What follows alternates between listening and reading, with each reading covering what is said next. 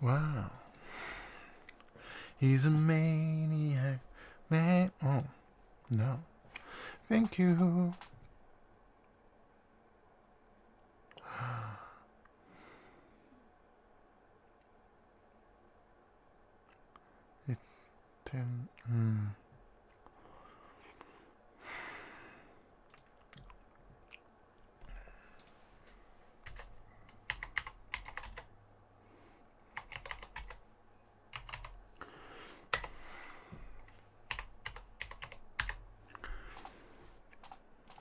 He's a maniac, maniac on the floor.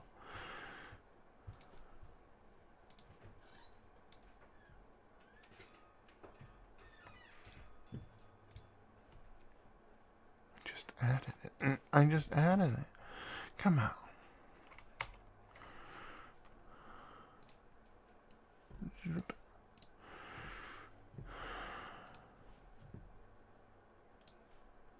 See it, Matt Tyrell, Vital.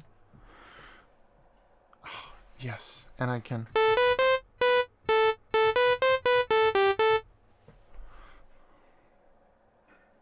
I did. Damn, it's loud. I'm just gonna.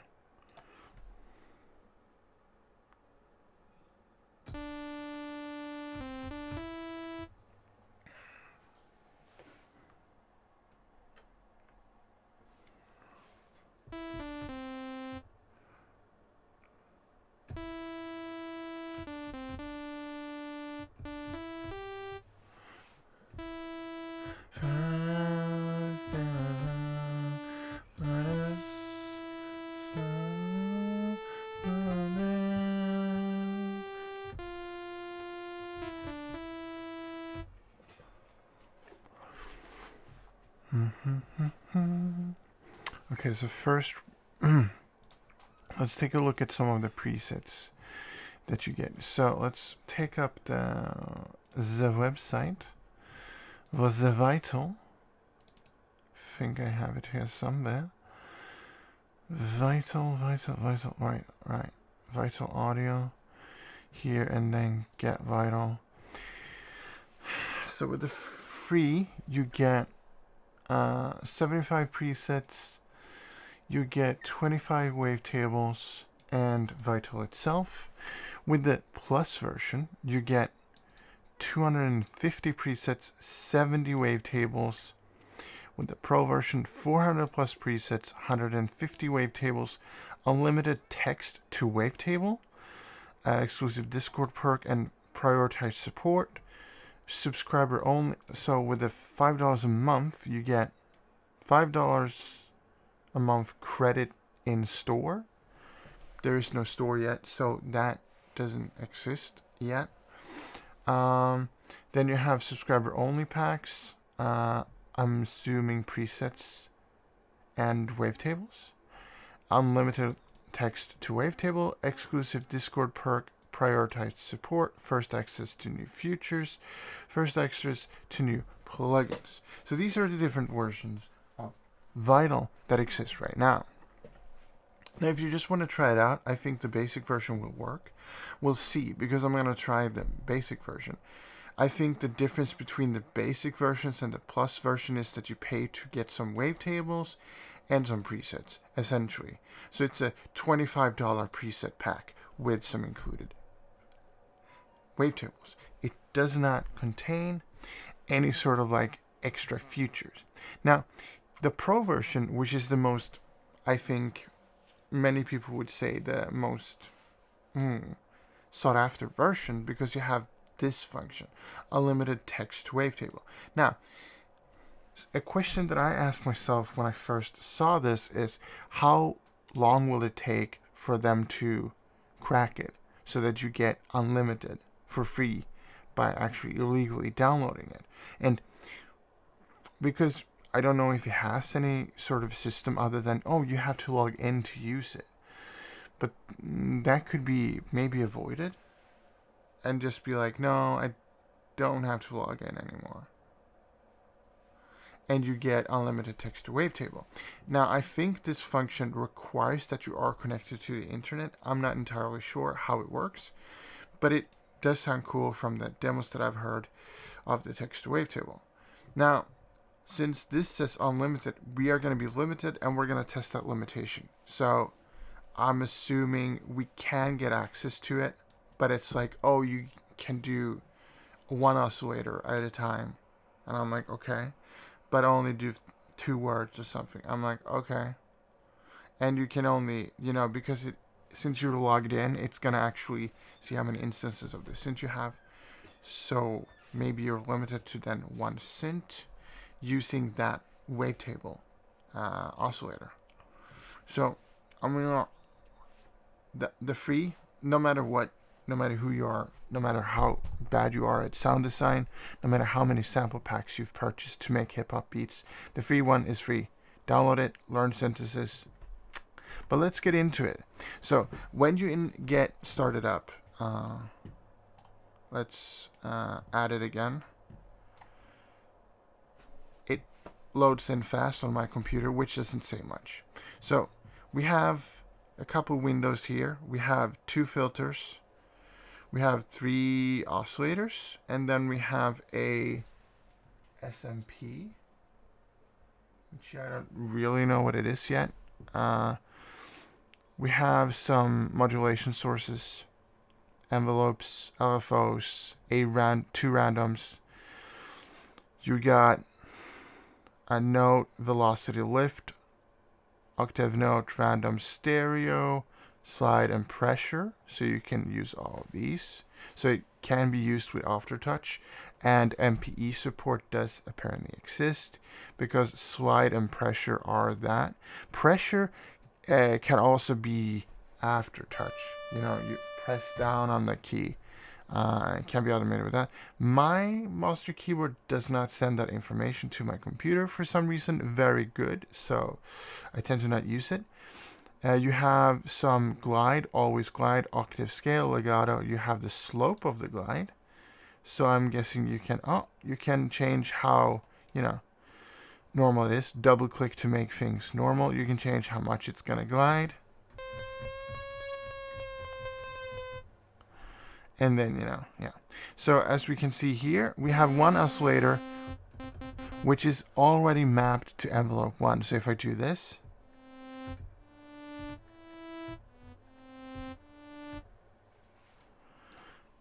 it's already mapped to that. Now, we also have effects. We have a matrix. We have advanced, which is, you can change the unison, I guess, on oscillators.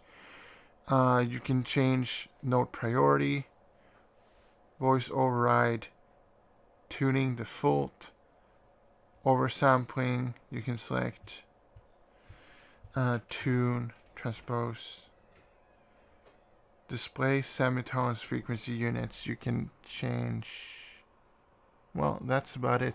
You have some macros here.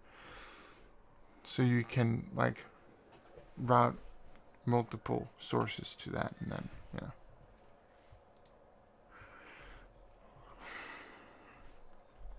Now let's look at the oscillators. Shall we? Yeah. Let's check out some presets first. So we only get 25 presets has a free user, which is great. I don't want 6,000 presets. I want to make my own presets, right? And I think most people do want to make their own presets. They don't want to have this sort of like too many presets. But it is good to have some, because that just shows off, okay, what can I do with this synthesizer? So hopefully they picked like good presets to showcase this is what the synth can do for all y'all cats out there that want to make presets for this one for yourself. So we have here. Now I don't know how I get back to init, so I might have to.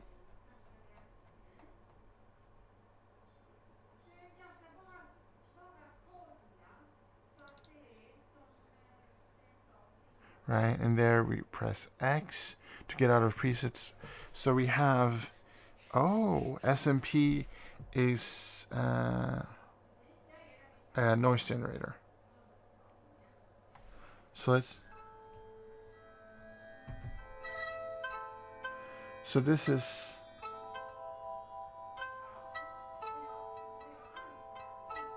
one of the sounds. Interesting, right? Why? Let's load this in. Oh shit. Let's load this in. The first one was an experiment. This is a pad. So let's.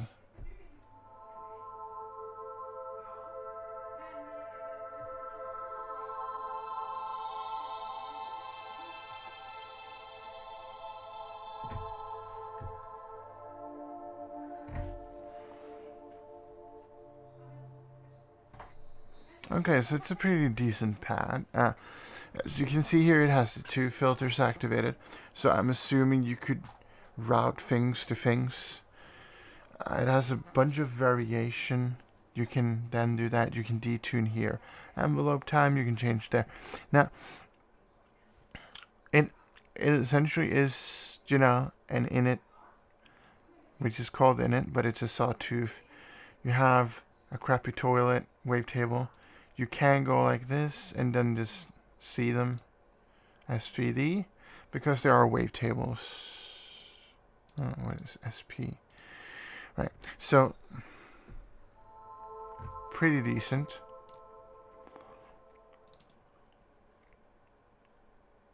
I feel like the D and Danko. So this one is.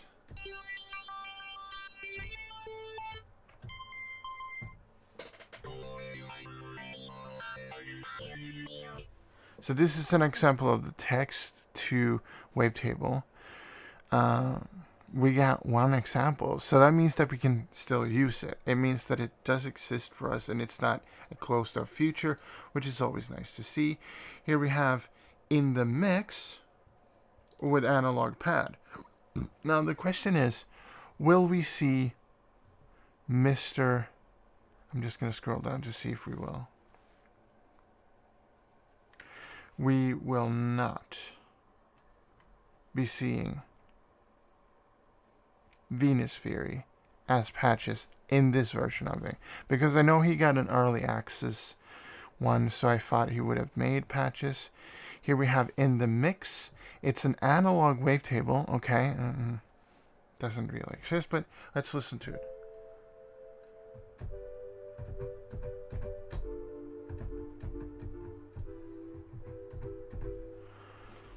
Now I'm gonna bring up the volume a little bit.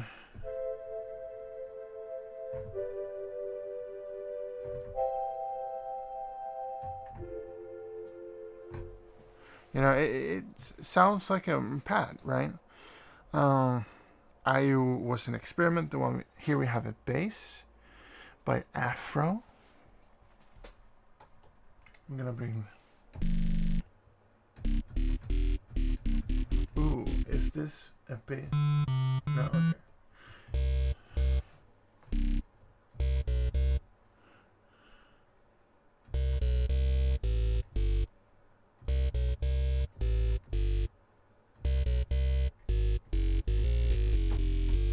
Pretty decent wavetable-esque bass. Fucking banana flies. Have I left some food in here or something? Anyway, so it's a wob. We have ink tone, ink tome with big stomp here.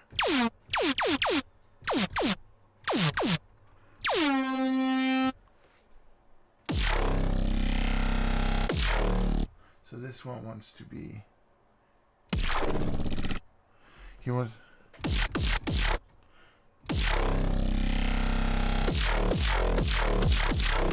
It has a hit like a kick in the beginning. Interesting patch. Not something I personally would probably use. Here we have a sequence. So this has a built-in sequencer. Well, I don't know. I haven't looked into it too much. See what it is that could be sequencing. Maybe the random?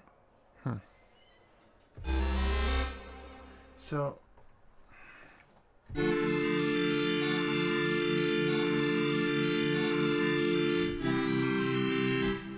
this is a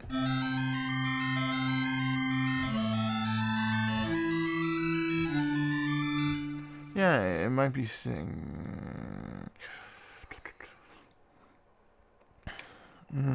he have it here? No, he doesn't. Downsample. Nice.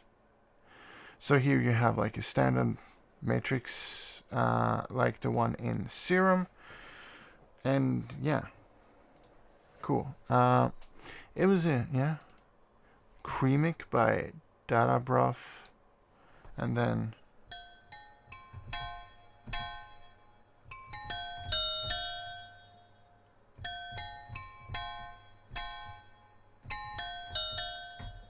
so this could be used to make like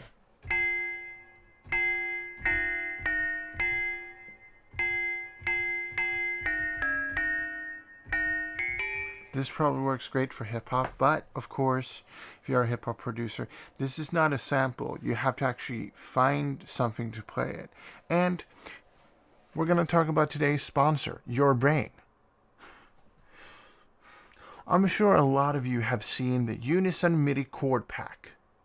Well, that's just a stupid idea, isn't it? Well, you might say to yourself, well, it's 60% off. How bad could it be? Well, the Unison MIDI chord pack contains information that your brain can store for free.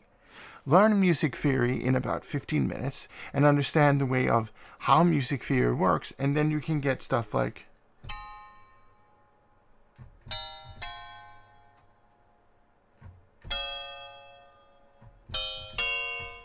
and then make a bop. So that is wait. Fuck it. Is that wait, no, I did, but what I'm trying to get here, you don't have to buy it. You're a fucking idiot if you buy it. Because learning music theory doesn't. I'm certifiably not great at music theory. I'm not, but I can make. Wait, I didn't play.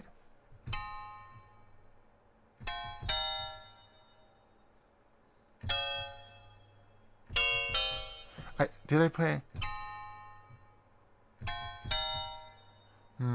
I don't remember what I played, but that's okay.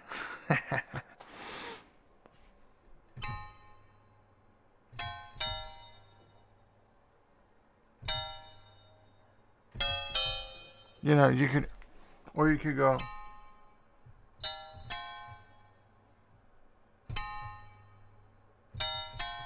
Oh yeah.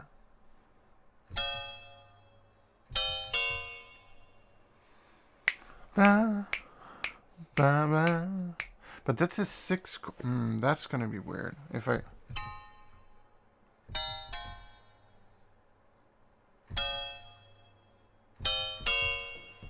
But I could also go.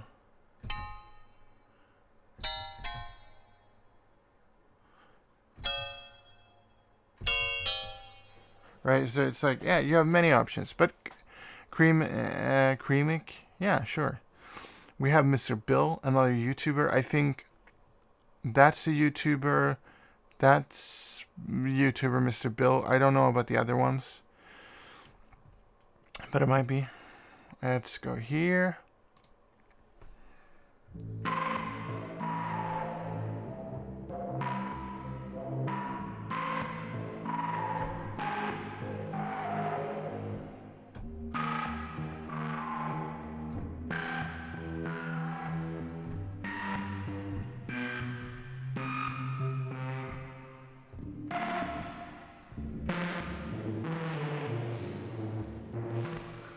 It's a pretty decent sequence. You could make some EC music with that.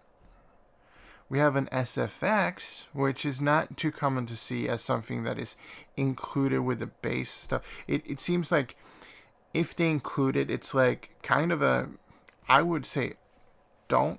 If you're making a plugin and you're making like patches for it, if you have SFX and there's like a free version and a paid version where you get more patches, include the SFX stuff in the paid version, because to most people this is just I feel like a waste of space in the free patches.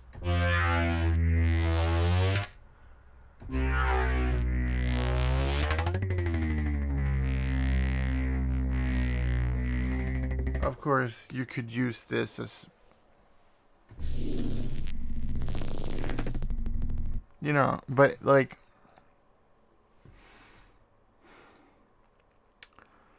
Glork Glunk with the digestive trauma, which is a bass.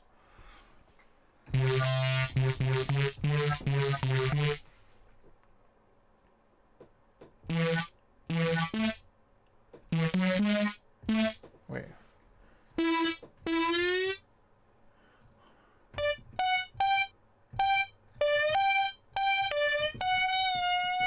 This is gliding all over the place. Let's pitch it down and just see.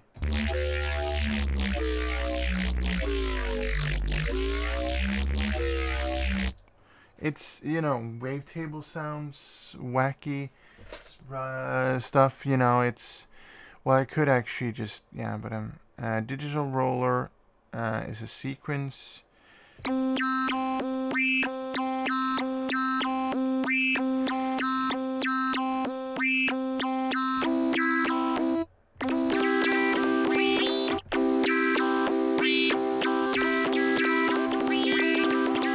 Okay, so that one triggers. No triggered. We have, yeah, right, that's why I didn't do that. We have Dispersed Grit by Navi Retlov. Where's Latvia?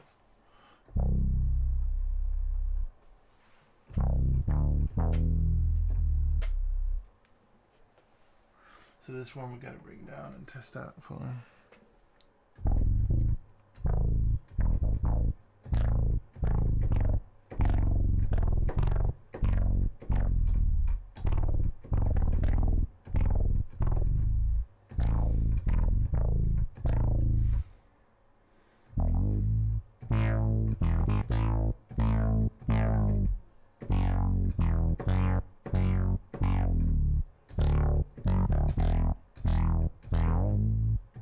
I mean, they sound decent. I mean, like, could I make better? I haven't touched the synth yet.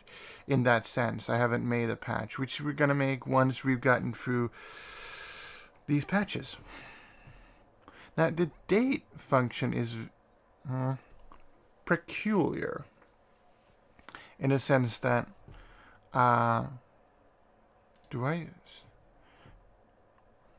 wait, what was Disrupt? Disrupt was also a bass by Databroff.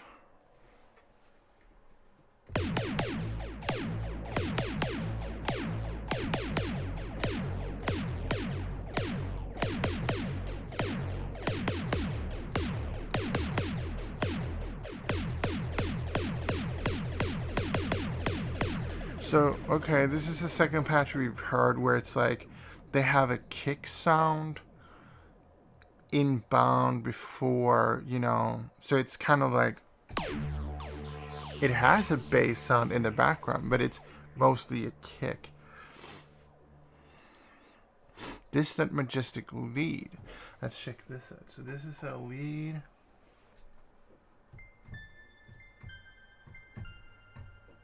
Yeah.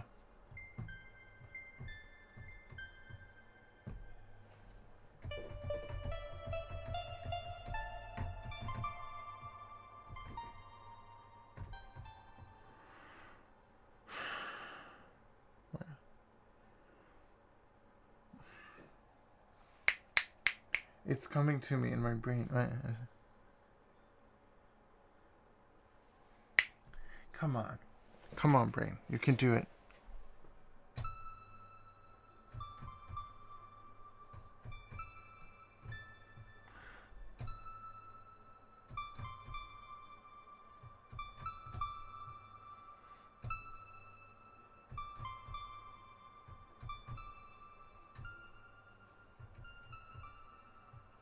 Wait, is it?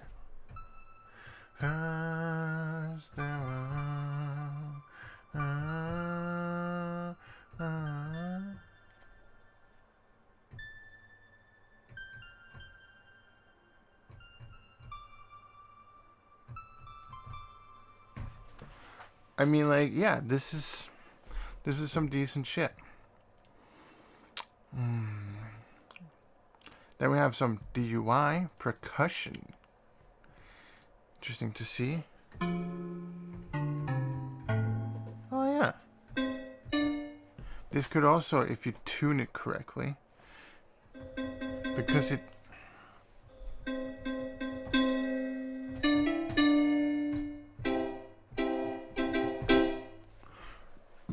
does feel like it's tuning itself out a little bit.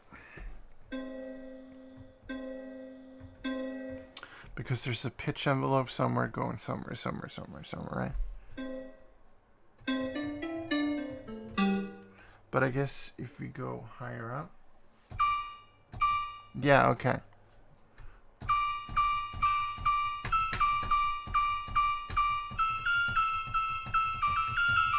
You can make hip hop with it, which seems to be a theme that people, you either want to make the music that gets you billions and billions of dollars by selling out yourself, even before you can sell out yourself, because you're not a successful DJ in a field, and then you switch to that genre, which makes more money, or you make hip hop beats, and cool.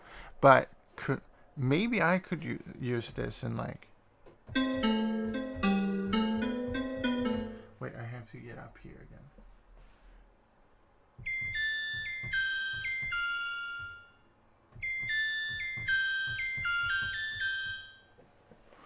Yeah, or it kind of sounds like a bell thing, bad bell, so you could go.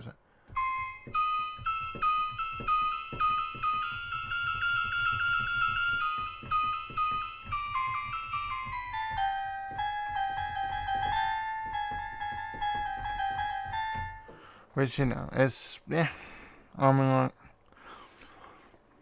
yeah.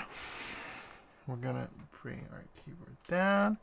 Then we're gonna go Drowning Machine. Now, the one before was DUI by Yuli Yolo. And now we have Naive Ret Love with a pad. Interesting. Because we have seen a bass of his, which I thought was pretty good. So, yeah.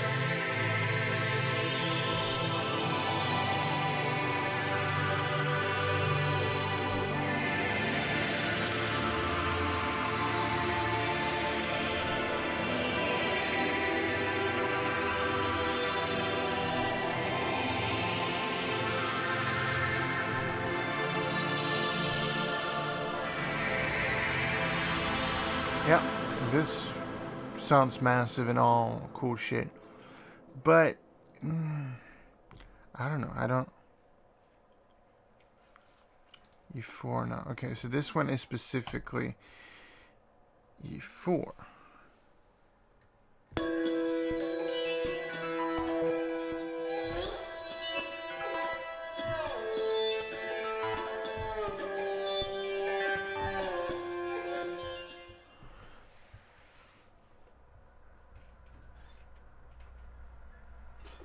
So SMP, is that a sample player? Sample player. It could be. Because now it's metal phone loops, right?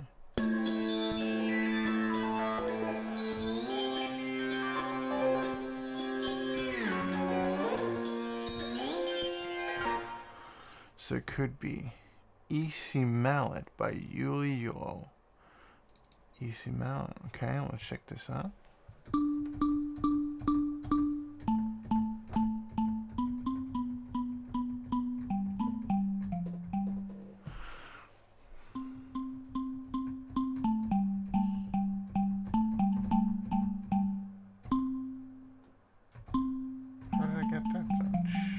got a sound.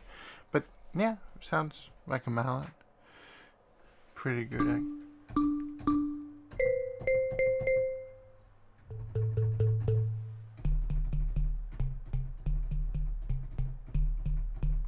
That one hits the frequency. That.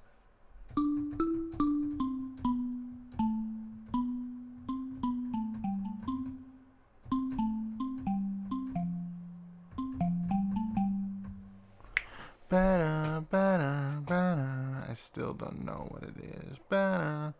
We got a data broth with a feeder sequence.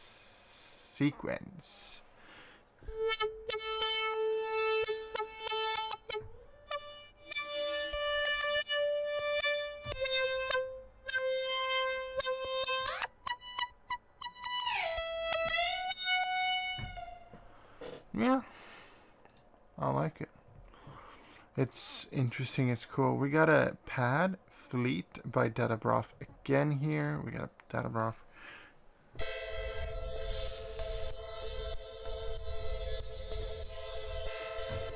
Very spacey.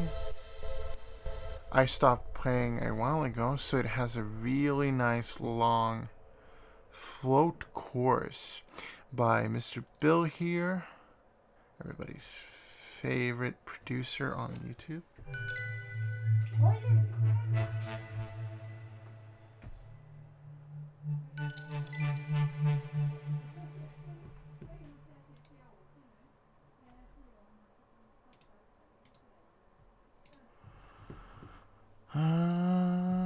I'm gonna go take a piss real quick.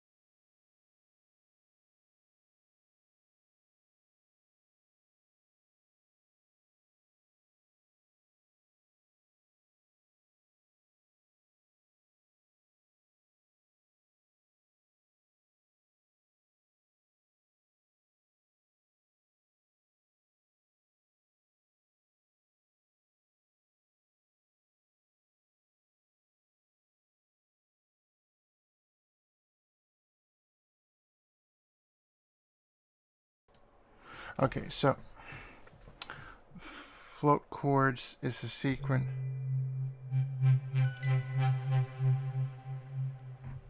Yeah, I mean, like, yeah, cool. We got FM Drum Circle by Matt Terrell.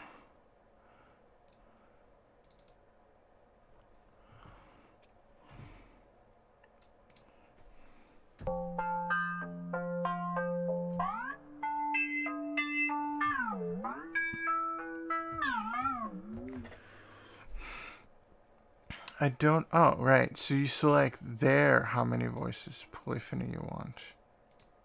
Okay. We got another bass. Gorgled. We got it.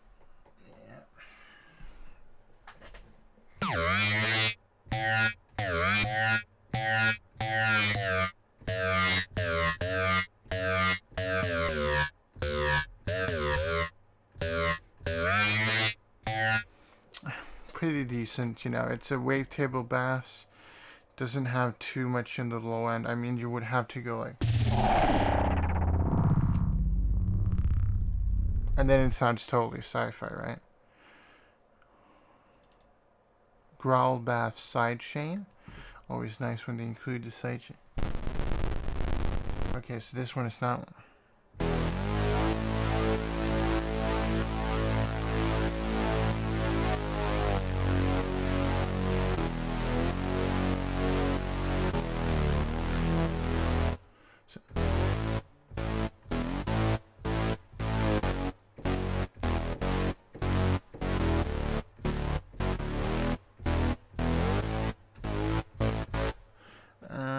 Well, it's level. It's, I don't know if you want to call this sidechain. I mean, like, it's not a compressor, you know, ducking the sound. It's an LFO. I know a lot of people use the word sidechain when they use the LFO tool by Xfer, guys who make Serum. And I'm like, but is that really sidechaining? I mean, it's ducking the audio, but me automating the level of the audio manually is not sidechaining. That's just me being stupid. So, yeah. We have a pad by Mr. Bill here.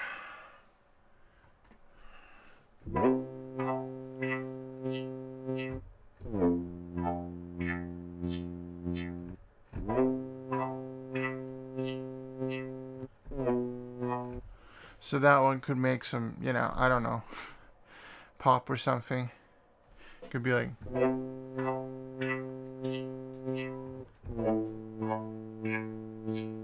I never wanted you to walk around with me on a Sunday because I'm kind of rigatoni. Right? It's like, Jupiter. This is the first case where we have heard the word. This is a different synthesizer entirely.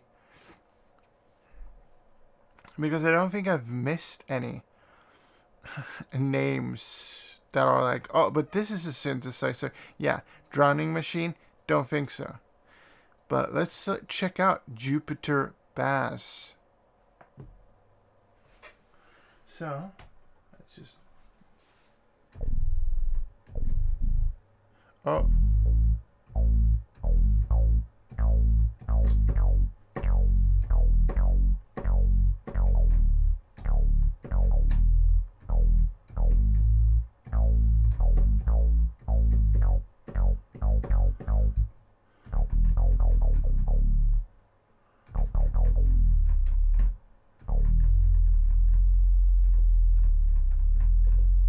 Yeah, I mean, like, it's a decent. I guess they would have. Oh yeah, okay, so that's where they. So because this feels too low.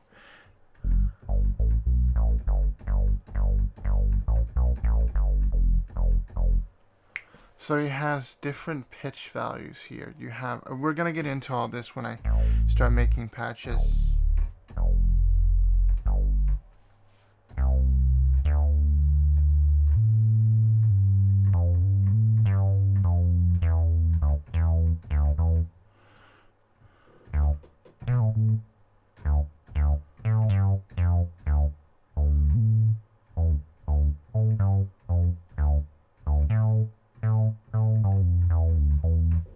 Right, so it's a pretty decent. I wouldn't say it's a Jupiter bass.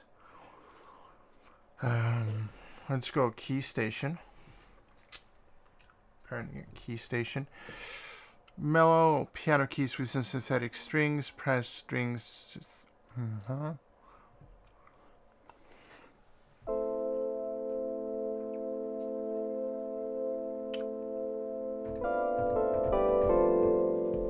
So this is some sort of like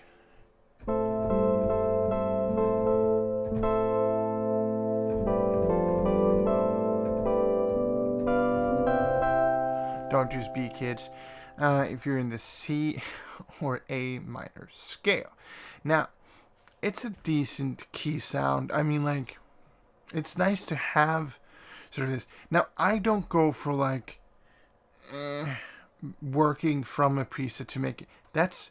That is actually no fun for me. It's kind of like first there was nothing but a soul going dream.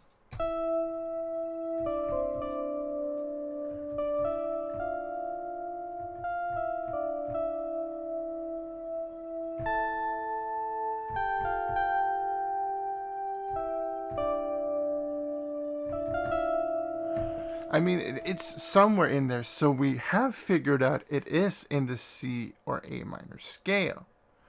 Maybe. Maybe. Because there are some notes that sound less, so it could be.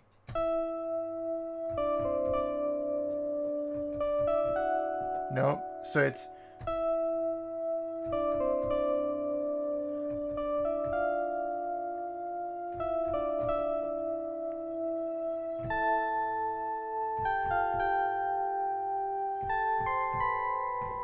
So it is somewhere there. But yeah, key station sounded good. We have a kick drum here. Doesn't have any cool text to it.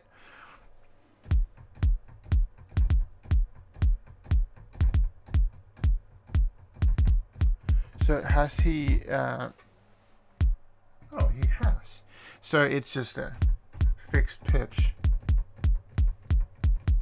It's nice that you can do that.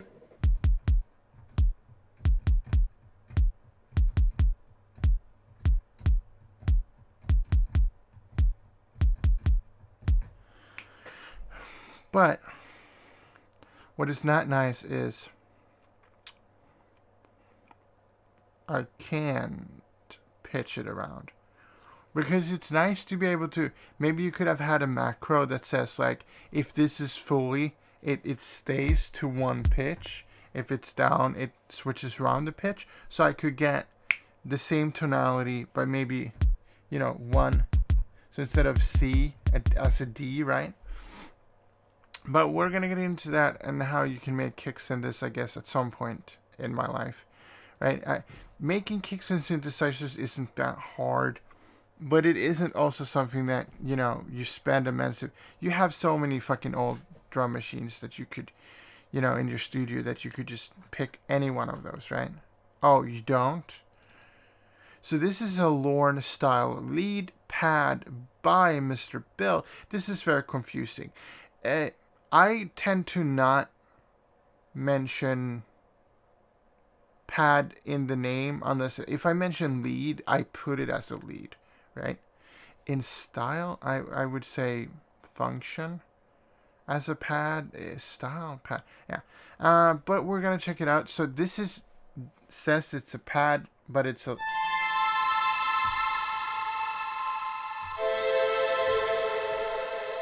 it's distorting a lot. It's loud. I've actually brought down the sound a bit.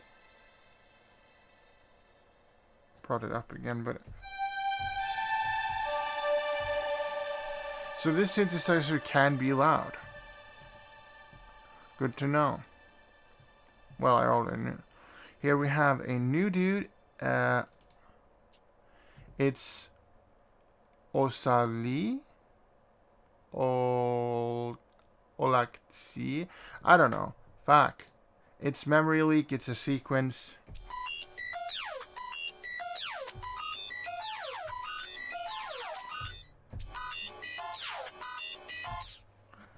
So it's some percussive you could add into your track. We got Metalhead Percussion by Yolo. Metal Impact.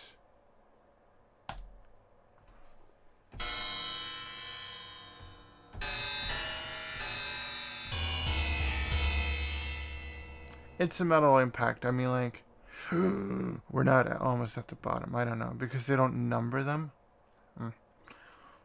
Here we have a Moog Pluck, but it's a bass. Yeah. That just gives me a headache. So a pluck is...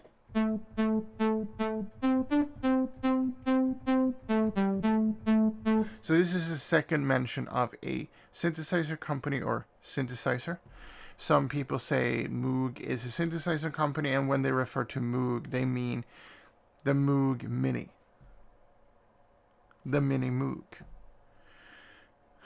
The Moog Mini Model D, which is what it's in factually called. I think you have the Moog Model D. I think it's not even Mini. I think it's the Moog Model D, Moog Model B, Moog Model A, and now you have like all kinds of cool shit. And yeah, I mean, like, guys, don't do this. Don't make patches like this, because then you're not supporting the original creator of the synthesizer, and then you're like, if you can't afford a Moog, buying a Boog, as they're effectively known, is fine. Don't feel bad about it.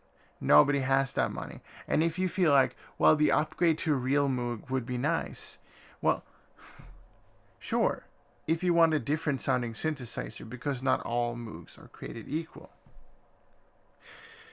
Now, that sounds something like a KKK member would say, doesn't it? So it's also bass, so we're going to pitch it down.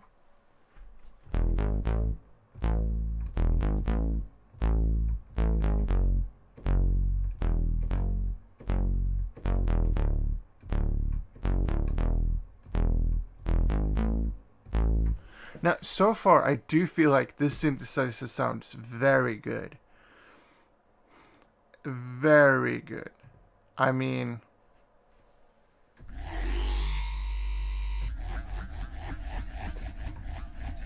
So this is how fast dubstep is. It's too slow. It is not going to work for dubstep. I'm sorry. Maybe slow step. So here we have a sequence by Natalie Retlab, and that bass was by La Zile. Ola Zile. It was by Ola Zile. I didn't mean to sound like Ola Zile. Why are you gay? It's Ola Zile, like Ola Zile. Ola Zile. Why the fuck? When I'm trying to say it in a Spanish accent, I sound more African. Ola Zile. Maybe it is African. I don't know. Then we have Facer Man by Navi Retlov.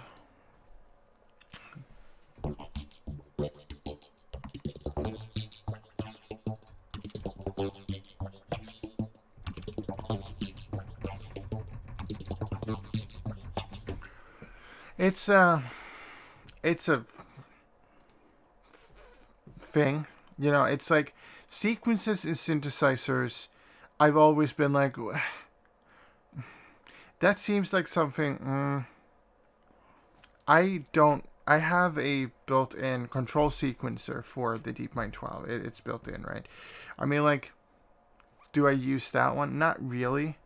Mainly because I haven't delved into it, but if I would probably use it. But stuff like this seems to me like more of a novel thing. It's just showcasing, look what I can do, instead of making... I feel like that has to be made by the person who creating the song, instead of just finding around a preset. And tweaking those presets can be kind of hellish, because everything is not created equal. Here we have Navi Retlov with a percussion. Physical tension.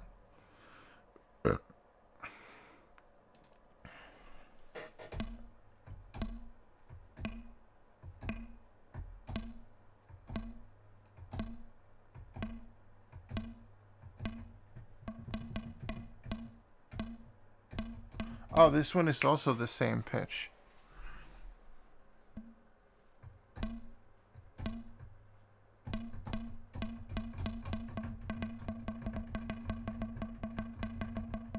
But it's a nice percussion.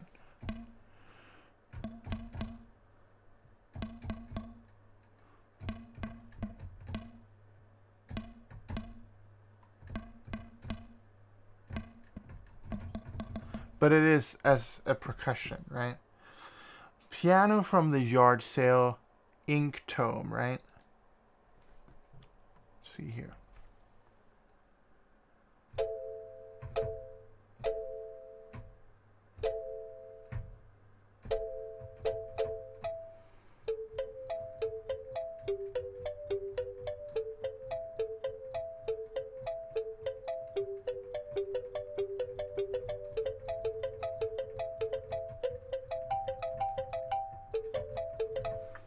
It's a decent one, you know.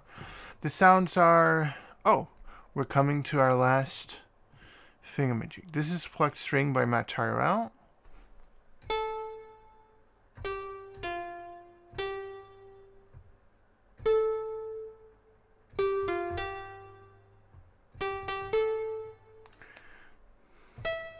Right.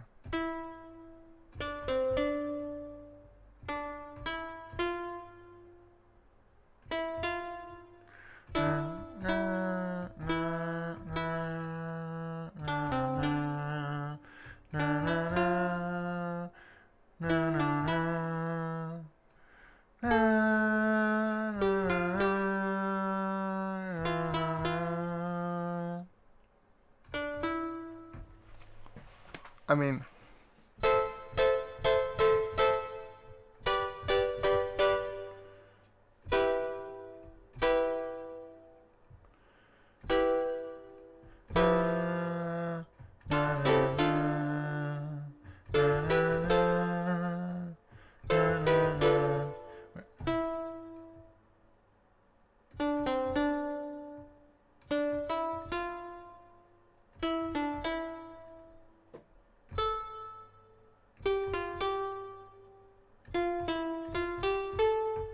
because then it goes really up. But I'm almost there.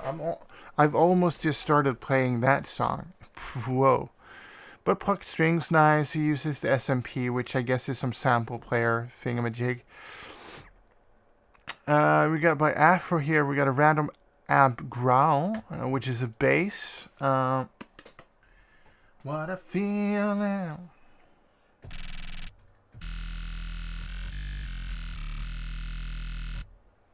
It's an amp growl, right? It's a growl. Real Square Pusher Hours, Mr. Bill. It's another sequence by Mr. Bill. I have nothing against all of these people, but it's like sequences are like 99% of the time I'm like, this sounds really cool. I can't use it with my music though. Why not? Because it's either like weirdly shaped or something. I mean, if I find a sequence and I make a track depending with the starting point as the sequence, yes, I could probably do it. But most of the time it's like, yeah, this is cool, but I have already chord progression and BPM set down, right? That works.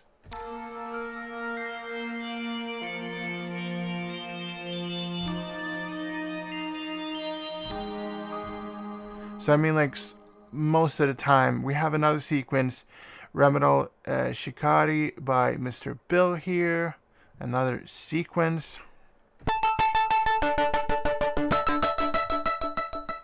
It's like, it's a sequence. We got Salomon by Yuliolo. It's a key. So you know what we're gonna do.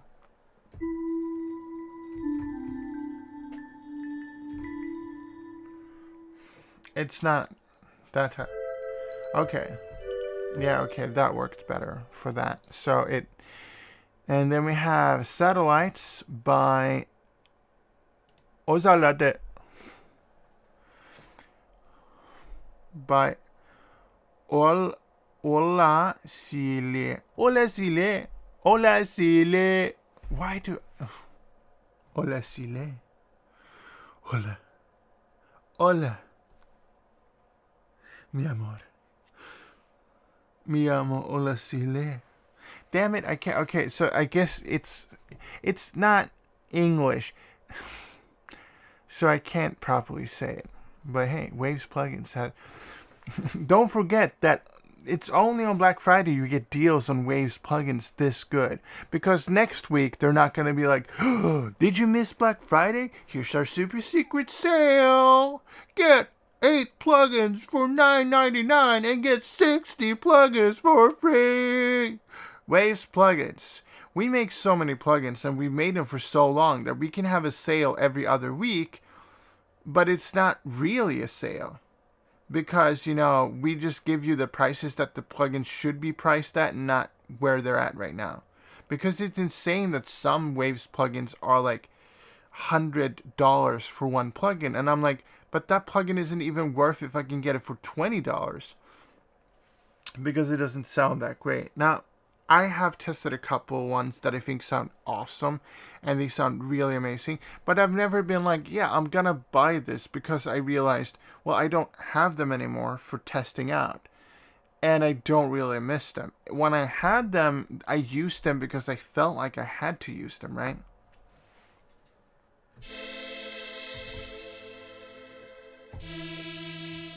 Oh, that one doesn't like to go down. Okay.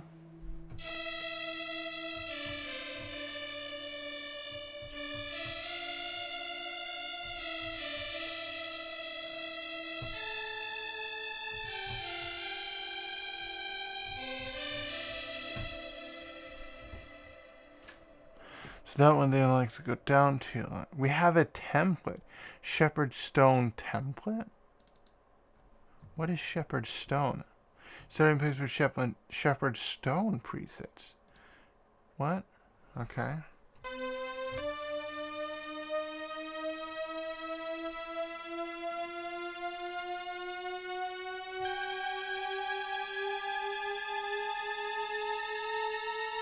He's going into the fourth corner. He's driving too fast.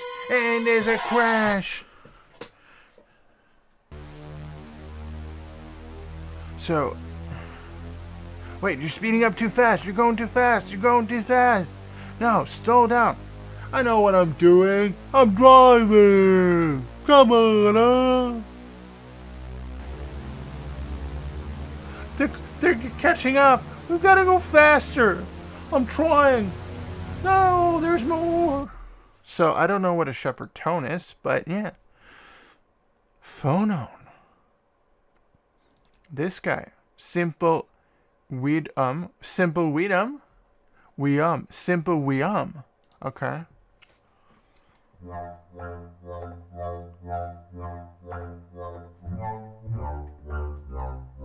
So this is not the one where you go.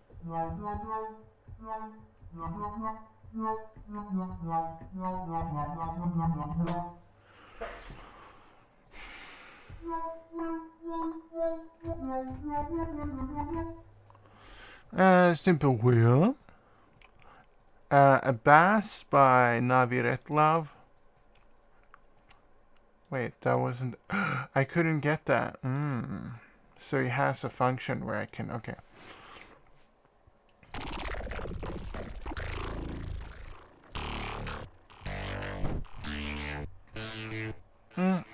Sounds like a thing. Data prof. Light shimmery pad. Lots of macros, get a variety of noises and chaos. Yes.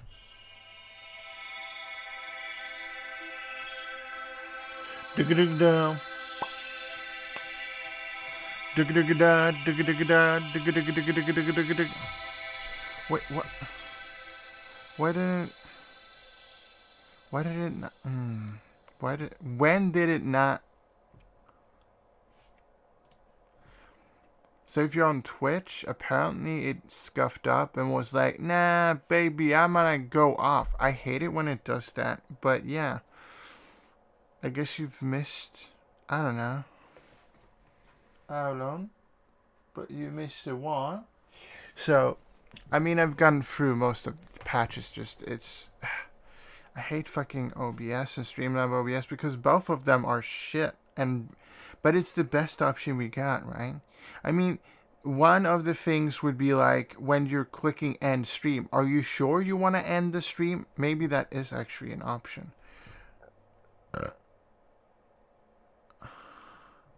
They have confirmed. They have confirmed stream title and game before going live, but they don't have confirm.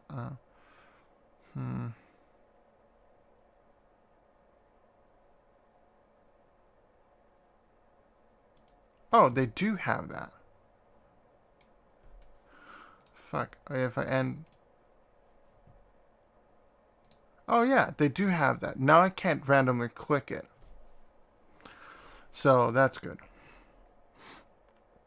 So, Snow Crash. We got Space Station, but Osalit. No, it's not a T. It's Olasile. Olasile. Oh.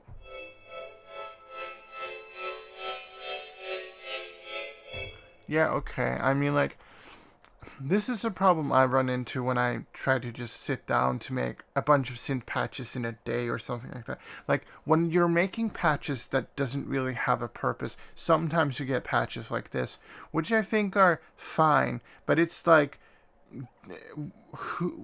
what is the intention of the pad, right? It's oftentimes you make something, this sounds cool, and then it's like, but it can't be used inside of music. Then you're like, I'm small brain. Glorg Glunk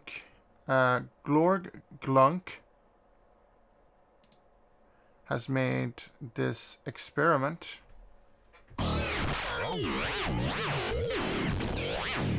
Cool. It sounds like that. SFX Squish Clicker.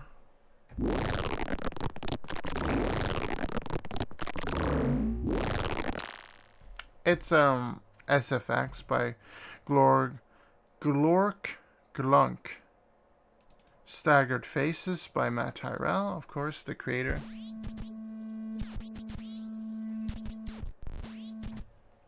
Cool. Then we have Strings section by In the Mix.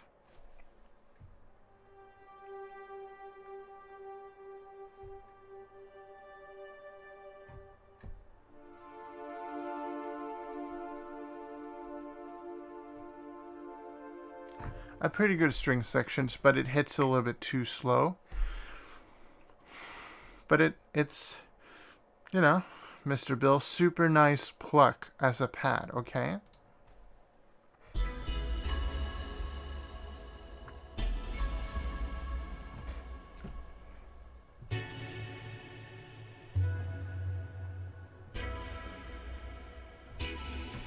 That sounds really good. I think that's one of his best presets so far.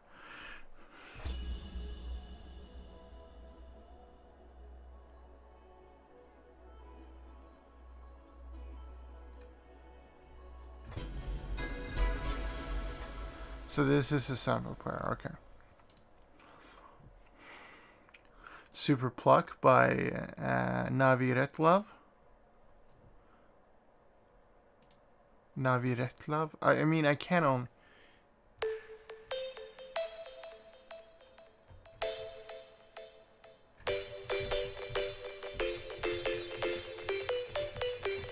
You can see the remnants of her trying shit because there's a second one of those, and then she was like, well, I only need one, so I'm only going to use one. And she didn't need any of the filters.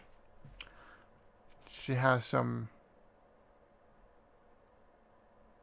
chorus, ambience, and then all that stuff. Super Pluck, The Swiss Army Knife by Alweminus.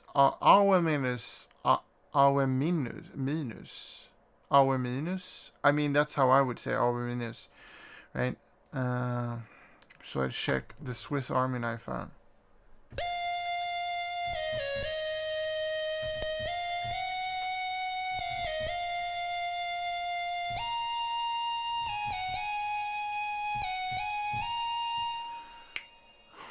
Now, I haven't heard this song in a while, Gonna have to listen to it. Synthetic Quartet. Okay, a lead by Yuli Yol. Okay.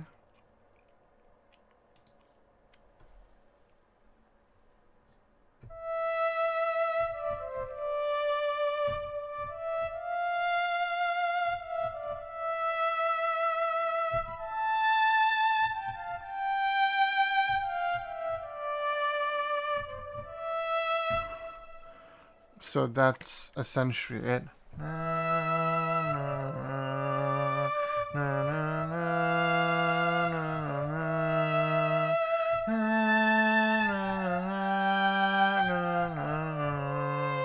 And then you go.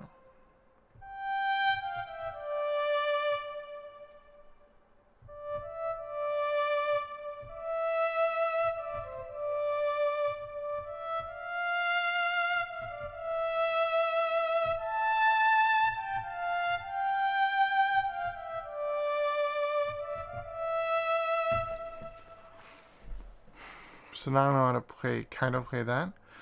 Text to wavetable template. So we get that as a template, which means sorry if you first consider my text to wavetable. Format shifting. Okay. So this is just text to wavetable. Text to wavetable. Text to wavetable. Text to wavetable. Text to wavetable. Text to wavetable. Text to wavetable. Text to wavetable. Text to wavetable. Text to wavetable. Text to wavetable. Text to wave. Text to wavetable. Text to wavetable. Text to wavetable. Text to wavetable. Text to wavetable. Text to. so that's muy bien. Aquí. Muy bien. First there was nothing but a slow blowing piece. Okay, and then we have a bass thumpus. Punchy spectral bass.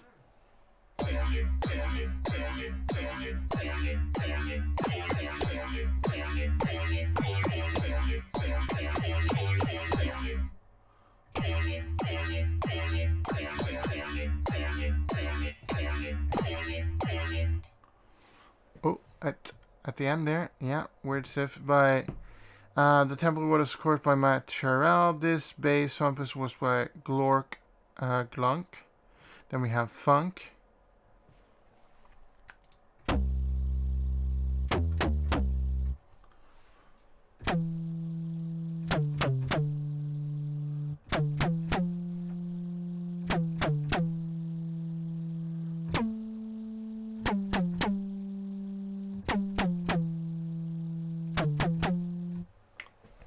So it's a bass, it sounds chunky, you know? We got touch tone experiments, bring back those warm 90s tones. B is dial tone and B is ringing. Yes, I saw this on Reddit. This is amazing. Okay, so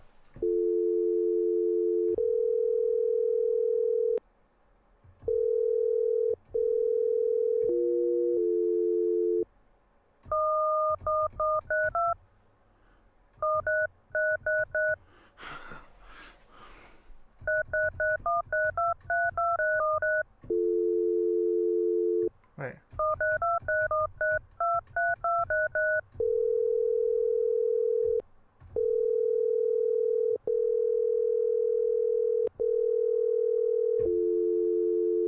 No one was home.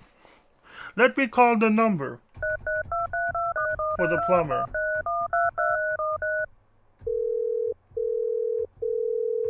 No one's home.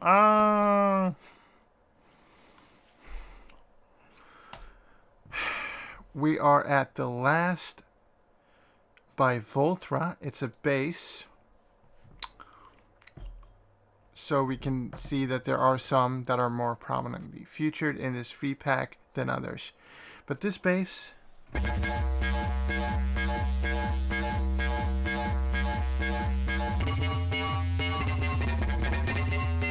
Okay, I'm always kind of like...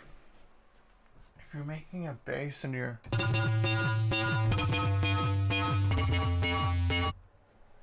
Come on, dude.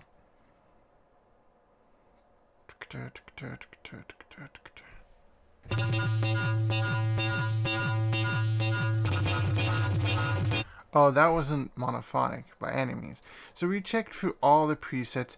There are some good, some bad, some that I think are good, but I would never really use. Most of those ones are like experiment or pad. Now, here is una problema that I see so far.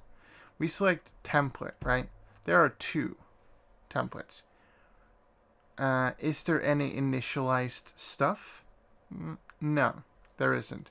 If we go into factory, remove template, and we go into factory, which means Matt Tyrell, we don't really have anything to go off as of, you know.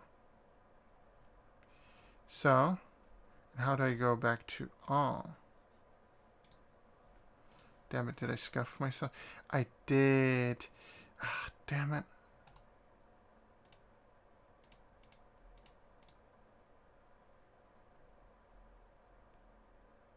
Okay, so Halcyon Future Rhythm was a pack in the mix, has some.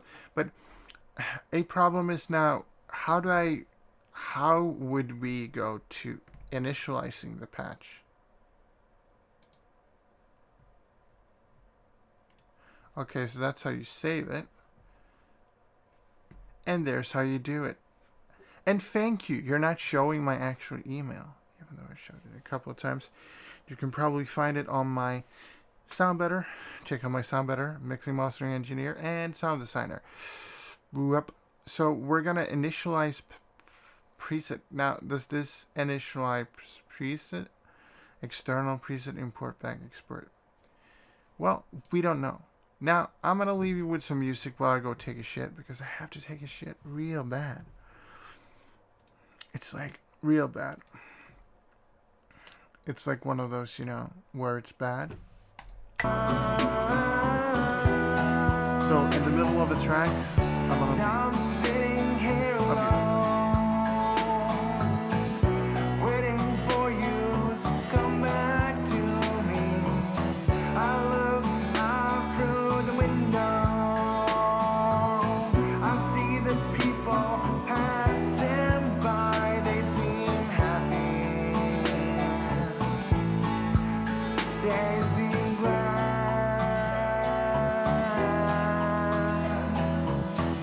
I can say that I feel the same. Ever since you left me, I feel sad.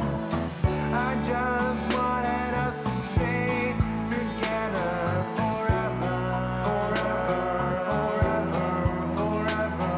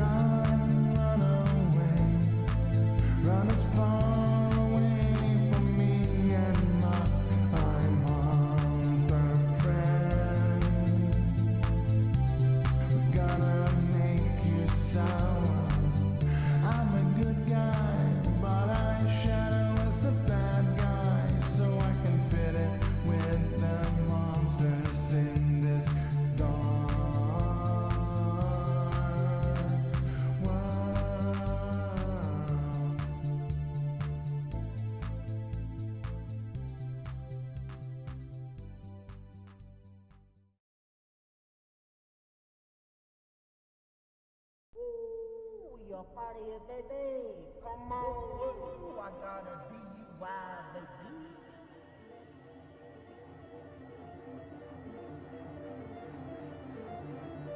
Come on.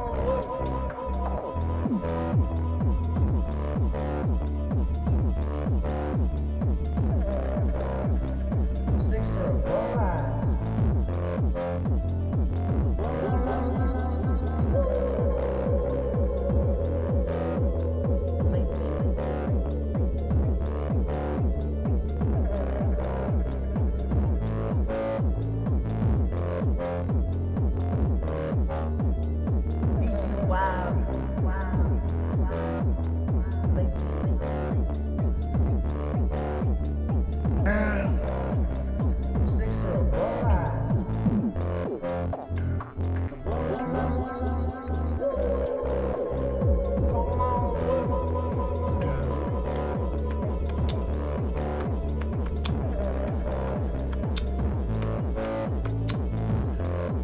And then we go like that, and then we go like that.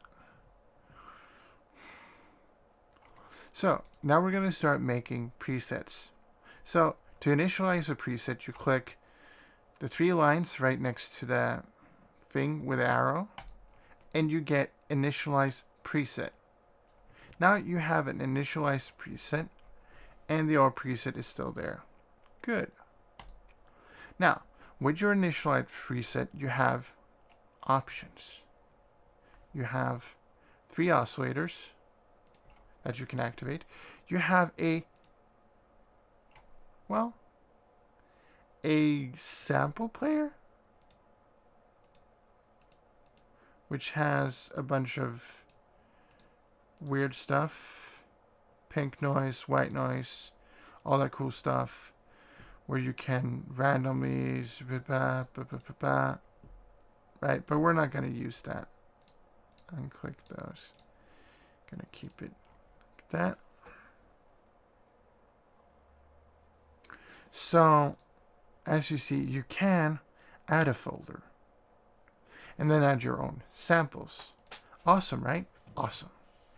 Now, we have, of course, our LFO section and envelope section here. We have 3 envelopes.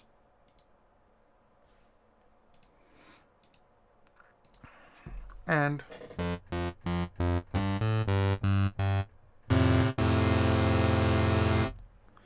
this envelope is actively being used. Oh, we're a bit too low. Right, so it's actively being used. We're going to go down to 1 oscillator to start off that way. So, I mean, like, we're going to make patches, but we're also just going to look through things, what we have. So we have here a bunch of shapes and stuff. Basic shapes, brown note, classic bend, classic fade, harmonics, there's pink noise. So this seems to be our 1, 2, 3, 4, 5, 6, 7, 8, 9, 10, 11, 12, 13, 14, 15, 16, 17, 18. It's our 25 shapes. Now, you can add a folder, so you can load in your own custom wavetables. But what standard it works as, what standard it uses, we don't know. You can also, very much like in Serum, draw your own wave. So you could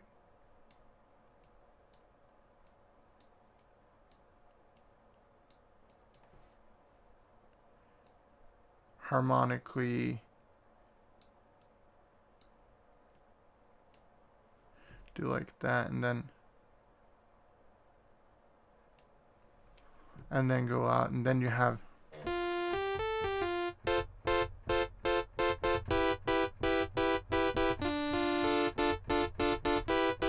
then I assume you could save this somewhere. Unison voices, you can go up to about 16. So the same as Surge, which can go to 16 voices. I think Serum can go to like 8 or 11 or something. They can go to some other number. I don't think they can go to 16. You can select the Unison Detune, of course. Spectral Morph here. Interesting. Let's go for Spectral Morph. And then you can face and wave morph, which doesn't do anything in this case.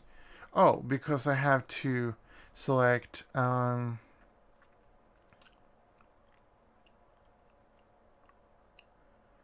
harmonic,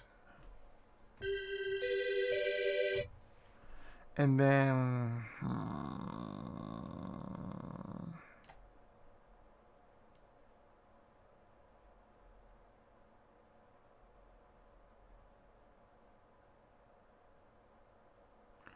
oh yeah, I just gotta, okay, go like that.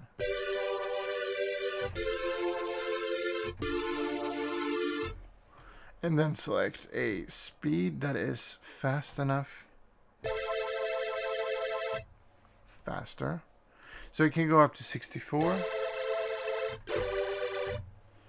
But can you go, oh, dotted triplets seconds instead, yeah.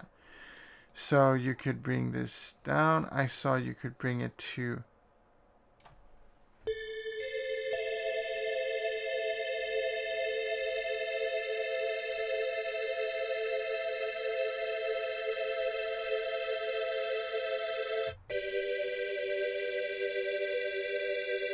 very slow. Maybe you want to go a little bit more. Or you want to go like this. So you can go in trigger, sync, envelope, sustain envelope, loop point, loop, hold. And sync, I think, is meaning free sync. Yeah.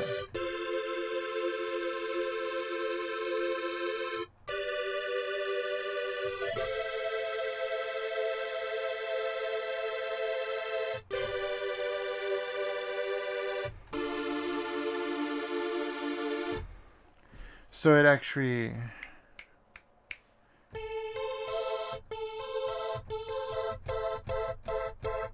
it doesn't re-trigger.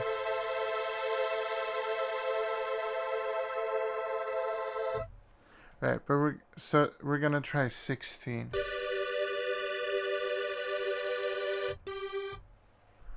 Which go for trigger.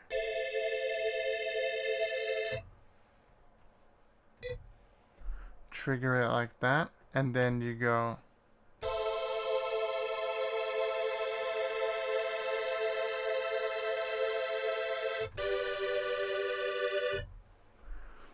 So you can do some cool things with that. We're gonna have it on trigger, and then we're gonna have it on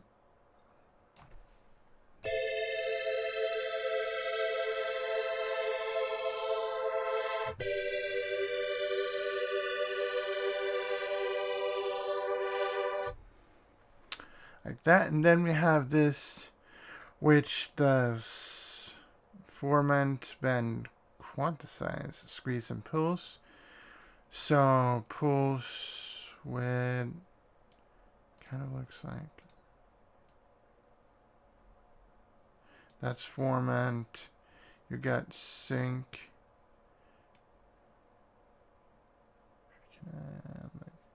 69 on.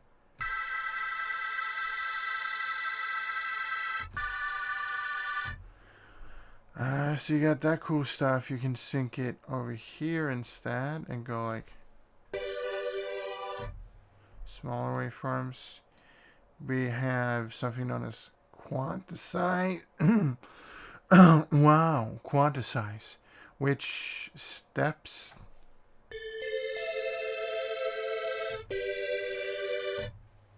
Sit down and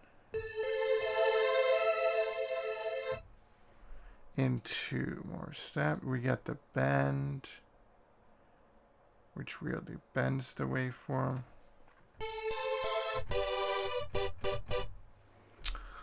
And then we got squeeze, which does this. It squishes the waveform in different ways. And then you have pulse, which was this, of course.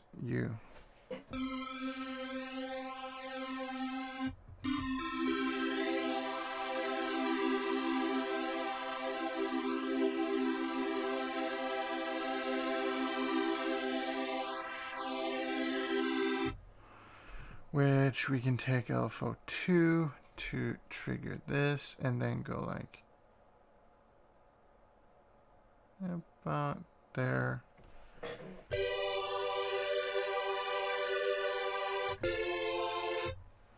Then we want it a little bit there, I think.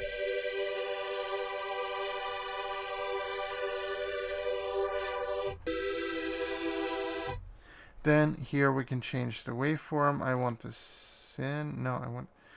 Damn it. Do they have a sine? They don't. They have a sin, which is not a sine, but he does tend to work that way, I guess. So I can go here because the square is kind of like, yeah. So we're going to go with sin, both of these.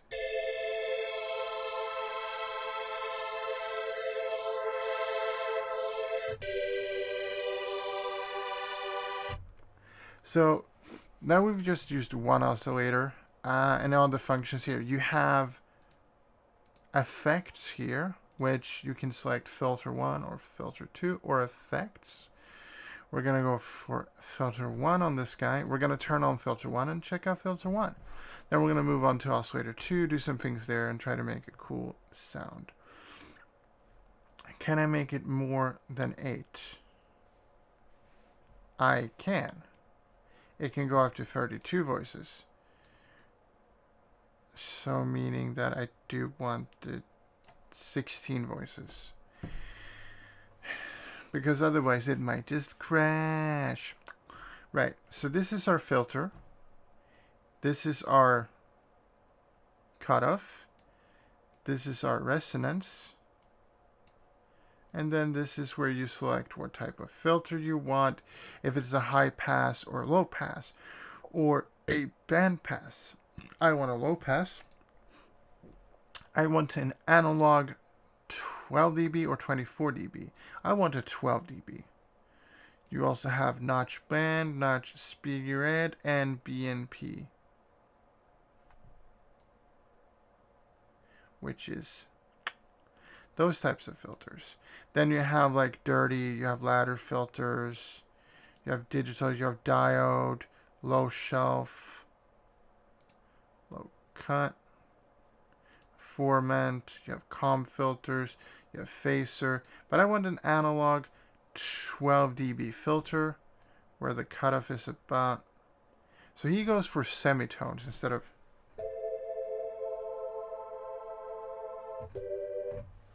And then I want to peak a little bit more.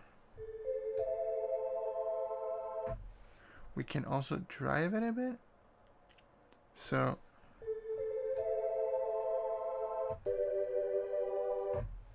And then from here, you can even select what oscillator is gonna get modified by what. Pretty decent sound we've got here. But we've got to check out the envelopes. So the envelopes is really a 6-stage envelope, but not like an FM synthesizer, because they have delay. How long, it's nice as a modulation source, but if you're making the patch, maybe not. You have delay, which you can see is delays, how long it will take until it starts. You have the standard attack here. So we're going to get some attack in here. Not too much. A little bit too low.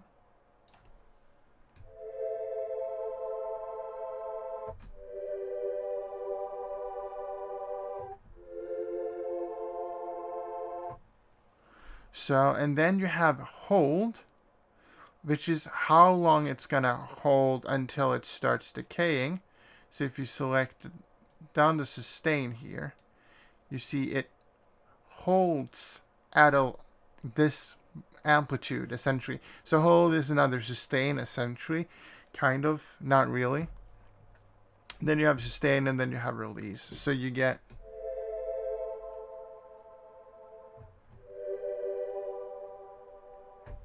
so that just holds the signal a little bit before it goes down decaying. So we're gonna bring up this a little bit.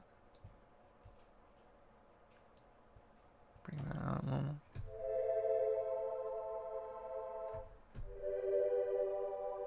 So you can also change the polarity of that one from here. So you can go like wow, wow, wow. Because I do want it to be a little bit like that. And then I do want that to be a little bit more like that. And then a bit more release. Okay, so now I can smooth it out a bit.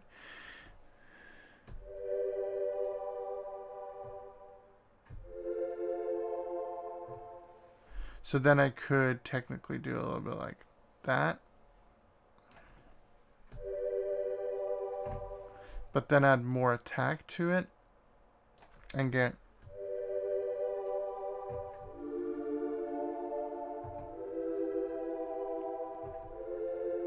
So envelope 1 is essentially controlling the VCA. Now, you might note that you don't really have a VCA here. You have oscillators, you have filters. Well, VCAs are not necessarily necessary in a VST synthesizer.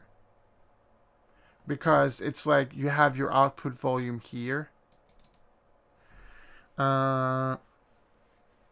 And like, so why would you have a VCA? For me, a VCA is nice because I can actually say like, hey, don't control that.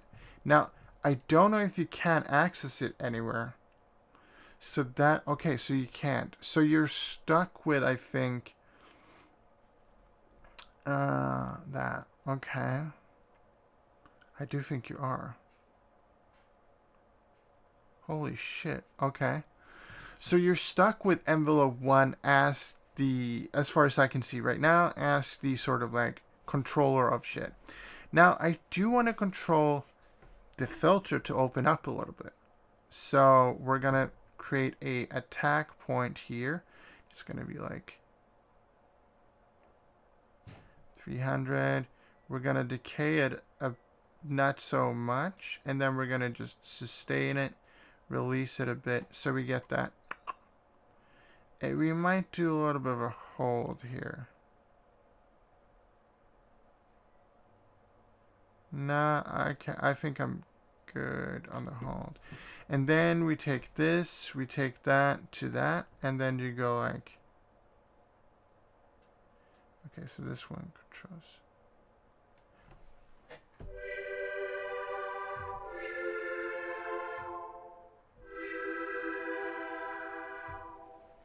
Okay, so the sustain has to go down a bit.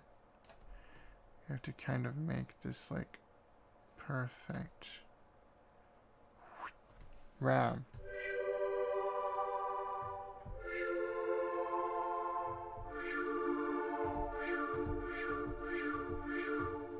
Okay, so that is a little bit too fast. We're gonna just swip it up.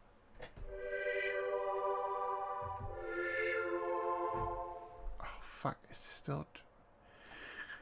There we go. That.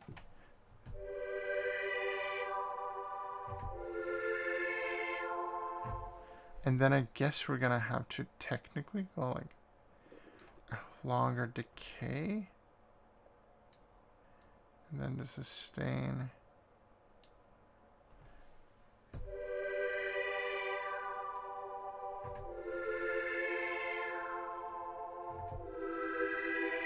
Right, so this second envelope is not hooked up to anything normally, so I hooked it up to here. We have 4 macro buttons here, which we're going to take advantage of. Now we're going to add oscillator 2, which is going to be controlled by filter 2. Now we're going to check out some of the basic shapes here. Going to go into 3D, and we're going to go...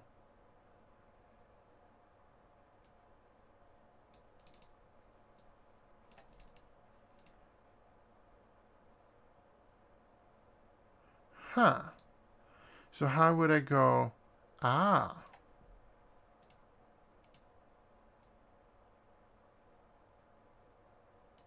Ah, okay. That one doesn't matter, but this one does. Because it do be having. So we're gonna go for this guy. Turn off this guy. Okay, that one works. And then transpose it down.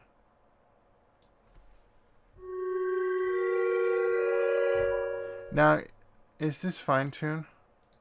Tune, okay, so.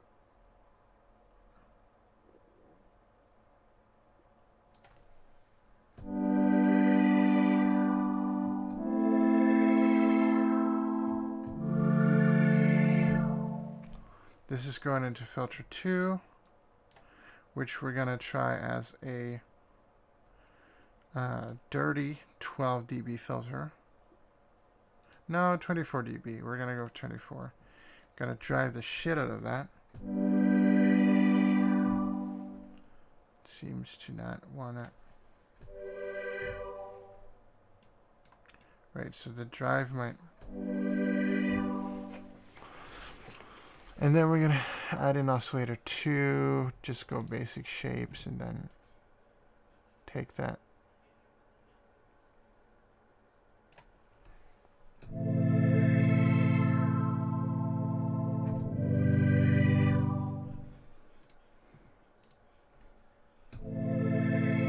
Because it does feel like the filter isn't really doing much.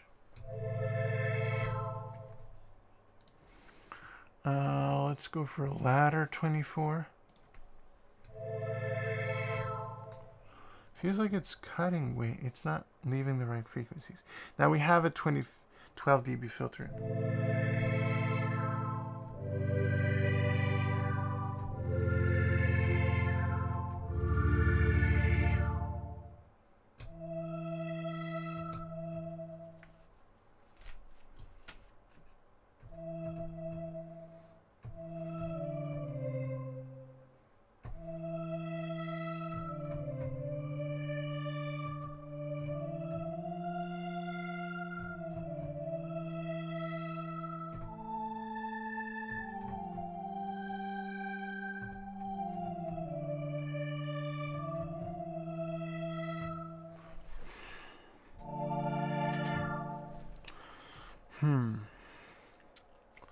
Let's add some unison voices to this bitch. Let's go for face disperse.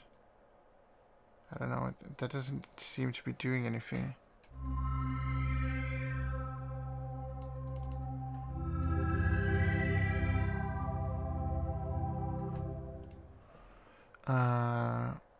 We can go for this. So, which LFO is this guy? I guess we could go for that, and then go to like there.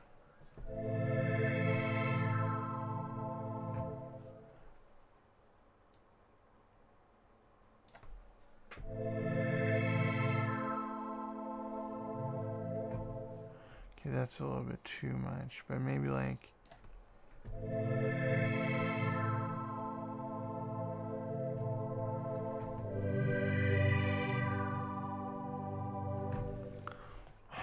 Now, the face disperse didn't do much on this guy. Harmonic stretch, maybe. Nope, doesn't seem to be doing anything. Random amplitude.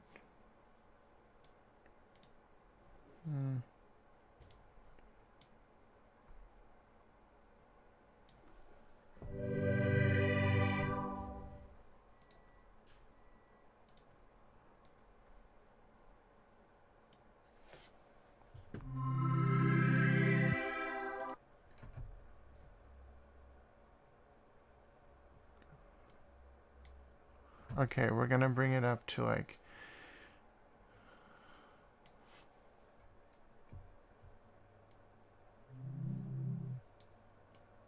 Okay, so vocode.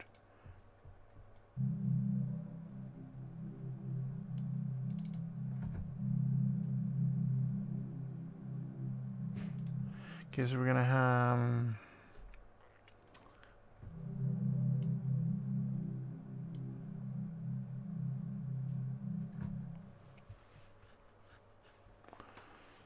da, da, da, da, da, da, da, da, da, da, da, da, da.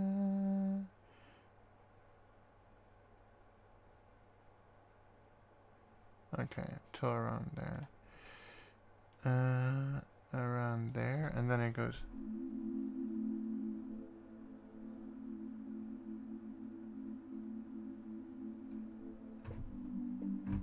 Right, and then you activate this guy.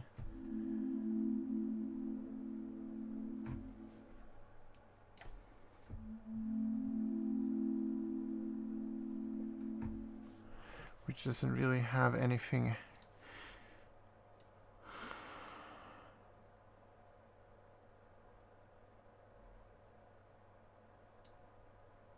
We're gonna pick this telephone to that guy, and we're gonna select something like that.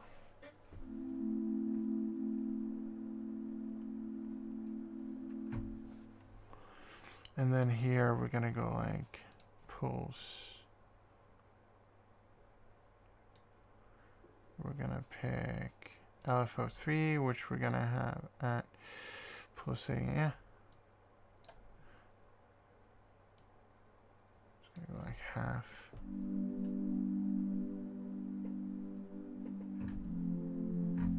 Then we add on our original.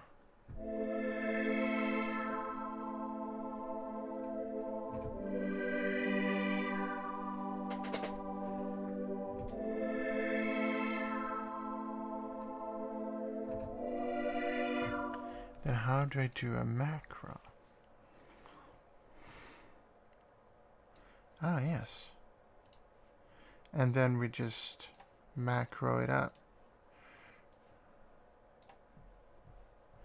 And then rename it like LFO speed.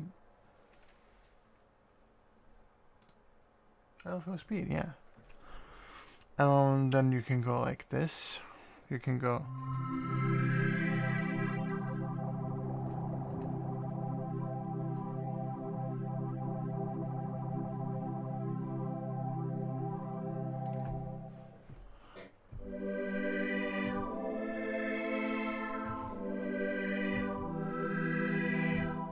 So you can go like that. And I like having macros. I rarely use them in Surge, but I like having them. This is also a more pleasingly looking synthesizer. It looks more modern than Surge because colors and stuff like that. Surge isn't a bad synthesizer. I would say Surge is the best free synthesizer out there because it has so many possibilities, right? But let's do something cool with some of the effects. Let's add a chorus that's getting compressed while it's being delayed. Mode ping pong. Oh, fucking asshole. I have to go dotted then. And then multi-band, single band, please. And then attack percentages. So, okay. Then release like higher. And then here, the chorus. I'm going to leave the chorus. So we're going to start off by just listening to it with the chorus. This is without. This is with. Right, so we're going to up the mix a little bit. Oop.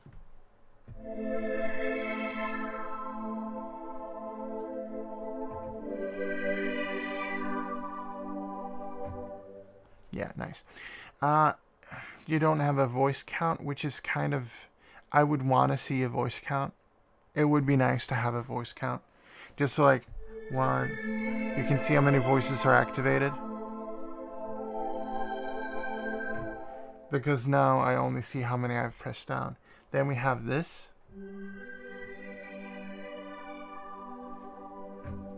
A compressor with less attack, I guess. I want it.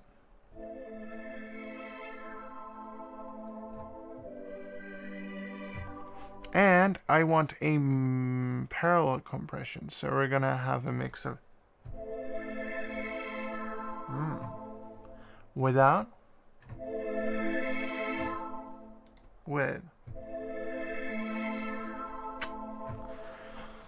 You could have gone for multi-band, but I went for one band. And don't know what that tails. Let's bring this up. What does that mean? Okay, so his interpretation. Ooh, that sounds nice. If we are lucky, we can see these in the future as separate plugins, but they probably won't be free then. But that would be nice because he's made all these here. And here we have it.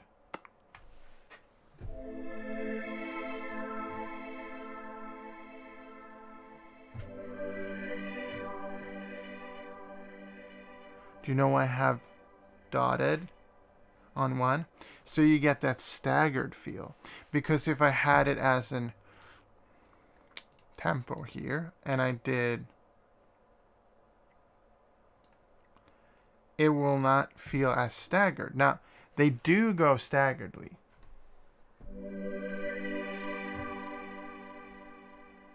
Wow, wow, wow, wow. But the 4 dotted, it always sounds, if I can't get a 1/6, a 4 dotted, you see the staggeredness is a little bit wonkier.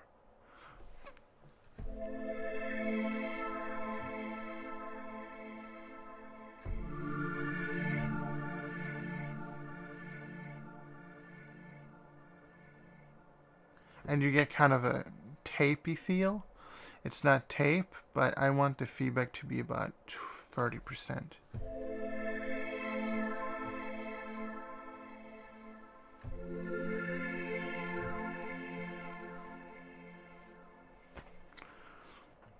Now, you might be thinking to yourself, what about the reverb? Well, let's try it out. I don't think this one, no, we're gonna try it out in a different patch. But basically, we've made a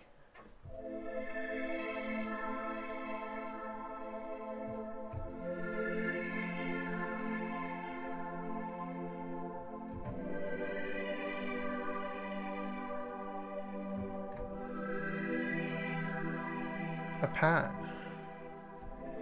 I never wanted you to see me this hurt on the inside. I just wanted you to feel my body caress you. And then, oh yeah, that's wavetable. That's that wavetable shit, you know? We go, I never wanted you to see me without myself turned on. I'm in my off state of mind. I never wanted you to see me this way. I mean, like, it's fat. Pawnee Flex. What up, what up, what up? I mean, it's fat. We're going to save this and we're going to see how this works. So, style. I have styles predetermined. So, I can't really make a new style. Which, if I were to make something that's brassy, which might be the next sound. Ooh, I kind of want to make a brass sound. See how good it is at making, like, stock style sounds, right? Preset name, I'm gonna go like Dreamy Night. Yeah. Oh, wait.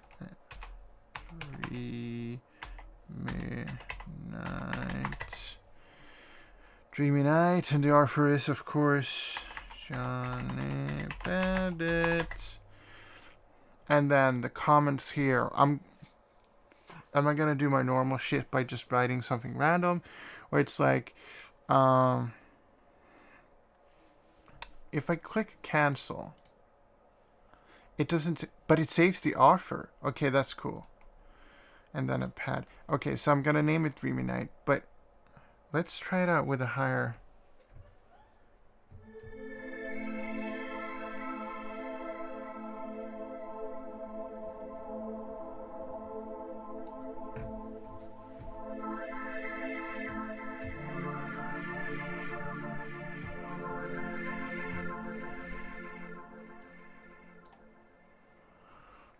And I do want to add something to macro 1 just to make it a little bit more interesting. And I think macro 1 could have like, could change like, I don't know. Like, can I take this and just, nope. I cannot. Wait, I have to go here, and can I select that? I cannot.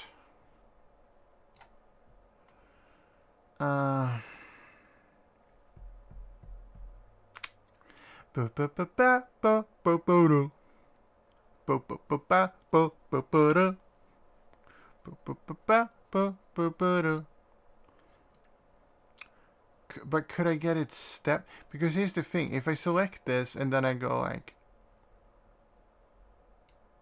yeah, it's not, that's not gonna work. Remove. Oh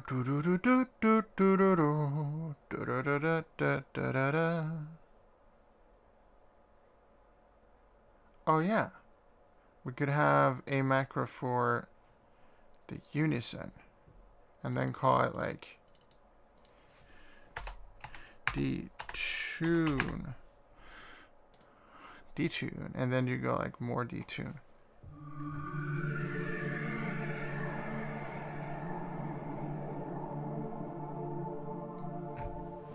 No, I should rename it Scariness. Scariness. Just some scariness. And then go like falling speed. Right? Falling speed. Falling speed and scariness. So the more you go,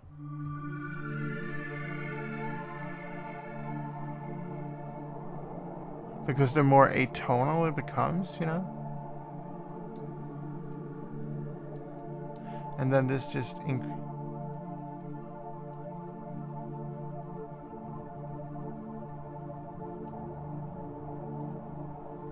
yeah, shit like that. Cool. It's a pad. It's Dreamy Night.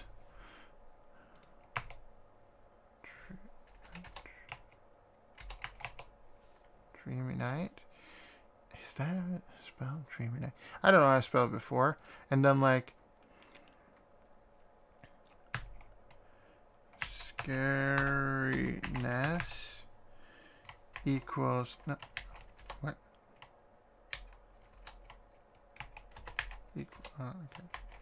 Equals detune, and then falling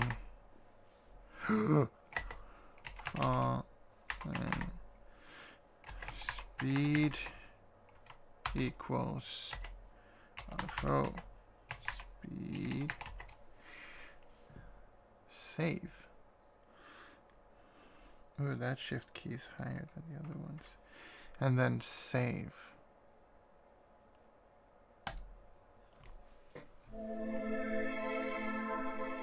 Ooh. Oh, baby. Yeah, no, wait. And then you go from D to E, and it's like, ruined. Okay. Okay. So we did do that. And then we go initialize preset. Load tuning file. That's interesting.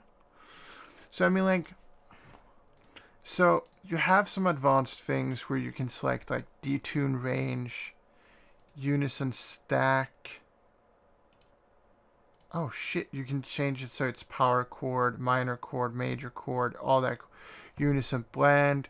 You can change this thing.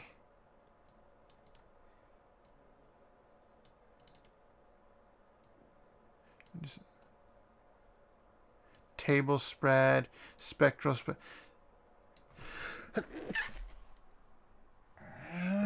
Cool. In unison, so I mean, like, yeah, but I kept them all at the standard one. So yeah, high res wavetable. Oh, no track. You can try detune range. You know, oversampling, display, semitones. I guess they talk about this one.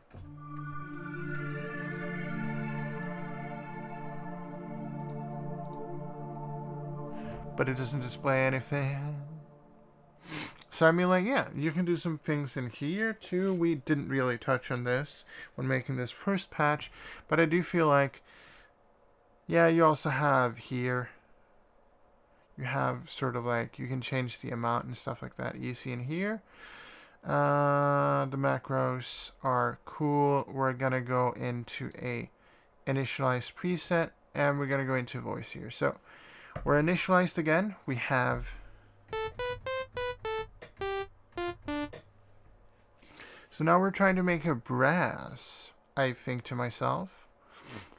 So for that, we're going to turn on filter 1. Send everything to filter 1. There we go. We're going to go here and we're going to go to... Doesn't sound anything. We're going to take our envelope 2. We're going to go for an tacky. We're going to go for the decay to be a little bit like spidum and spidum. And then go envelope 2 and select this knob right here. Then we can select attack.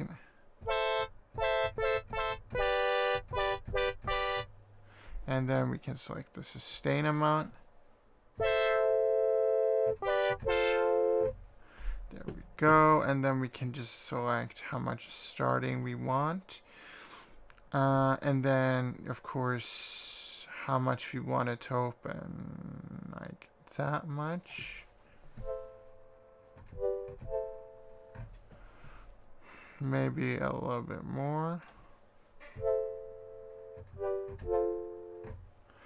Then we want to just transpose it down 12, transpose it down 12, and then tune it about, oh, where is you? Sit, no, fucker, there, and then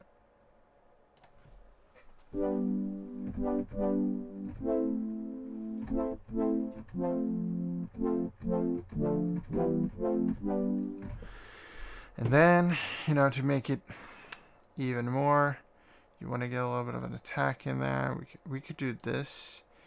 You want to get a little bit of a decay in there and get down to sustain a little bit, and then some release on that, and then go.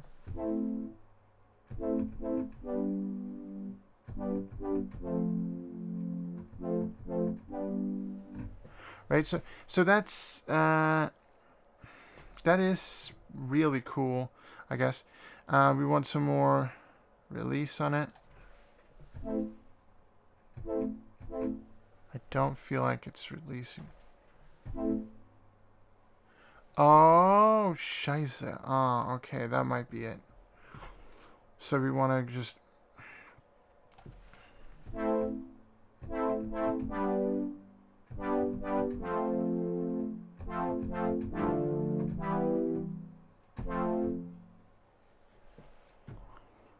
So it's not releasing because it's too...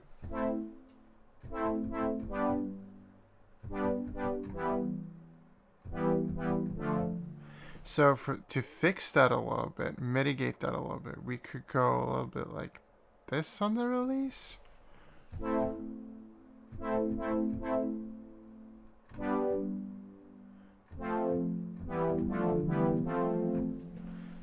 And then just to make it even fatter, we take the one that we haven't pitched down. We don't pitch it up. Well, should I pitch this one up instead? Let's do it. Let's try it pitched up.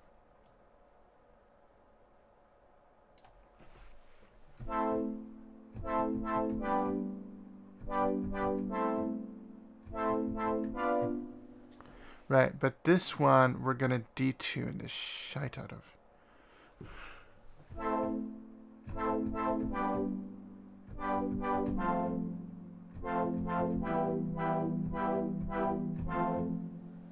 So we have, of course, our advanced, and we can take here table spread. I don't think spectral spread.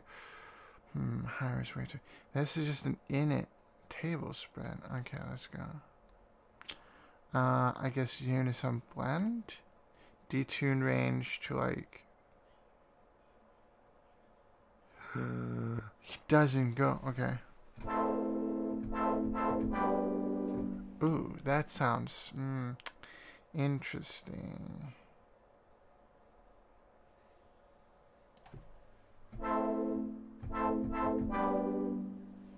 Oh wait, is it this?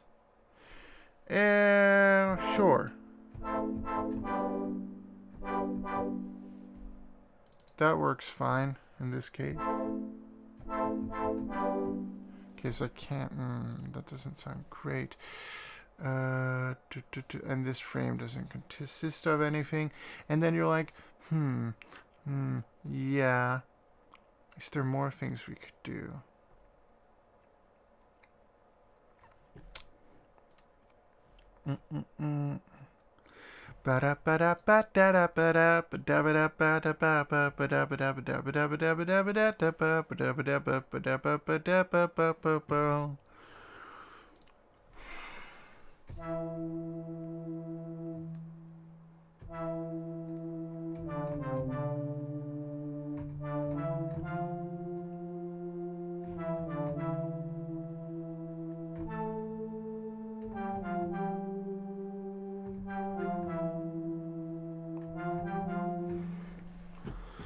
Let's see here. Let's open it up here.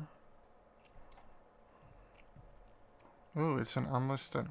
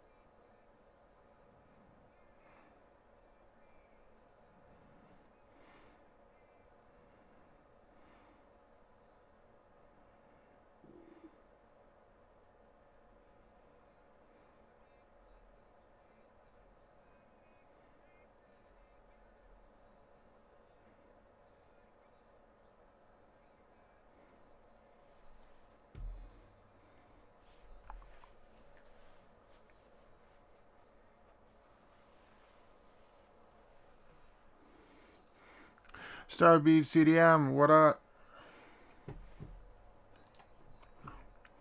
I could play this shit for you, I guess.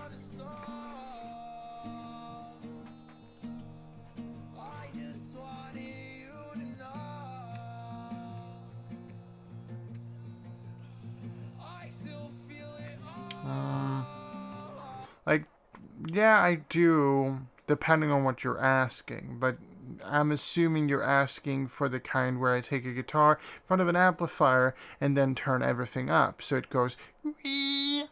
I'm asking yes, I do that because it's a cool sound. If you're asking for it, if I do feedback on mixes and masterings, yeah, I do that too. It's way easier because I don't have a guitar amp. Well, so I haven't tried it yet, but I guess I could. You know, you take a speaker, you output the audio, you input the audio, and then output the audio again, and then you get a feedback tone. But I haven't tried it yet. But if you want feedback on mixing, production, and mastering, I do that too.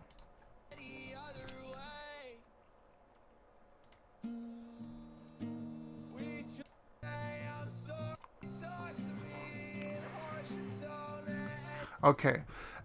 This is some easy shit, Pops. So, the thing that I think with this track that would benefit it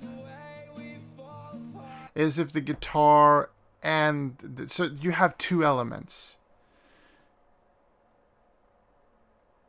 And I mean, I do feedbacks on guitars, amps, microphones and speakers, and mixes and masters and productions. So, does your question entail inside of that? That's only something that you can answer, because you can only define it yourself what I'm saying.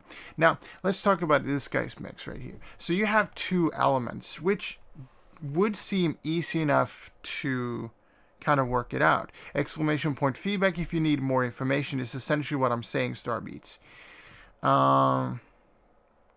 That's why you write the command exclamation point feedback. Because if you ask me, I'm not going to give you a straight answer. Legitimately, because I think it's more fun that way. But also it forces you to use the command feedback or write more in chat, which gets more engagement.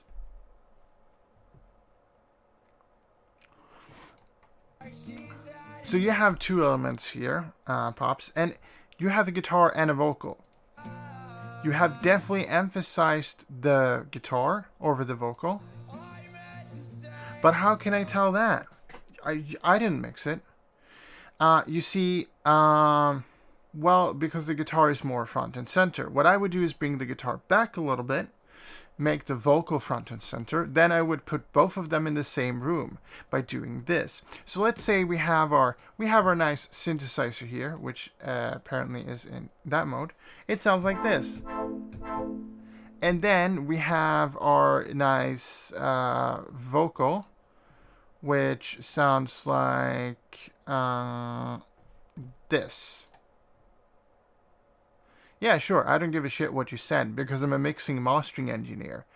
I mix and master stuff. I don't do production. So in the sense that I don't care what genre it is, because mixing and mastering it is not too different, because what you're doing is critically listening and then figuring out, okay, what is this, and then you're doing stuff like that. But you know, if it's genre specific stuff, I might say, well, I don't know if this is genre specific stuff, but if it is, yada yada yada, right? So we'll get into that when I click on your track, right? So Pops, let's check this out. So this is your vocal and our synthesizer over there.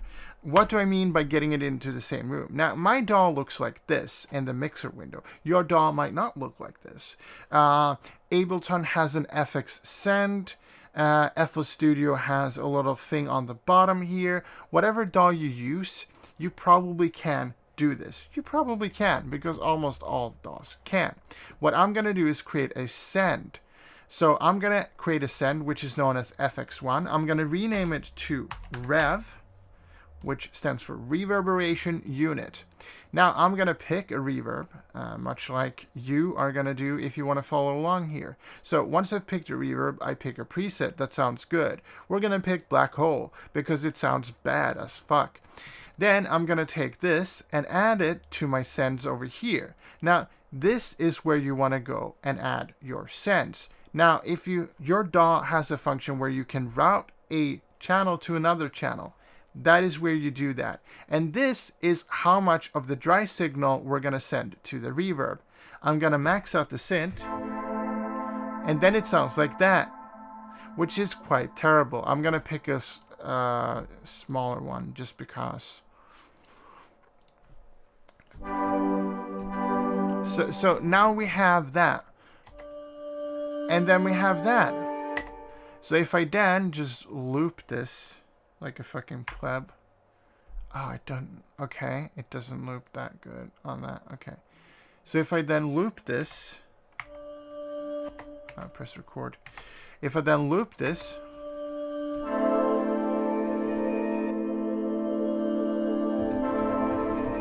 They're both in the same reverb. Which benefits them? Why?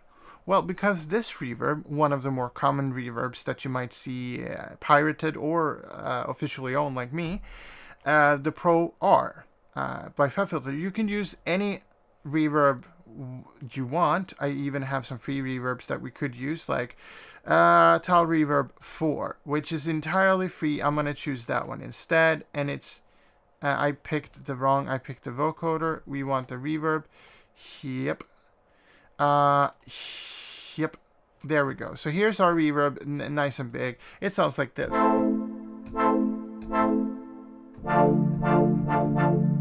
Now I'm just gonna, because this guy is a little bit weird, Tal, because he has some dryness on it.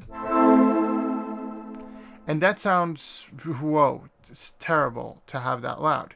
So we're just gonna bring down the dry level to about there. Right, so now,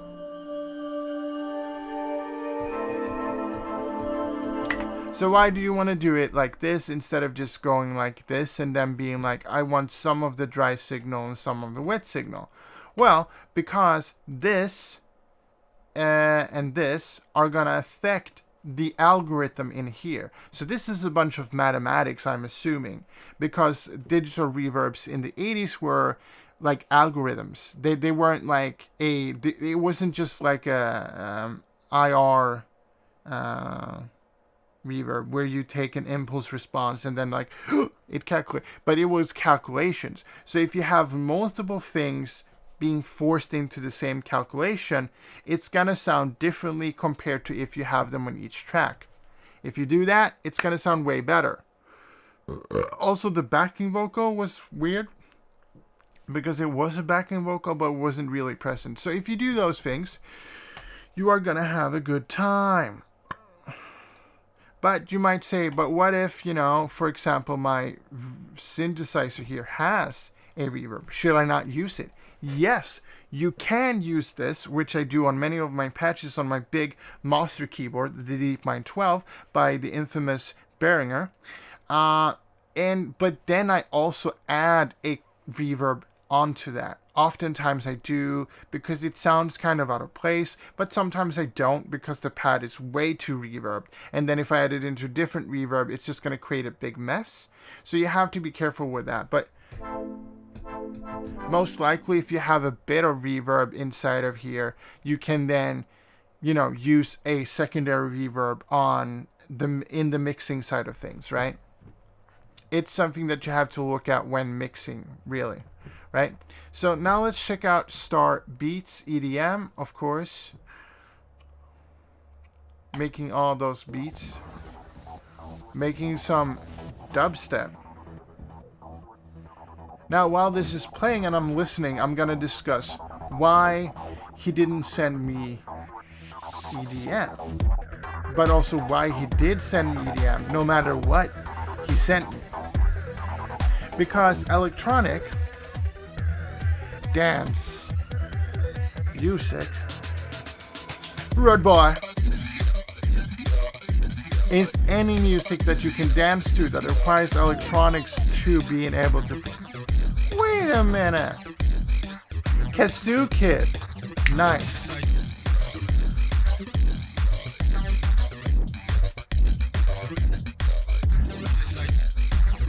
So we're gonna talk about that too, huh? This is fun when people do stuff like that.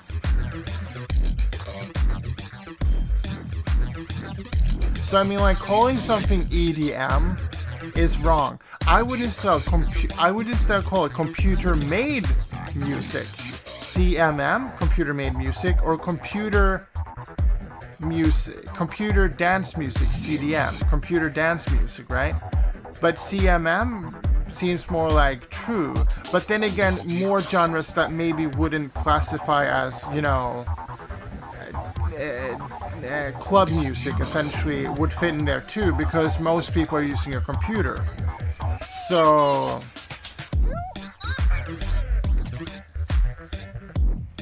you know, it's an interesting take that people have when I say that. Some people are, no, that's not how it works. It's not how it fucking works. And I'm like,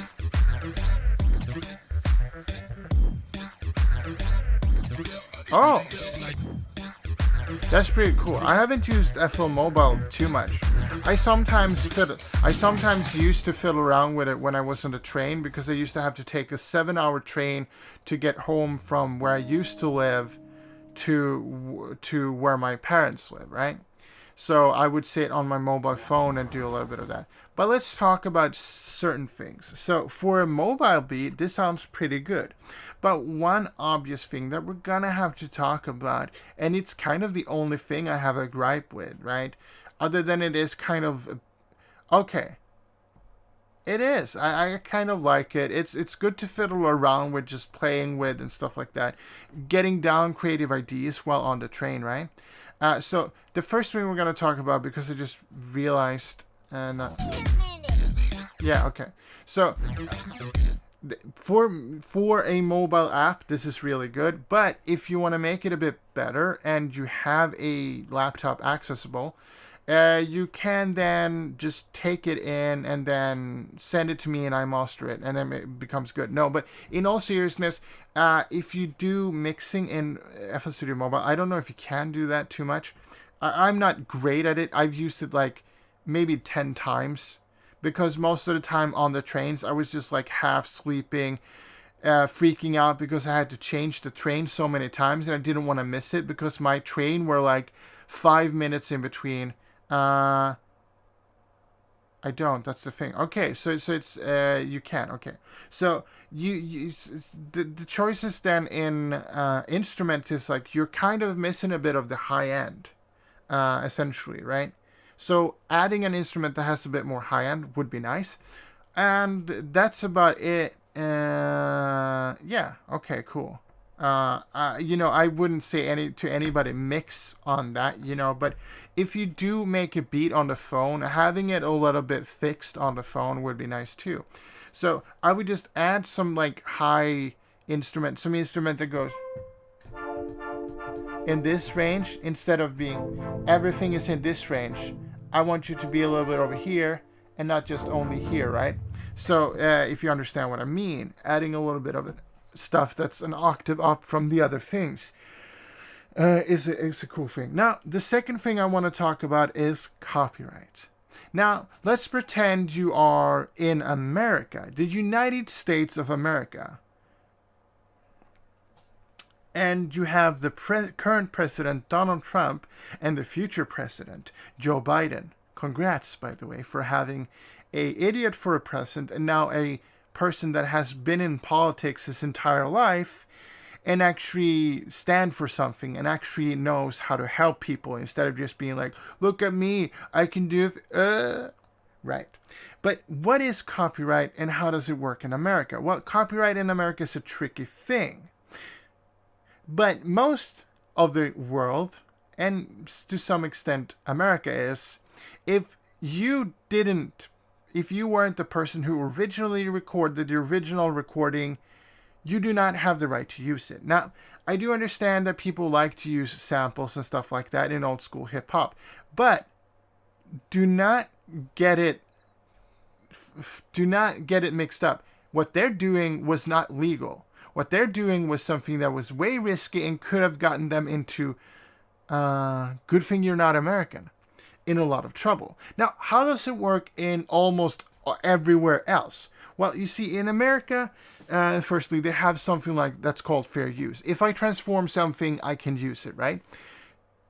Rest of the world does not have fair use. Fair use is a very misconstrued thing because people on YouTube talk about it like, it's fair use, it's fair use. Yes, if you live in the United States of America, something can be fair use if the content is from American.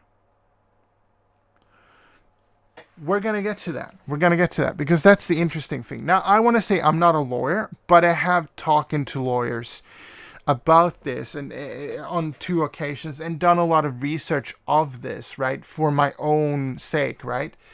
And this does not just apply to like, I've done research and it doesn't just apply to like my loss in Sweden, but kind of Europe and Asia in a whole. In America, you have, as I said, fair use. So if I take the kazoo kit and then I sample it and then I, twist it around, pitch it down and up, I can then use it because I actually created something new from something old. In the rest of the world, that doesn't apply. So, what does that mean? Well, it means if you sample something outside of America, you can get, if the original owner of the copyright, the original owner of the sample says you can't do that, you can get into trouble. And what trouble could that be? Well, he could ask you to say like, okay, you have gotten 31 plays on this track and 4 likes and 1 repost, right? I want $31 for the plays, $400 for the likes, and $1,000 for the repost, because that's the exponential money that you're going to be making from my sample. Essentially, $1,431 is what he thinks you're going to be making off using his sample. And then he might say, you got to pay me that. Or he's saying, I want residuals. When you get money, I'm going to get money first until you've paid off $1,431. Now, why I'm using dollars is because most people have sort of an idea of what a dollar is worth in their own currency. Like, they know that maybe $1 is a lot or $1 is a little. $1 is a little, by the way.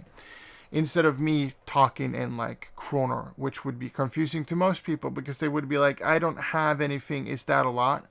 Because in front of me, I have a $5 million pesos bill from Colombia, which is little money. It's not that much. But anyways, so why am I talking about this? It's if you do sampling and you live outside of the America, you can, if you get enough traction, get into trouble for it. I would say about 65% of the time, if you're a smaller producer, they don't care. As long as you don't sell the beats, as long as you don't really make any money off the beat, it's going to be good. But stuff like this, where you have sampled stuff like this, cannot go on to like Spotify and stuff like that. Now, what if you took something like a YouTuber or a video from like Instagram or something from someone's Instagram page, and they're like, what up, what up, what up? Yo, check it out. And then you sample that. Well, you're in the same trouble, but that individual might not be like, I'm going to sue you for money. They might just think it's fun that you made a track using their sample, and you could actively like, hey, I saw your video here where you did that, what up, what up, what up, what up, and I made a house track out of it. Is it okay if I release it on Spotify? It's probably not going to make any money, but it would be, I can add you as a feature on it, so you would get some residuals or, some, recognition. It's already out on on YouTube, but, and that could get you. But I think the Kazoo Kid guys will not be like, yeah, you can use it. Most people won't. But you might be able to find people that do that. And then you have these kind of like loopholes where you can take the chance of like releasing this and then be like, nothing happened. It's got 45 million plays on Spotify, nothing happened. Then you might be good. But down the line, they could find it because 45 million is a very small number. So it might not have reached the original creators of Kazoo Kid. And then they might say, oh, we want some of that money. That's why you see a lot of like YouTube producers should do like these meme tracks where they're like, I'm gonna take that coffin dance song and make like a thing out of it, and because they use some sample or something, they can only release it on YouTube, because on YouTube the legal trouble is kind of like, well, we're gonna take the money from this video. Oh, it's never gonna make any money. Okay, cool, but we're still gonna take it. Okay, but on Spotify it's a different thing. So just be careful when you're sampling shit. Because it is, of course, as always, well, kind of hard to do, but awesome track nonetheless.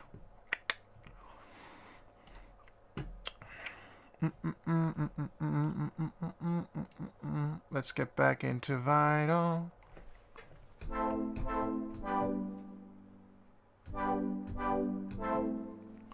We do want to be adding a chorus here.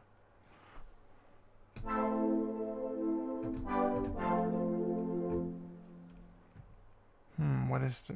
Let's do like...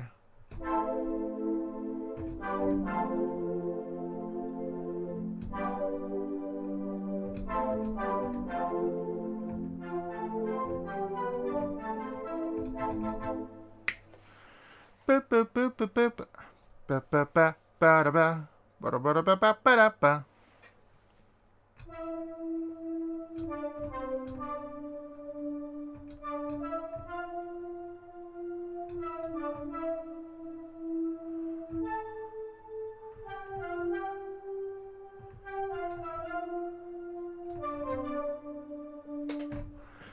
First, there was nothing. I'm gonna go get lunch, guys, but it's so far I like it. I really like it. The sound is kind of like everything else, but I really like it so far. The interface is intuitive. I think it sounds really good, but the sound doesn't have its own character, I should say, when making something like this. It doesn't... Now, wait, I'm gonna just try and do 16 voices on all of them. Okay, no, we're not gonna. And so you have your mixer here, so I want to go those. Yeah, okay, that's how I would want the sound.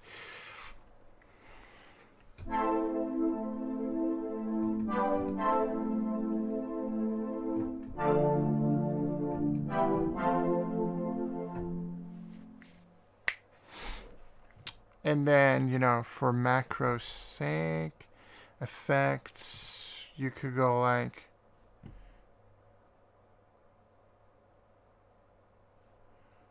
Well, okay, so that would mean that I would have to need to fuck.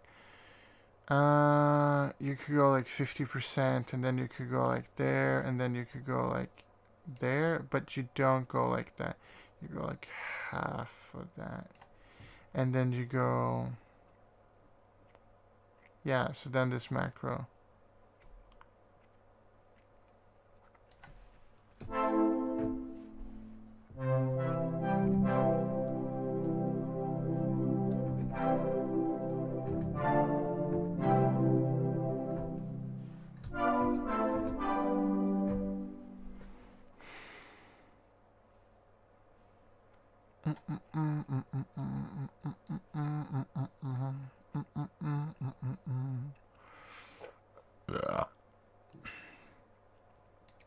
We're gonna change it a little bit, like halfway,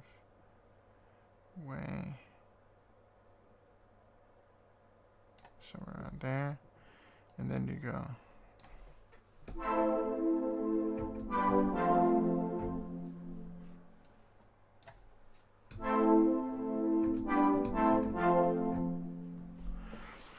And you name it like, no, name it, and then go like,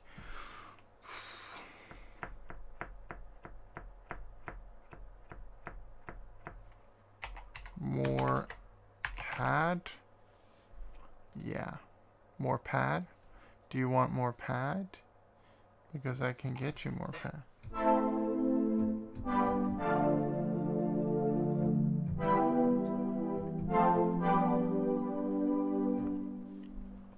Cool.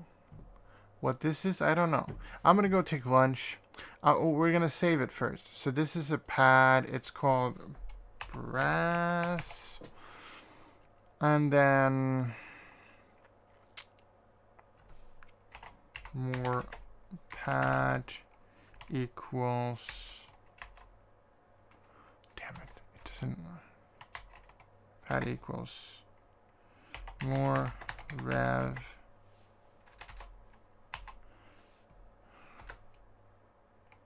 and depth and mix.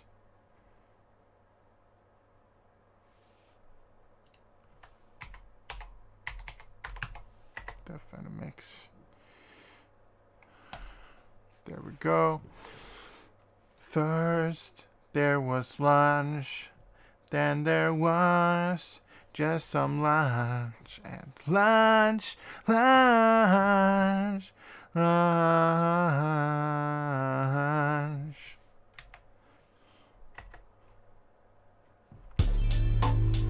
So guys, I'm gonna go for lunch. I'm gonna be back sometime soon because I had to eat.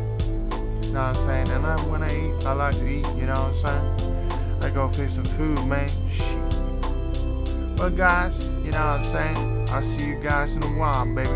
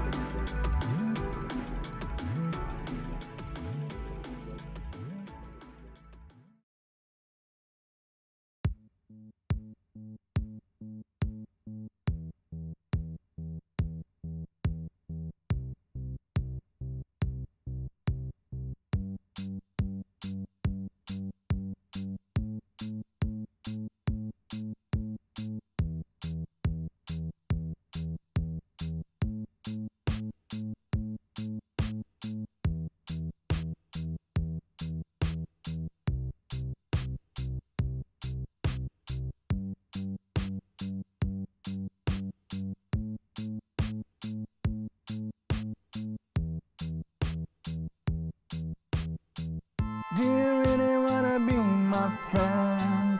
Or do you wanna be my enemy? My enemy, my enemy, my enemy. You never tell me what you wanna do. You just go and do it without me. Like my enemy. Do you really wanna be my friend? Or are you just my enemy? Enemy.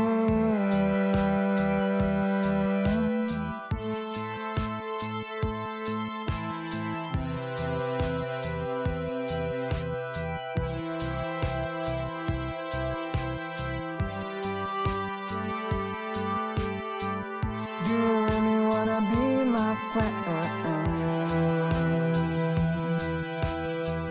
Are you my enemy?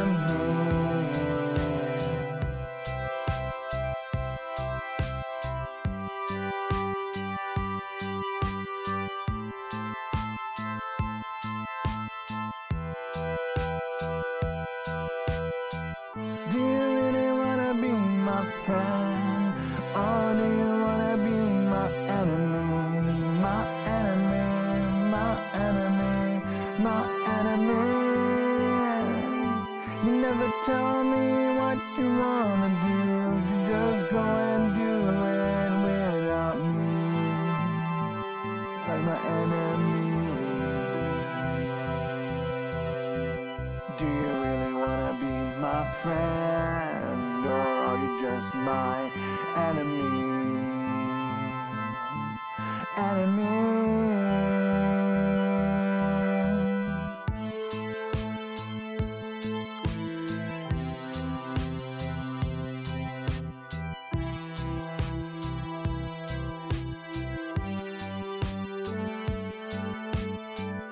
Are you my enemy? Are you my enemy? Are you my enemy? Or are you my friend?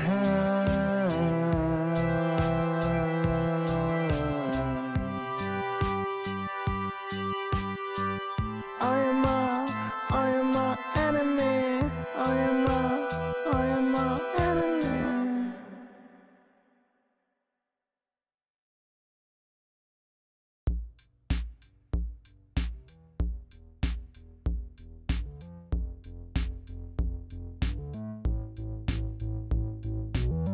When I saw you, I went crazy.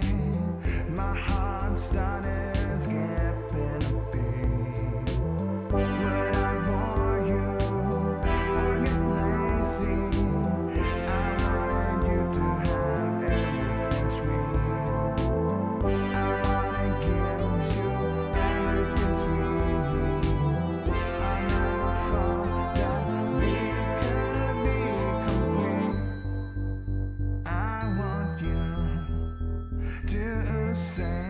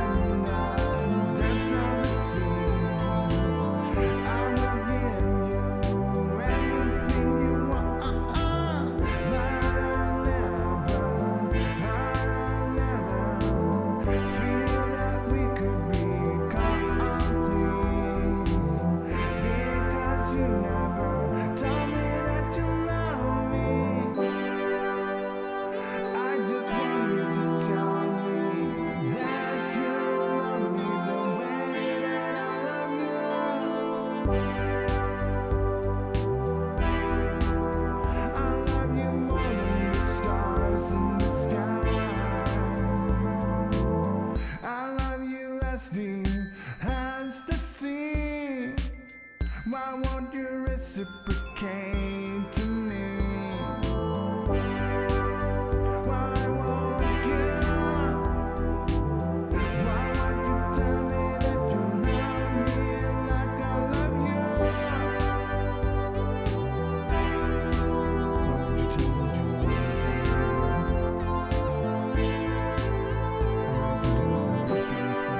I can see it in your eyes. Love you, baby.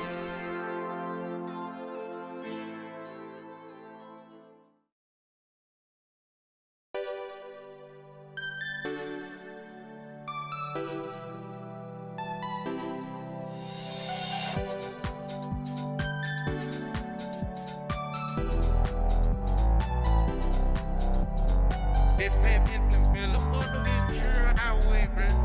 Oh, why they different? Why they different? It pep in the middle of the picture, I wavering. Oh, why they different? Why they different? It pep in the middle of the picture, I wavering. Oh, why they different? Why they different? It pep in the middle of the picture, I wavering. Oh, why they different? Why they different?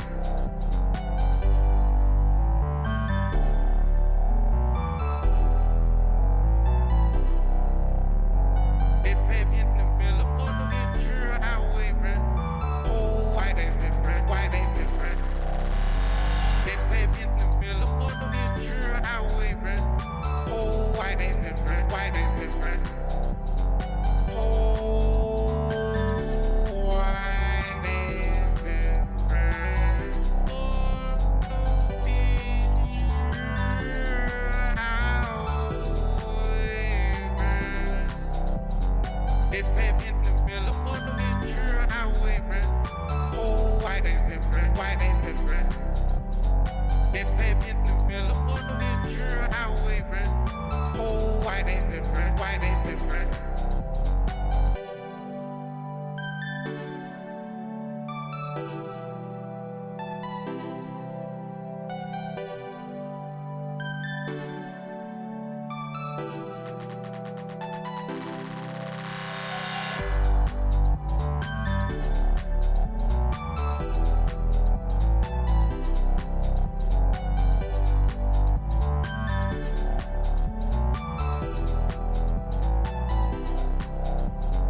It pep in the middle of the picture, I wavering.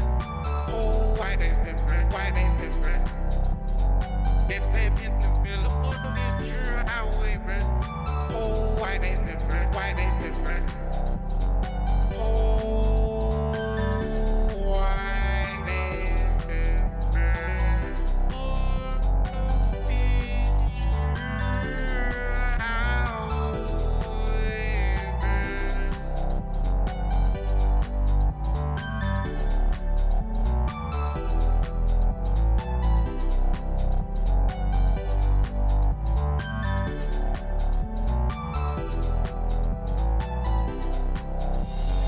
Oh,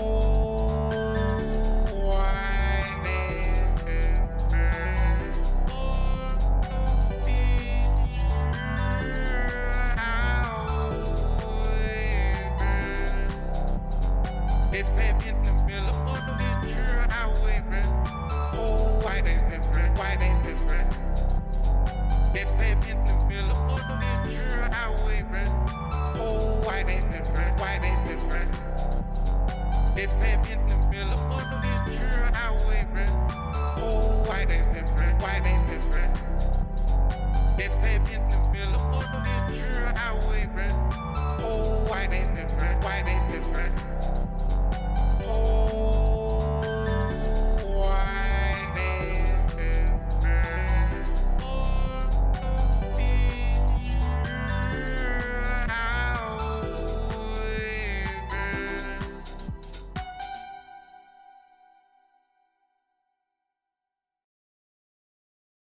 We're dangerous. You should protect yourself.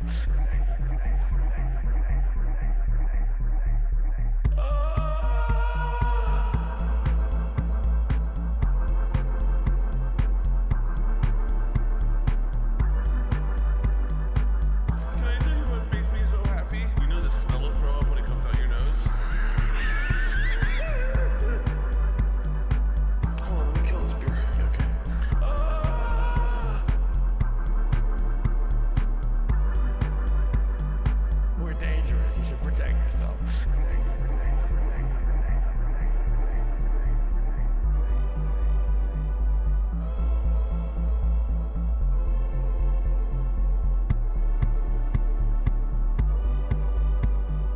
I've never had this much fun with my family.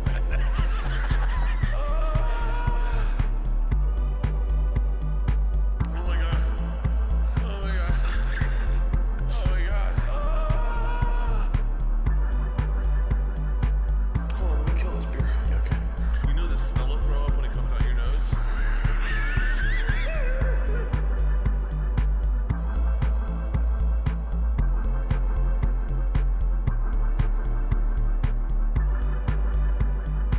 Oh my fucking god.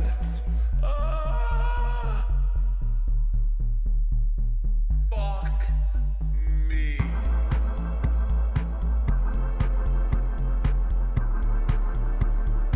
We're an episode this episode.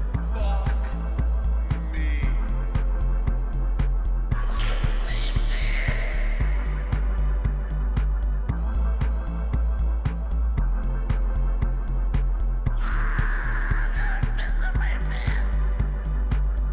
We're not a threat. We're dangerous. You should protect yourself. I wasn't wearing a see-through shirt.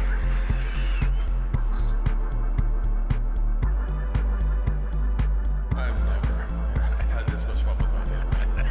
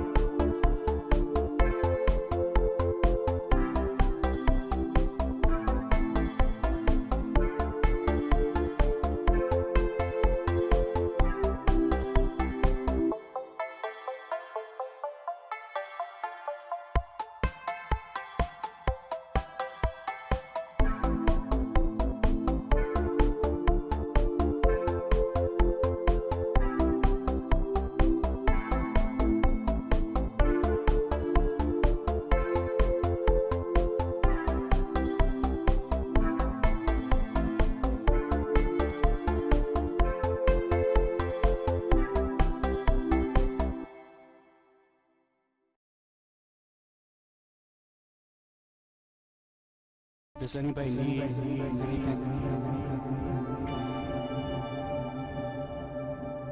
I think Leroy needs to talk to this guy.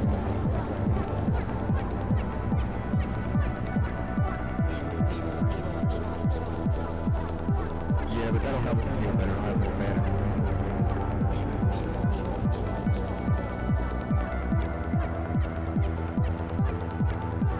It's a lot better than we usually do. Alright, Joe, let's do this. Leroy!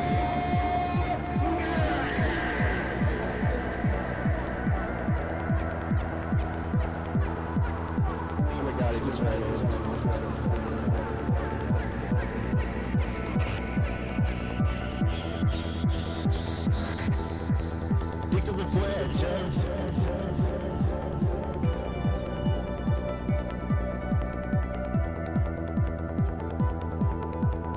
Oh gee, oh fuck.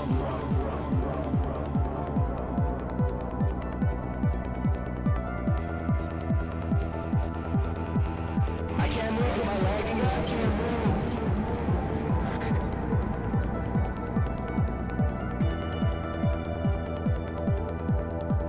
God damn it, Leroy.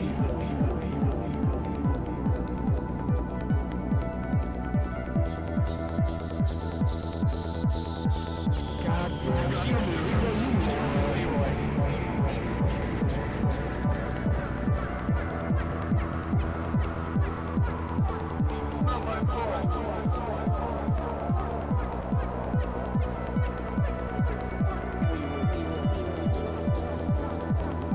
Leroy, you were just stupid as hell.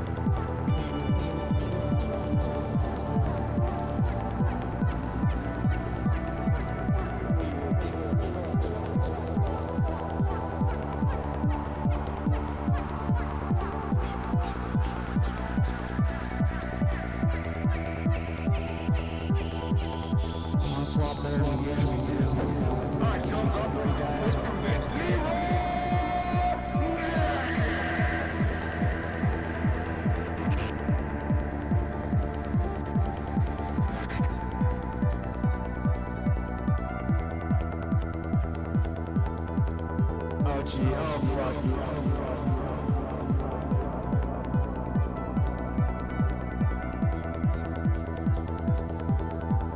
I can't move, am I lagging? I can't move.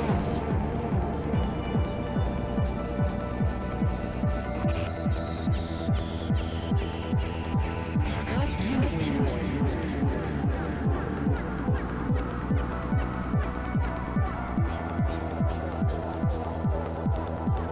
God damn it, you Leroy, you moron.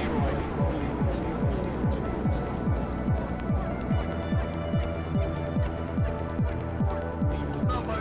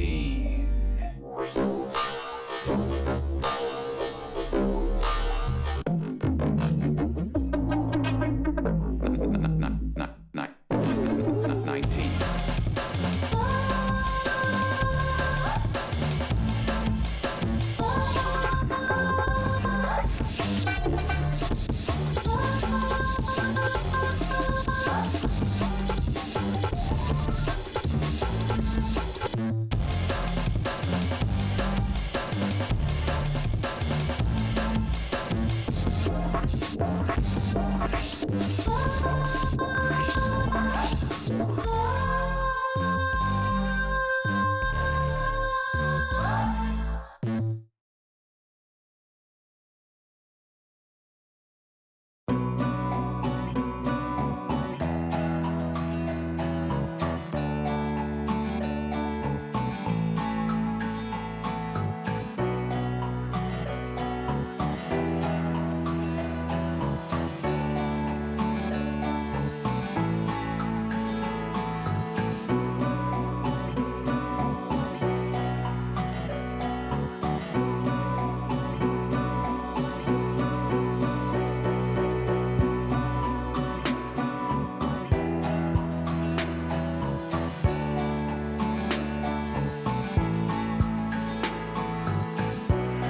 I'm sitting here alone, waiting for you to come back to me.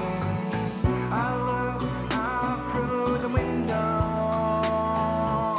I see the people passing by, they seem happy, they seem glad.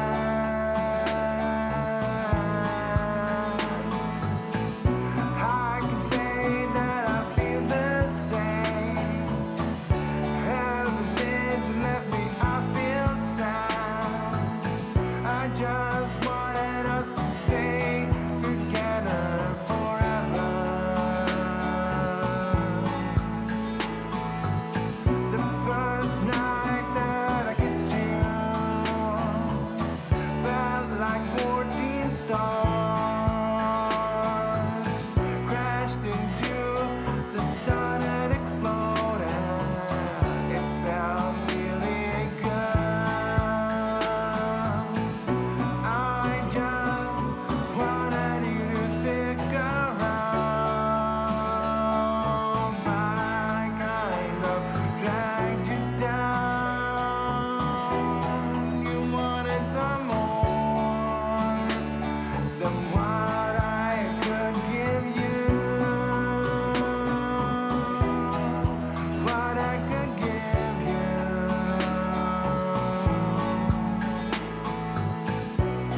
I'm always sitting here and thinking about you. Do you really never wanna come back?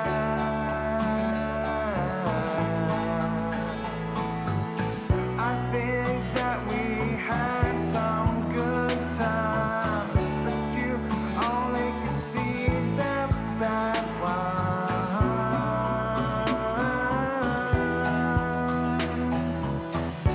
Now I'm sitting here alone, waiting for you to come back to me. I look out through the window, I see the people passing by, they seem happy, they seem glad. I can say that I feel the same. Ever since you left me, I feel sad. I just wanted us to stay together forever, forever, forever, forever.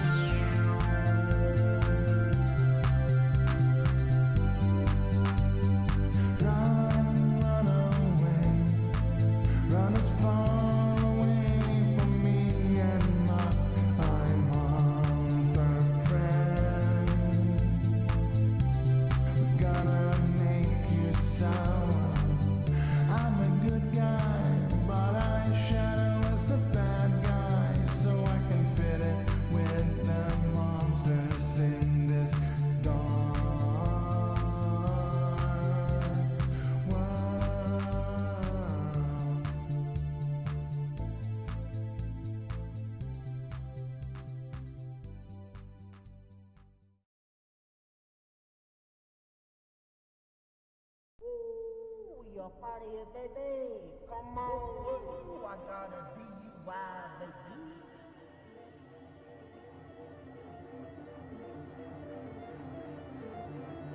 Come on.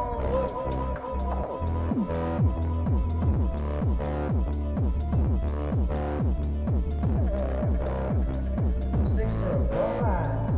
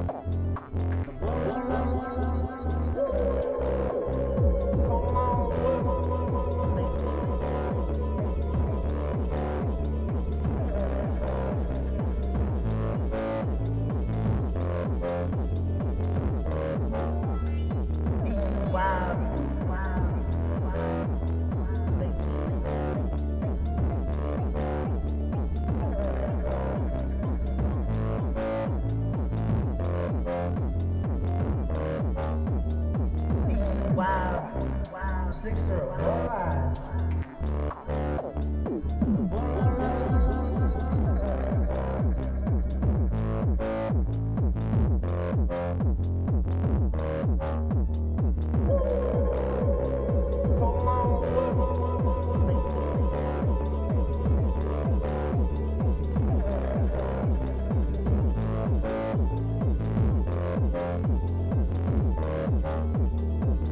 Wow.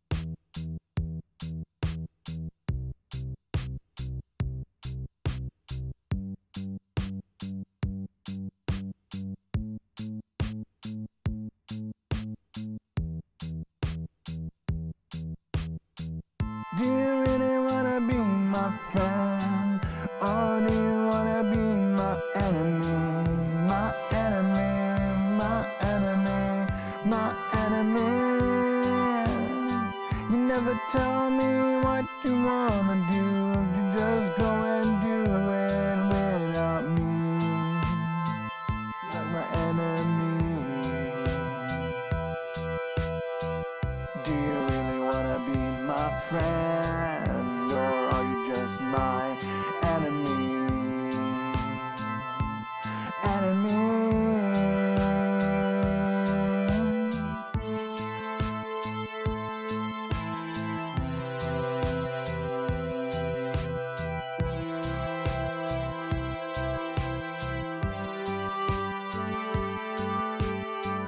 Do you really wanna be my friend? Are you my enemy?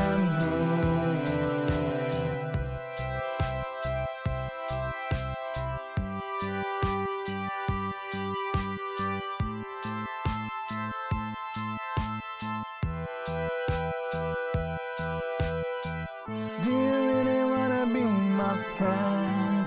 Or do you wanna be my enemy? My enemy, my enemy, my enemy.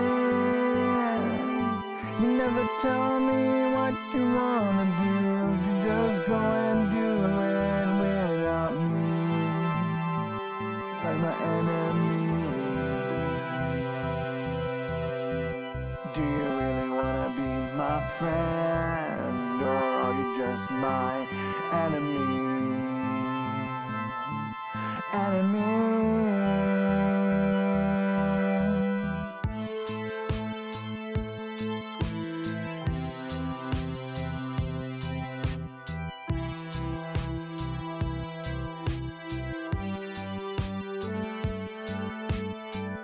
Are you my enemy?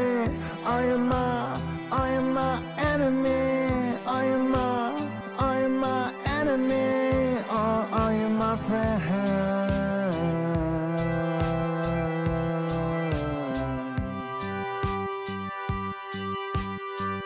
Are you my enemy?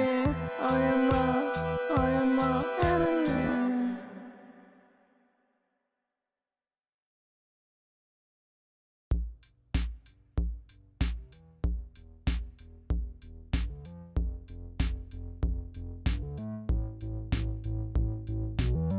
When I saw you, I went crazy. My heart started skipping a beat. When I bore you, I get lazy. I wanted you to have everything sweet. I wanna give you everything sweet. I never thought that we could be complete. I want you to say that you love me, okay? Is it just my heart that skips a beat? Or do you feel it too? I can see it in your eyes. You feel something for me, but you never told me that you love me. I just wanna give you everything sweet. I never thought that we could be complete.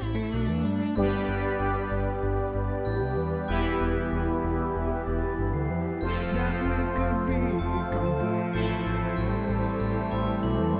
I love you more than the stars in the sky, more than the depths of the sea.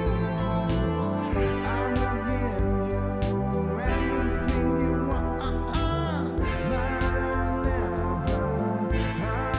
never feel that we could be complete, because you never told me that you love me.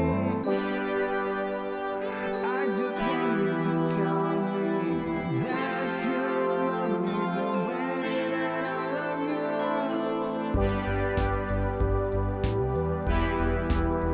I love you more than the stars in the sky. I love you as deep as the sea. Why won't you reciprocate to me? Why won't you? Why won't you tell me that you love me?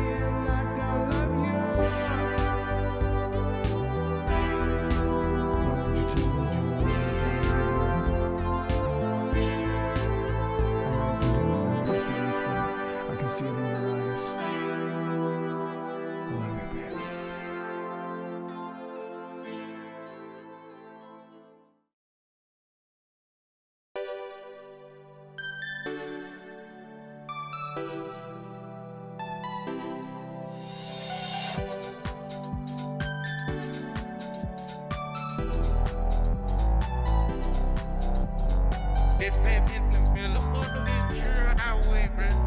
Oh, why they different? Why they different?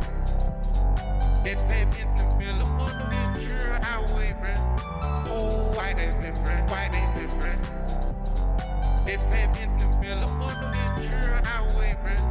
Oh, why they different? Why they different? They pep in the middle of the Ventura Highway, man. Oh, why they different? Why they different?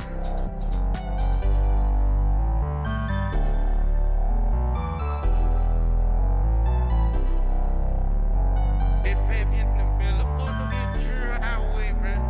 Oh, why they different? Why they different? They pep in the middle of the Ventura Highway, man. Oh, why they different? Why they different? Oh, why they different? Oh,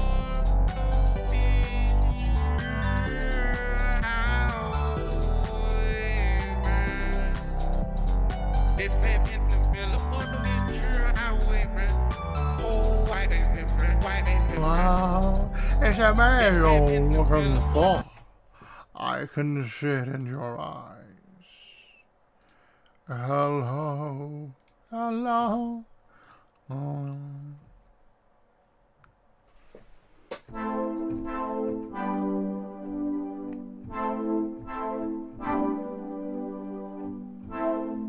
What?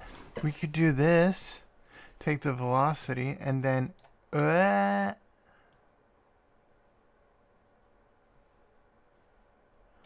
Why is it?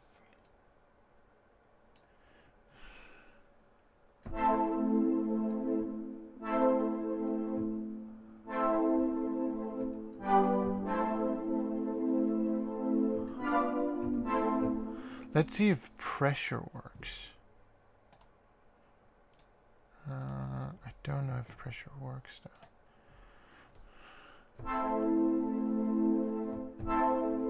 No, it doesn't take my... Well, velocity could work.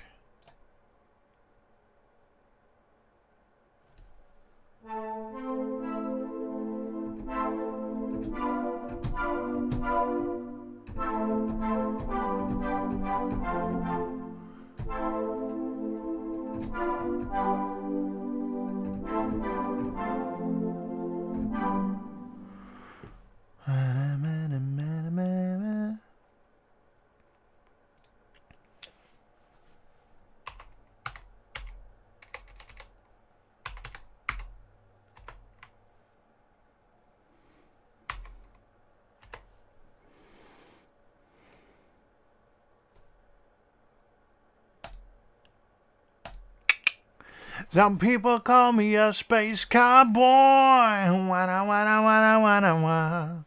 Some people call me gangster of love. So you have the basic shapes here.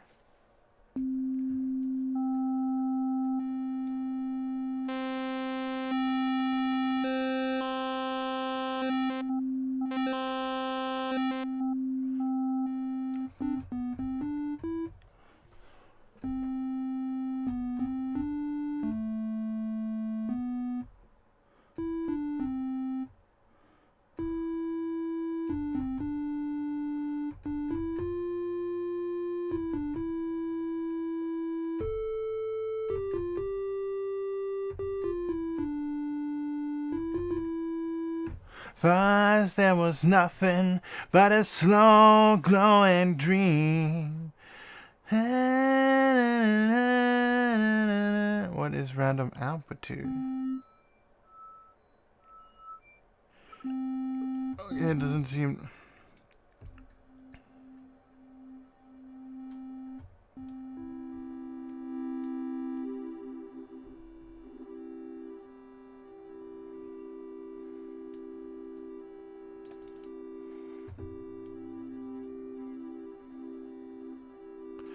That could work.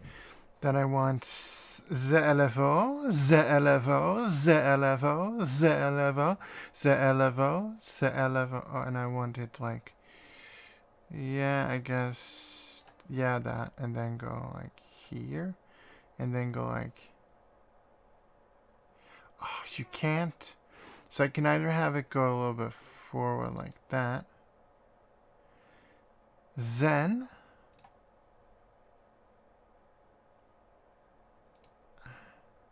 could I couldn't, but I can try dragging this, which then would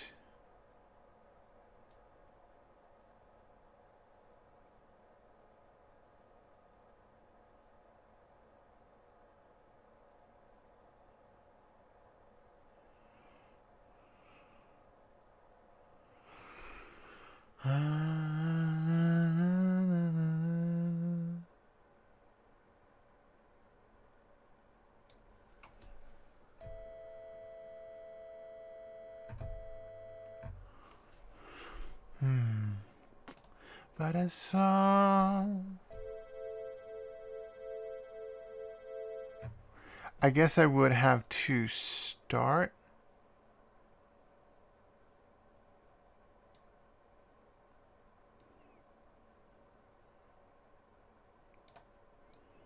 So I would guess I would have to start at 25%.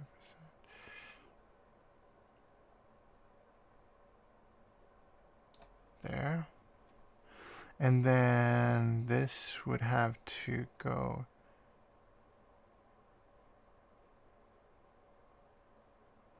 to like 500, and then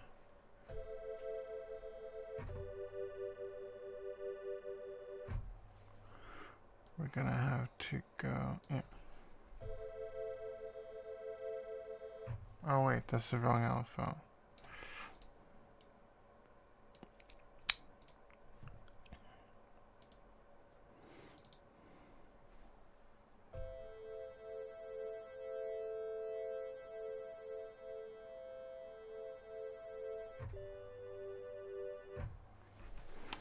Ba ba ba ba ba ba ba ba ba ba ba ba ba ba ba ba.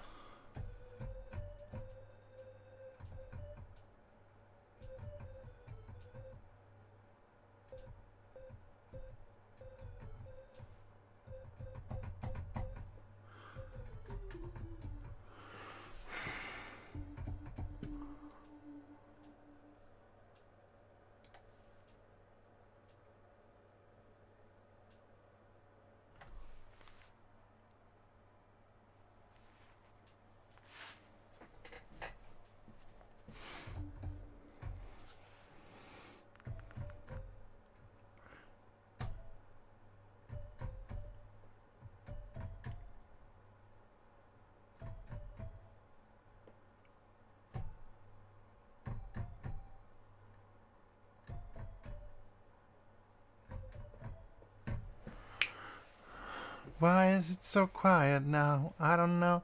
Gonna add a second oscillator to it. Basic shape. Brown noise. Basic classic bend. Let's see what we have. Ooh. So it goes from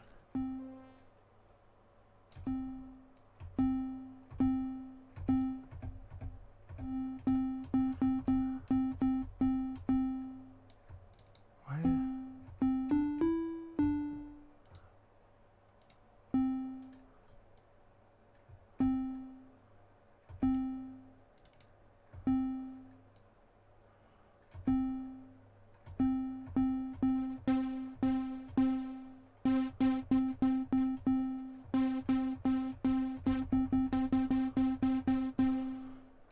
Okay, so we're gonna do that too. Past there was none but a slow glowing dream.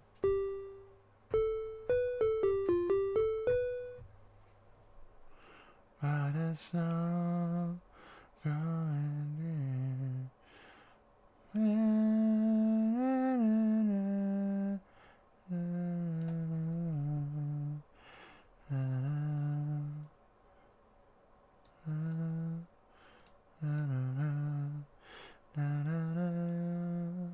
Wait, I could use an envelope for that.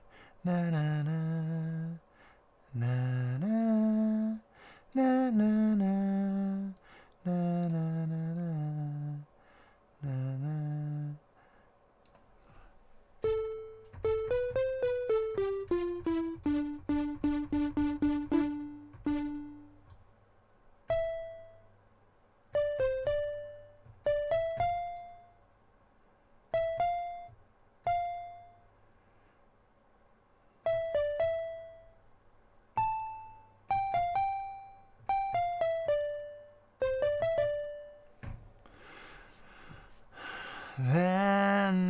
there was nothing but a song going.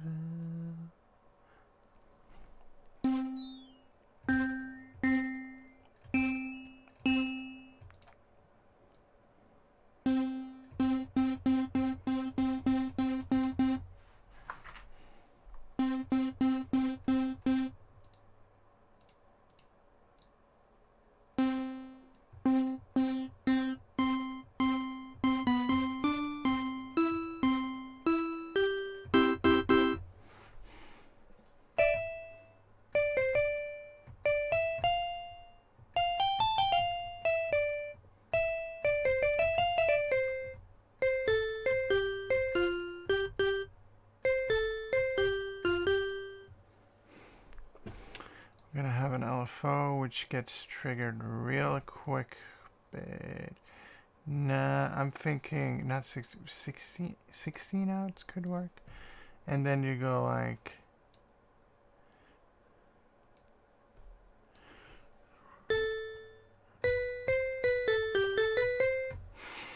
how would I go about doing that? So the thing is, I would technically have to start like at there and then go like,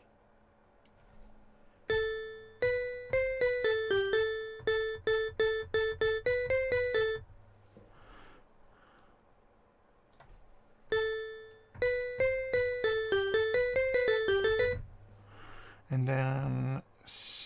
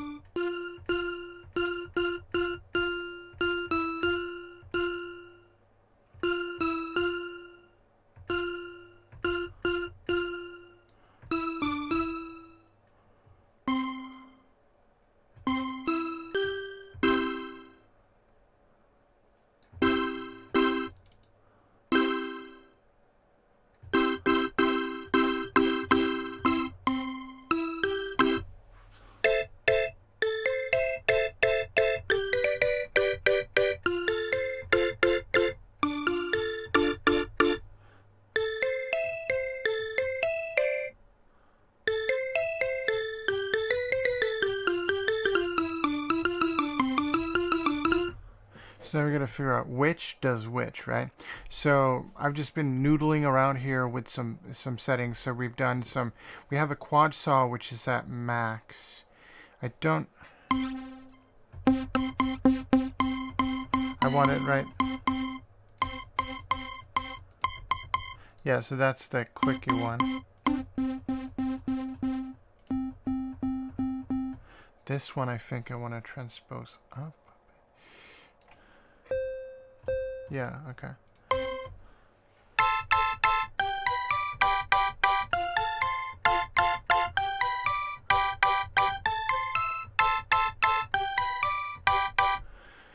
So this one is going to filter 1. This one is going to filter 1, and this one is going to filter 2. I'm going to turn on filter 2 and filter 1. Filter 2 is gonna definitely.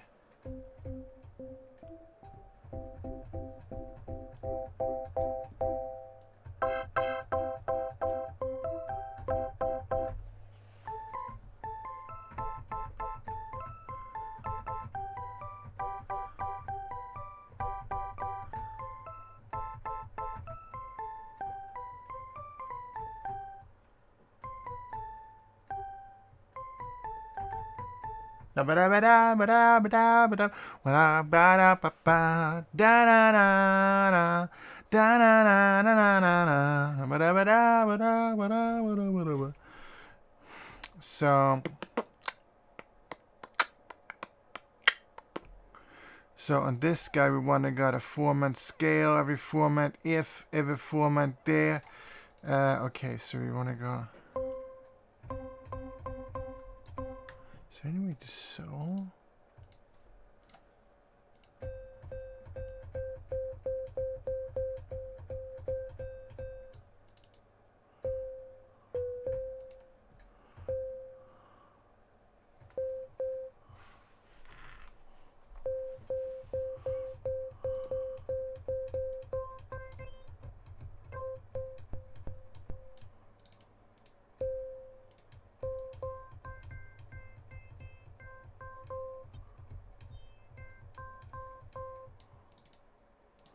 Digga-digga-da.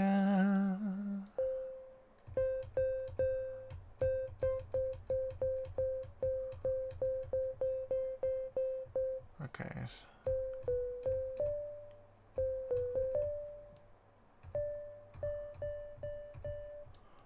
Okay, so we're gonna use envelope 3, drag it onto this.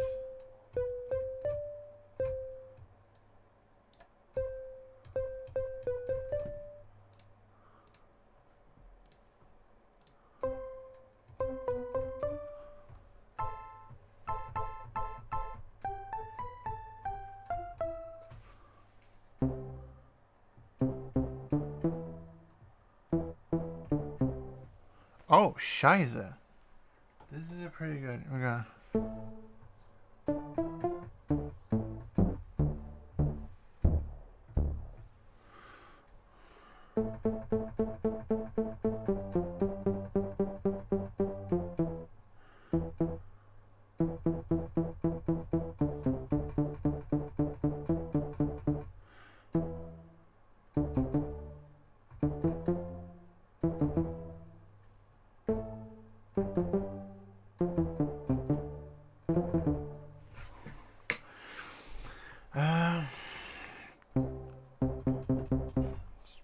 Pitch it up.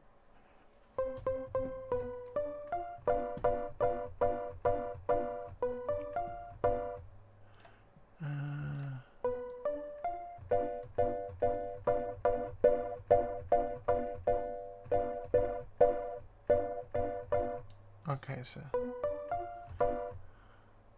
try this envelope. But the other side.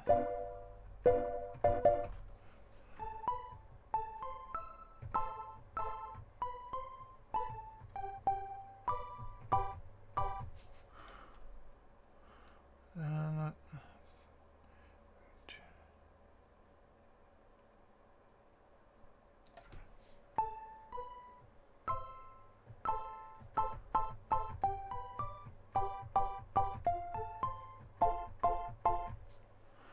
And then we're gonna pitch it, transpose it down 1 octave.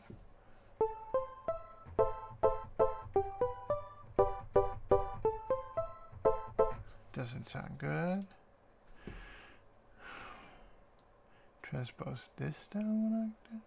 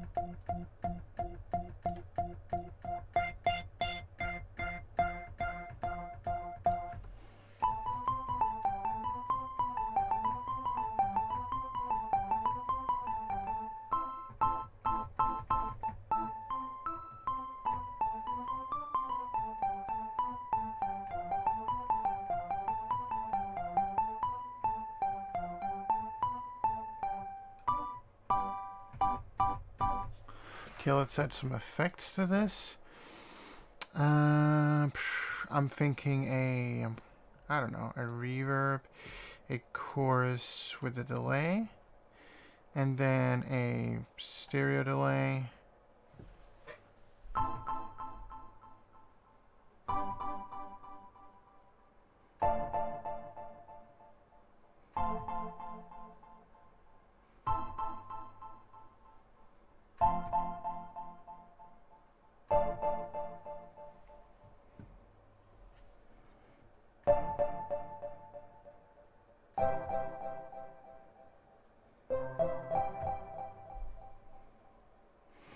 So I do want to do a macro on the depth.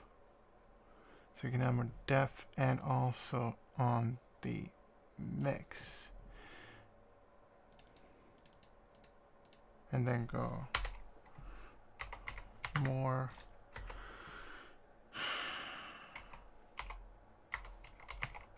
More chorus.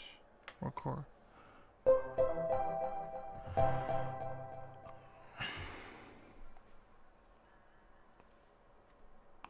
Azure producer, what up, what up, what up? It is good, isn't it? So I was gonna try it yesterday, but I kind of had a mishap with some MIDI, and then I kind of broke a hard drive of mine, and then I kind of fixed it, and I had to do a backup all day. But today I finally got to try it out.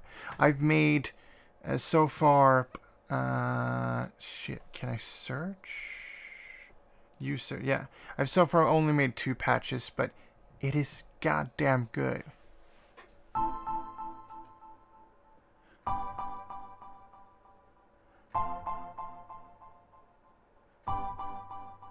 Yeah.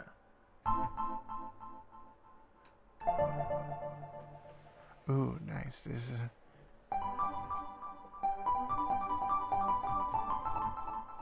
I mean, like, it is a I would say it's a really good sounding synthesizer, but could you make the same sounds in synths that already exist? The ones that I've made so far is as astounding, yes, because I've made stuff that it could replicate in other places just to see how differently it would sound, right? So this is close to something like some pluck key thing, you know? We're gonna save it as it's a keys, it's a preset name, it's called fucked, and well, the war, yeah, I mean, like, Vital isn't technical. A version of Vital is free, and what I'm trying to figure out, how limiting is this version compared to the full version? Now, the most notable thing in their full version, $80 version, or the subscription-based version is, in the subscription, you get like other plugins and stuff, which doesn't have anything to do with the synth Vital itself. But the $80 one, you get like 400 wavetables or something like that. No 250 wavetables. You get like 400 plus patches. You get unlimited text to speech. Yeah. I mean, like, I'm the guy who's like, oh, if I can load up my own wavetables, I'm good, bro. I love this free synthesizer Serum. It has a very digital character. Not the same character as this one, which is good because then I have 2 like free synthesizers that I can use if I want something digital. I do have a bunch of outboard stuff that I can use too, like a Microkorg, a K2 from Behringer, a DeepMind 12 from Behringer. But what up, JVP Stream? I mean, like, Vital is pretty CPU friendly comparatively to Serum, which is something that I've been kind of in my mind comparing it to. Well, the more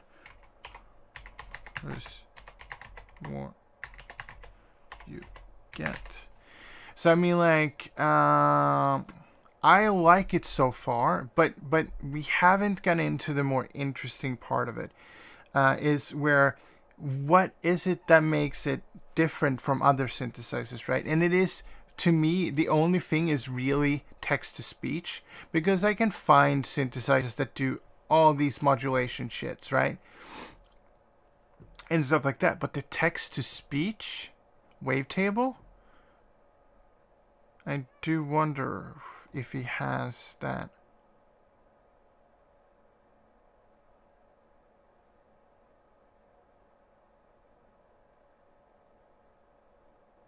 Yeah, Serum is kind of like Serum. I don't see Serum as a wavetable synthesizer because 90% of the kids that use Serum doesn't use it to wavetable.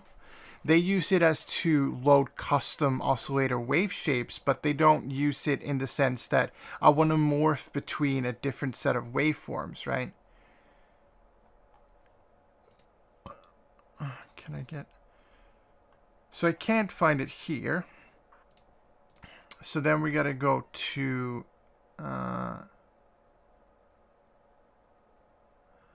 factory, and we got to go text to wavetable.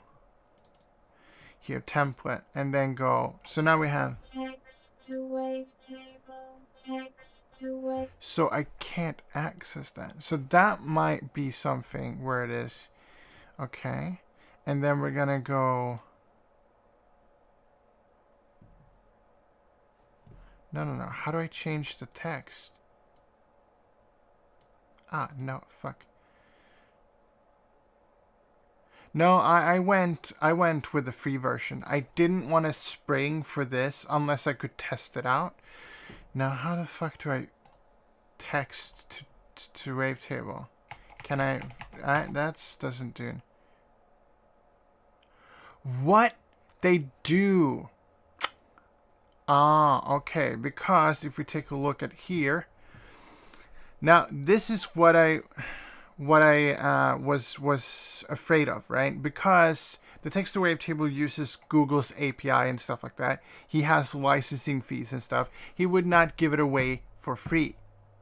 So I would have to go for the pro version to get text to wavetable, because it's the if I go for the basic, right? I probably could upgrade for $25 less, so I wouldn't really lose any money.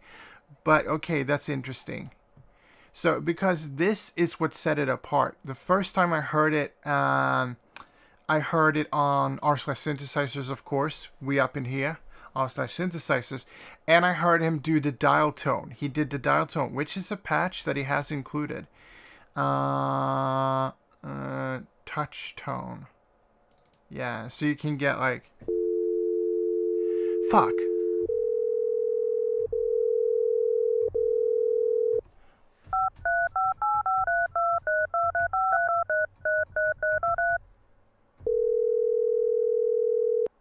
Hello?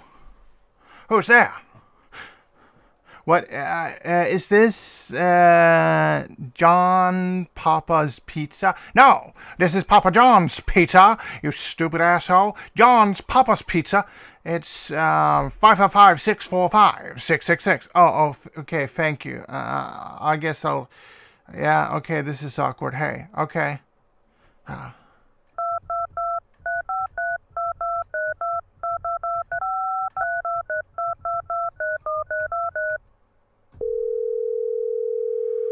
Welcome to John's Papa's Pizza. How can I get to help you? Yes, I heard you sell murder. Yes, of course. I mean, like, this is just a fun, you know. Hello? This is John's Papa's Pizza, murder for hire, and pizzeria. Oh, you do both? Yes. I mean, like, it's just fun. But the what the problem I have with subscription is, and most subscriptions really, is that you forget. That is why people have subscription-based services, is because you forget. It's not like they're going to send a bill every month, right? It's not like a cable company where they send a bill every month. So if you then discover, oh shit, I'm still paying for this, you can be like, I want to cancel my services with your cable company. Oh, we're sorry to hear that. You'll have it till the end of the month because you will have to pay this bill, and we'll send a second bill of a cancellation fee. We'll send a technician to take your satellite dish and your receiver. And it's like, okay. But with sort of like, this sort of stuff, subscription stuff, people leave it on and then they forget. Which is, yeah, But, okay, so I can't use that with a free version. That's kind of a bummer. But that is going to force people to get an explanation of which version to get. Because, according to the website, the only differences is you get 70 wavetables and 250 presets.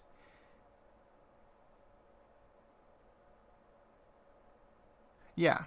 But, on this, you get like subscriber only packs. You get $5 credit in store. Now, first of all, if you do something like this, subscriber only packs, in store credit, exclusive Discord, first access to new features, and first access to new plugins, you have to tease those. Because selling something and then being like, not being able to show what it is you're selling is kind of like, you might get some, but if you want to get really people get into it, you should, But the pro version is the most appealing, but $80 on the synthesizer, is it worth it? So far, I can't tell you if it's worth $80, right? The text-to-speech function, if I had it available here, but it was like, oh, I can only use one oscillator using the text-to-speech, I can only write 3 words at a time, then I would have been like, okay, I can test it out. Now, the function that I want to test out is only available so far as I know, in the $80 version, because it says unlimited on that one. It doesn't say you have access on the $25 one, so I'm going to have to guess that you do get some sort of access to it. And of course, the presets, yeah.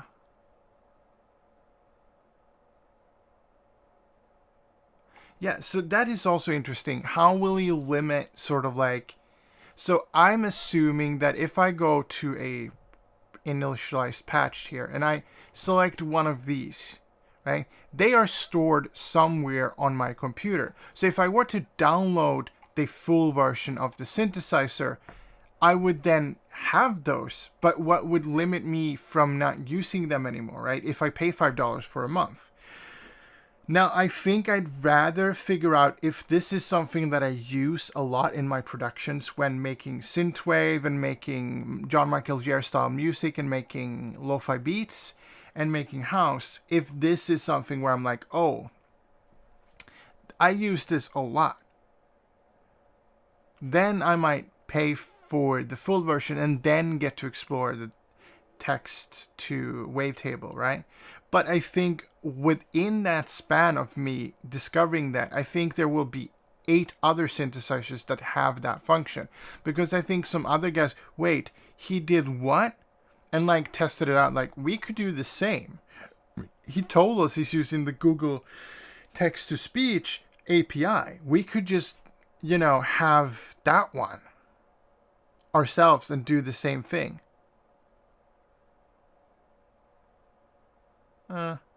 Yeah, I mean, it depends on exactly what music you produce. I think for my purposes, the text-to-speech would have been cool. It would have been cool. I could have made tracks using text-to-speech and then... But, like, there are other ways to do it. And a free serum is kind of correct. I do think this sounds a little bit better than serum. And you can do this sort of, like, wave editing where you, like... do that and then that and then do that, and now you have a cool wave. I want to go here. Now you have a weird cool wave, and then I think, is this the harmonic? Yeah, so you can go like that, and then you go over here to change that sort of like slopiness, and then you go like no, that harmonic. Can I get that to normal? Then I think it would be somewhere along the... No, not there. So this editor right here is much like an editor I've used before, Wave Edit online, it kind of looks the same. I don't draw waves this way in that one, but I do have these harmonics and stuff like that. So you do have differences, and I do want something like that. But then, could I? Ooh, okay. And it is as wonky as ever. Okay, cool. So it is wonky because the other one is wonky too. And then you go like, okay, so that one and it's the same. Then we want a little bit more like there, and then you know.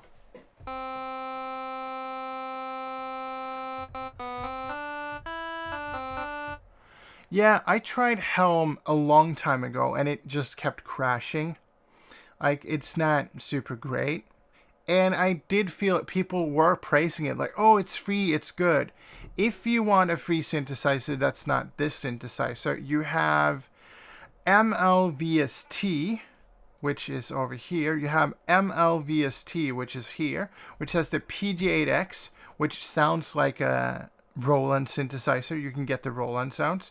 You have Tau bassline, which is bassline synthesizer that's small as fuck, so it's hard to see. You have the Tau Uno LX, which is not the free version, but he has the free version of it too. You have Disco DSP OBXD, which is an Oberheim XA clone, digital free. You have the FB Full Bucket Music Korg 3100 polyphonic synthesizer, the Korg 3200, 3300 polyphonic synthesizer from Full Bucket Music. Then you have modular from them too, which is a Korg based modular, I think. Then you have another modular thing here. You have Monofury, which is the monopoly, but in VST form by Full Bucket Music. You have the Sigma, which I think is based of something called the Sigma. Then you have the Trident or Tricent, which is based off the Trident, which is a keyboard. What else do I have? Okay, so my favorite, if I have to go for a VST synthesizer, I also have the Serum one. Surge. I have Surge too, which is also free. If I have to go for some... Okay, so what I mainly make is synth-based music, like synth pop, synth wave, old school style house, and John Michael Jarre stuff. John Michael Jarre is very big open pads and just random shit happening. Moby style too. I go for this guy. If I need a pad, I go for this guy. I don't have any patches. I have one saved patch, right? I have one bass. I also make some lo-fi hip-hop, but for that, it's different thinking. But if I make my main type of music that I make, which is synthwave, or synth pop or stuff like that, I go for this guy because within 5 seconds I can have a good pad that sounds great. This is the stock sound. I go drag this up too. I go fine tune this down, a bit attack, some decay, down with the sustain, up with the release, attack, decay should be like that. It's not release. Then add some chorus.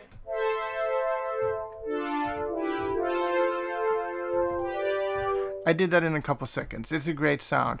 You can also do like switch oscillators, of course. But like, I do have physical synthesizers too. As I mentioned earlier in the stream, I have a Microkorg K2 and a DeepMind 12. So I might go to those. But if I'm doing something quick, this one just gives me a synth wavy sound. And then afterwards I can say, okay, this is not the sound I want. I want to replace it with something.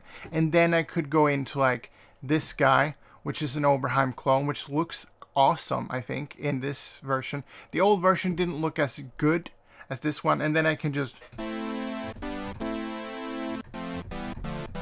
which is a different sound. I've done a lot of stuff in Surge, which, you know, I have some presets in there. But like, my go-to synth would be... I don't think you really have... If you have a go-to synth, I don't think it's a problem. But I think having a like, this is the synth I use for everything, or this is the synth, you know... I tend to be like, okay, if I'm gonna write something, I write it with a piano VST, which we have, of course, the free from Spitfire Audio, Labs, which has the piano, soft piano. And soft piano is great. It takes a while to load apparently today. Might be because my RAM is shucking out, or because I did change something. But you know, I might gravitate to just loading in this and then writing the chord progression, you know.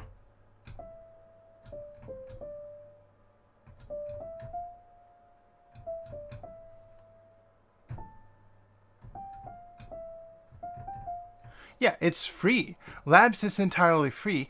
And, you know, you only have to know music theory. Don't buy a MIDI chord pack because that's stupid. Not everyone. Yeah, but it's free, right? So the reason to use it is free.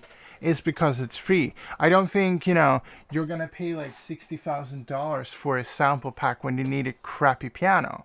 Now, Labs piano is not crappy, but in the sense, you know,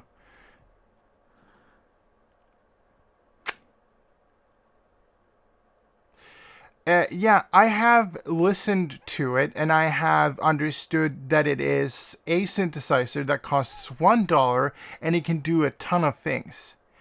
But the problem is if you're trying to make, in this analogy, let's talk about a car. If you're trying to make a car that's both a racing car, a truck, a family car, a car for a disabled person, it's gonna be fucking janky. Could you make a car that is for a disabled person that is a truck? Yes.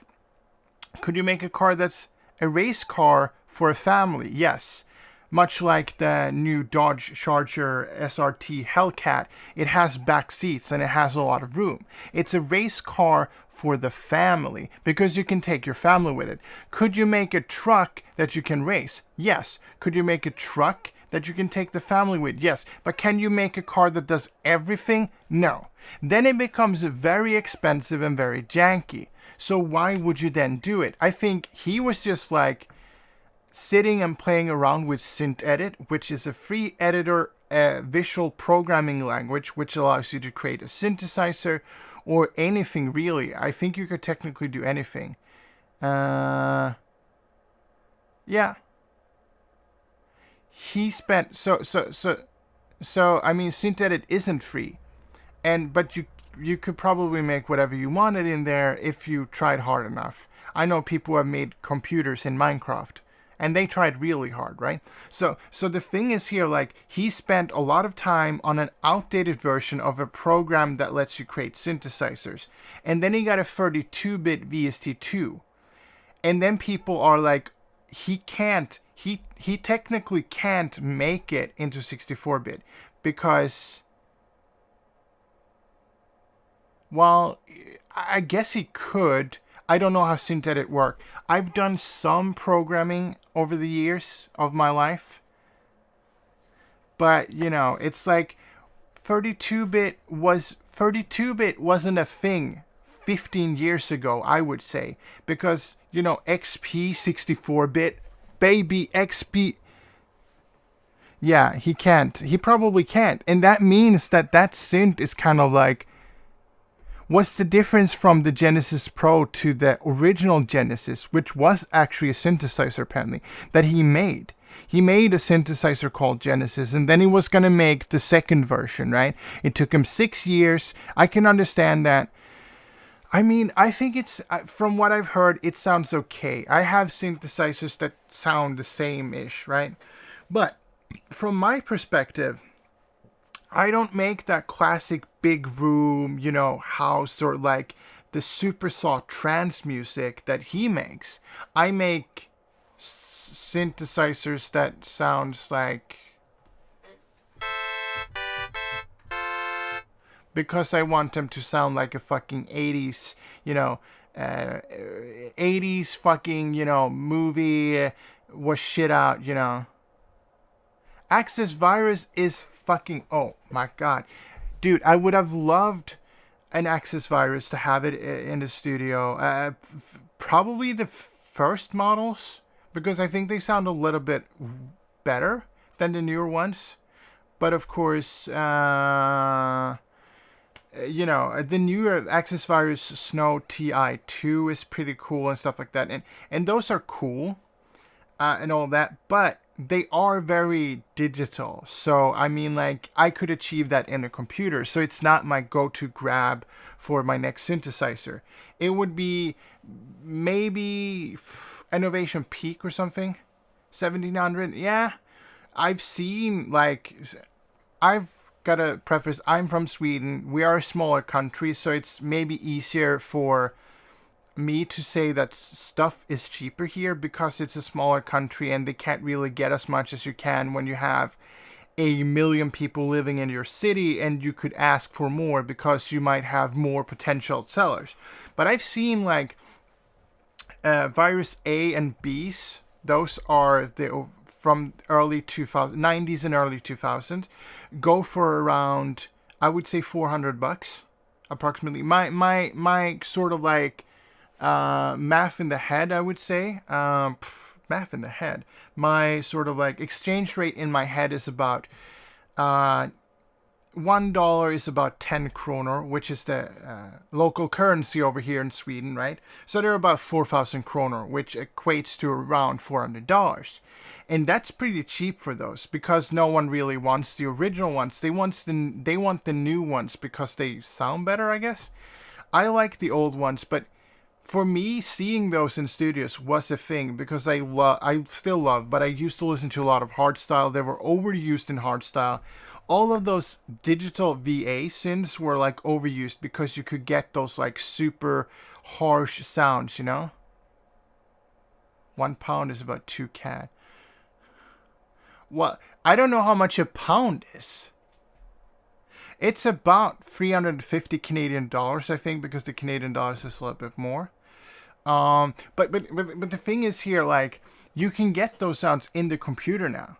Like, they even, which they kind of fucked up, but there is a TC Electronic DSP unit you can buy on eBay. You can't buy it new, but you could buy on eBay that might have a virus synthesizer built into it. And that, to me, when I heard that, I was like, so why aren't you making just a VST then?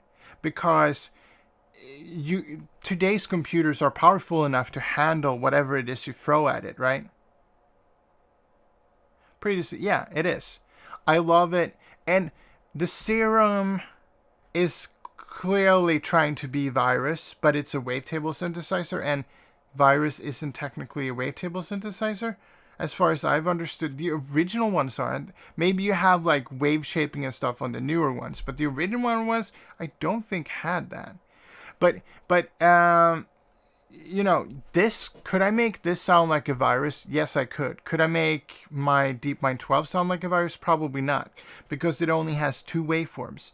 Either you have a saw or a square, and you can post-will modulate the square, right? So I mean, like, every synthesizer should have its own distinct sound, and on VSTs, that is actually harder to get.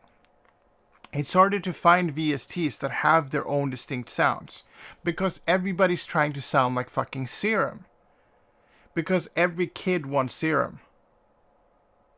But why didn't you go from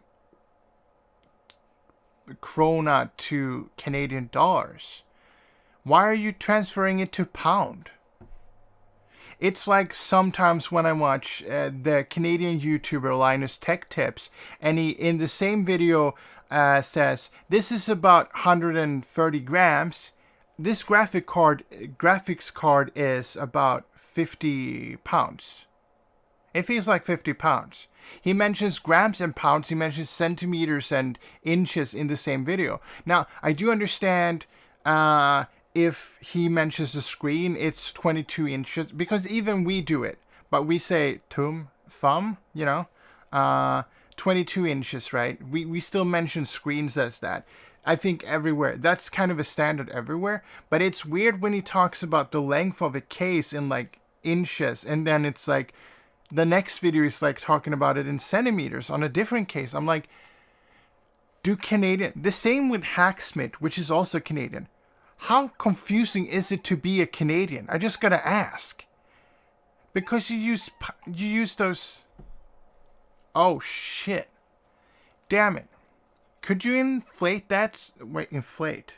Yeah. Could you make it so that your Canadian dollar is a little bit more expensive? So it's 6.9. So it's nice, right? But it's like, it's weird. Really, they aren't. But why would you need to do it?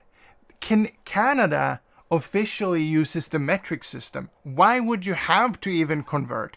Because fucking Americans, they fucking had a president that was a fucking rigatonied fucking orange dude for 4 years who I think is pretty racist, but only sleeps around with people who aren't fully American. If he even sleeps with Melania, I don't even know. Fuck. I mean, like, at least your prime minister is hot. I mean, he did a blackface and thing like that, and I mean, like, you know, he probably knows where Latvia is.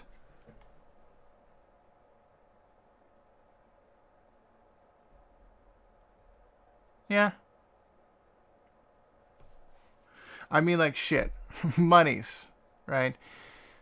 Let's check out some of this classic. Classic. What is classic fade? Oh. Okay.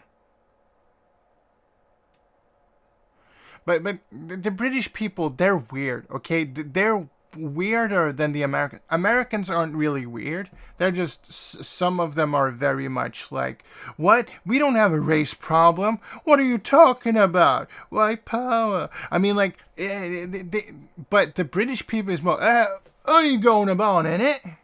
And if fucking North Ireland, it's us. We took it fair and square. Go back home, you fucking Irishmen. No, North Irish people, stay here. You're fucking British. All right. And then Boris Johnson's like, my hair fell off. Oh no. He's like, oh no. I don't know. Why? No, we should say this. We should, to give them the benefit of the doubt. Their hair isn't always messy. It's just that when they go out, it's always windy. So we gotta ask ourselves, why is it always windy when photos are being taken? I mean, like, I think Donald Trump's hair doesn't look good no matter what, but it's look less crazy if he's inside, right? So if he's just inside, it's a decent setup here. It still looks crazy as fuck because it's like orange and shit. It's totally a toupee or something like that sewed on thing in your head, right? And Boris Johnson just doesn't give a shit about his hair, but it looks less crazy. But every time a press take a photo of that man, Boris Johnson or Donald Trump, they're outside underneath a fucking helicopter or in the wind. Donald Trump more than not a helicopter, but Boris Johnson is always standing in the wind, so his hair's just like, and I'm like, seriously, you couldn't just find a photo where he's not in the wind? I mean, like, you're not doing him any favors by just writing his name. I have a little bit, but not too much. We might get into it right now. Let's make a super unison sound. So we need the classic fade here, and we're going to take an LFO to this guy. And then, right, and then just unison. And then let's load in a third oscillator with basic shapes, and then find the shape of a triangle. Let's do triangle, and then do unison 16 on that guy too, and then go here and then go form and scale, because I think that could sound good. Yeah, that could rep. Okay, so we're gonna go that way, take the same LFO, go that way, add a filter to all of this. We're gonna do filter 1, and filter 1. Turn on filter 1. And then have the filter 1 get enveloped by envelope 2. We're gonna put some attack on it. Go like that. 48. Nice. That's thick. Damn, boy! He done me thick, boy! As they say.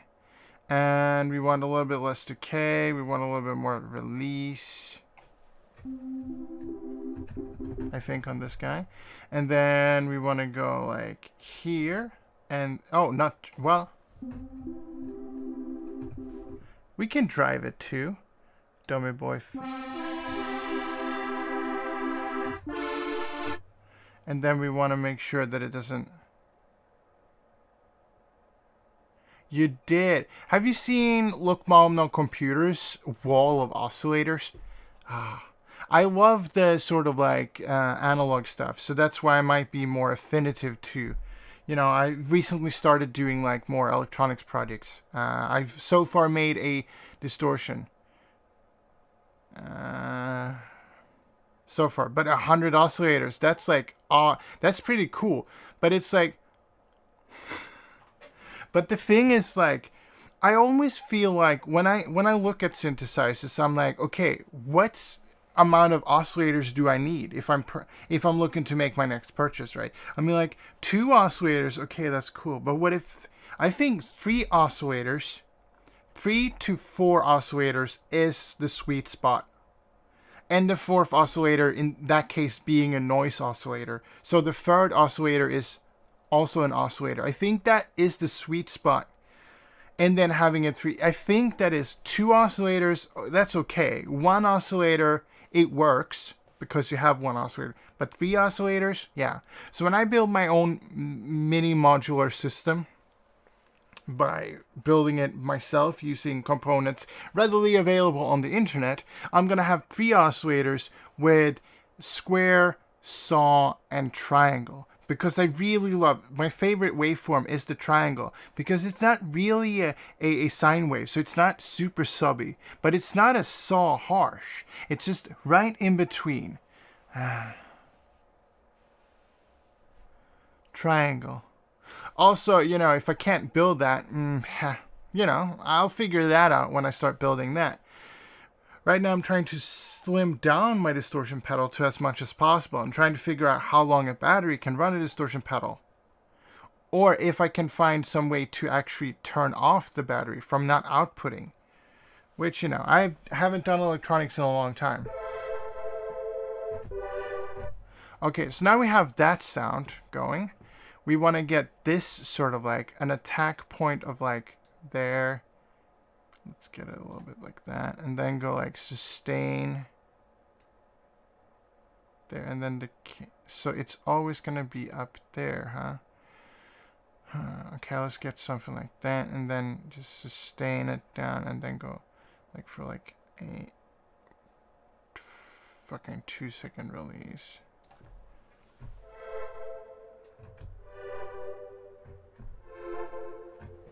We could do a little bit of a hold session here. Hold it a little bit more.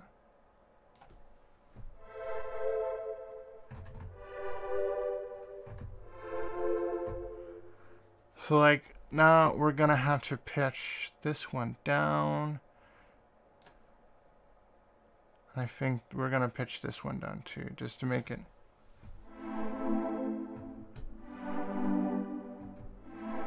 And let's go into the advanced. So, from what I understand, so this is how you. So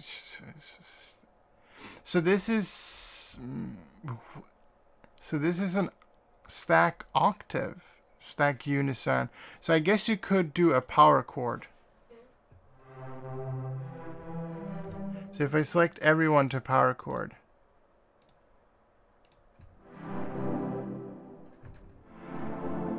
Ooh, that's...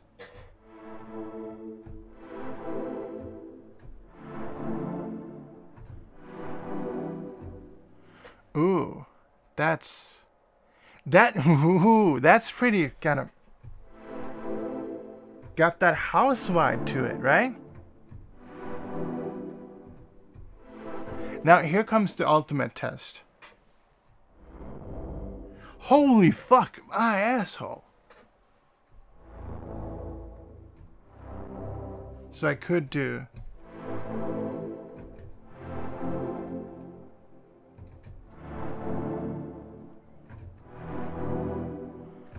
Holy fuck. I mean, this synthesizer is probably better than any VST synthesizer that I have used these 50 seconds. It's not the best VST synthesizer, and I'm going to tell you why. Because I think simpler is better. For my sort of music that I like to make, to get quick sounds, I don't want all of these. I don't want like a mod matrix to shits. As I said, my go-to is the PG8X by MLVST, which is very synthwavy. It's because it's simple to make those sounds. But when I want something that's more John Michael Jarre, or more than just the basic sound, this is a great synthesizer. That's what we've discovered so far, at least. Now, we have this boy. You see, this boy has waves. And then I have to turn all this off. So the question is, can I somehow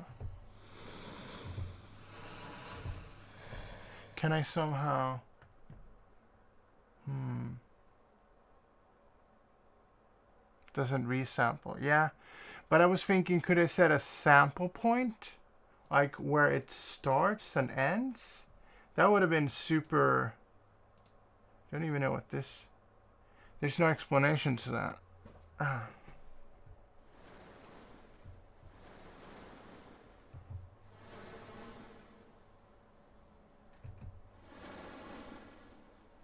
So what I'm gonna have to do is this. So I'm gonna have just an in decay to hell.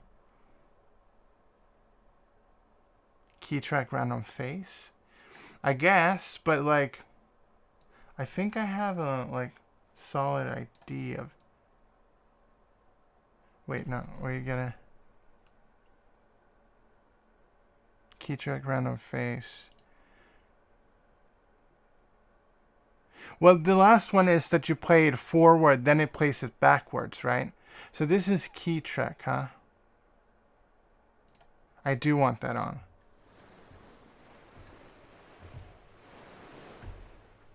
But I also want this to be like that, so it goes. Why don't you... Sacre bleu! To pitch the sample, yeah. But I want it to go like... Wait, I could go like that. I could, I guess. And then go like... to here.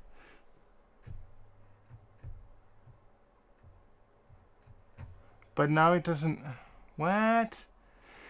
Damn it. Okay, is the decay time too short? Let's... Oh yeah, it was. Okay, so I need a little more...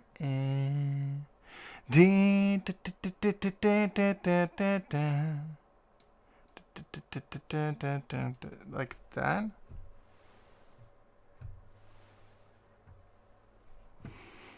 Okay, and then... But I also think I want to maximize the level.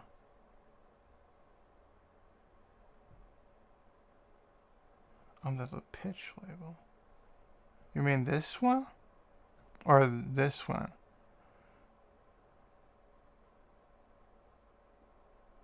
Huh. Okay, cool.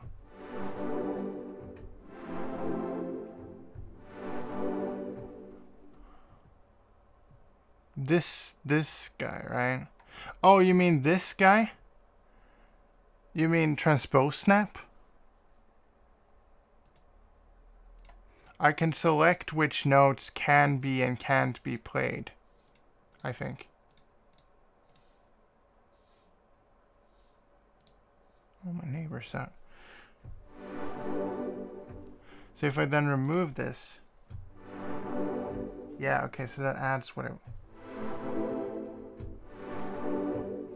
But what if I pitch it to...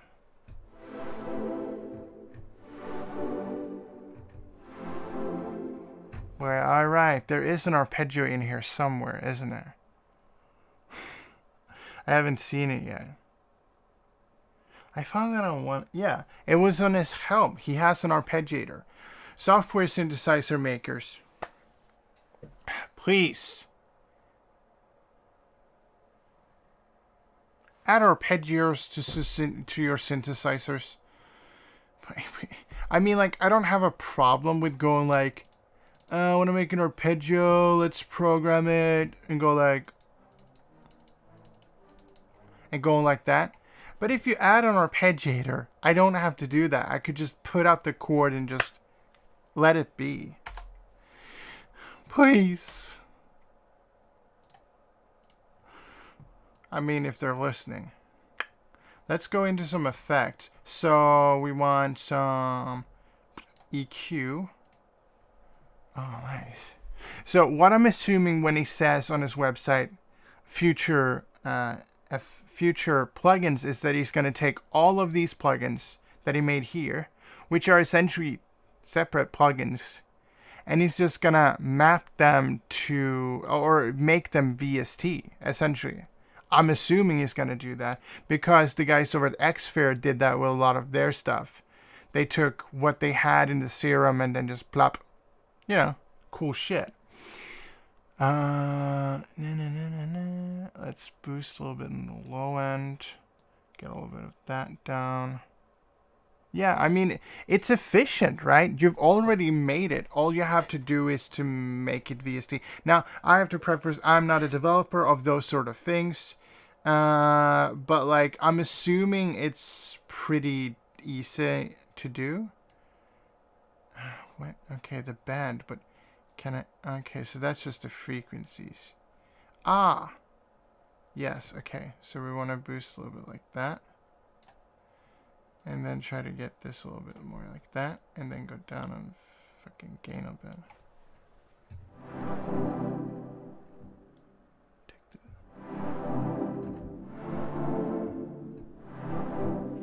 Gonna bring that down. Yeah.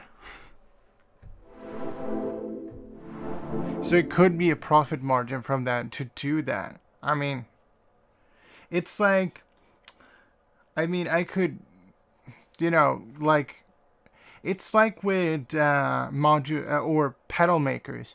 They could just take the same pedal, flip it around a little bit, and make it into a strip, and then add a power, and make it so that it takes 5 volts power instead of the normal 9 volts power. You know, so but it should, right?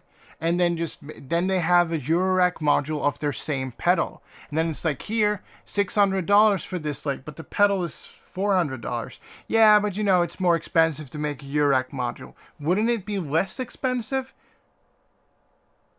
Nah, it's more expensive.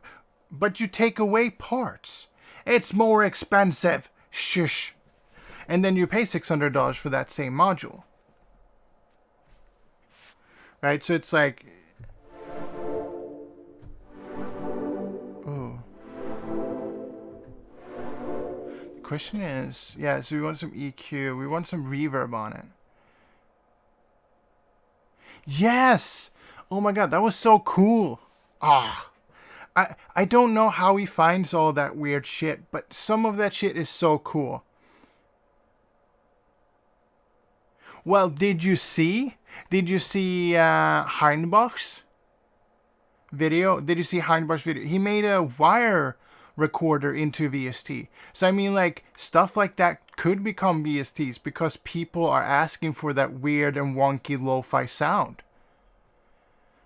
That one looked really cool. Dems official, what up, what up, what up? I mean, that one, yeah, sure. Why not? We're just making some patches here in this old Vital synthesizer. Now in 1893, plasma emulation. What the fuck? Plasma? Where? You mean like the TV? I'm waiting for a TV emulation, right? Derrière, oui. Distortion. Oh, I love distortion. Check out Alligator on the Spotify. We distorting shit. That's not lying.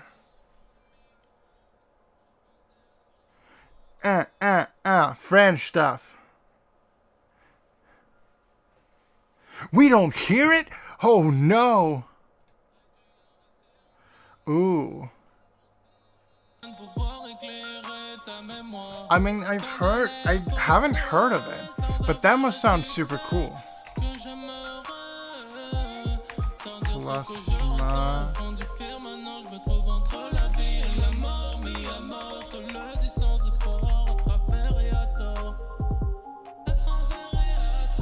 Plasma coil, huh?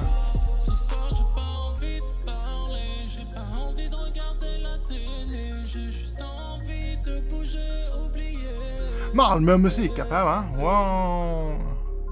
Let's see what they what is plasma? 20% off. I'm gonna have to check this video out after.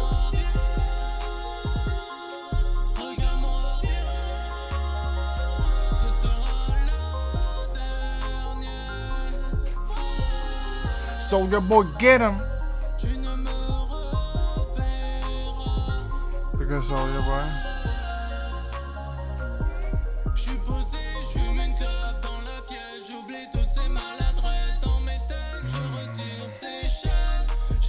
Ooh, so it has one of those things.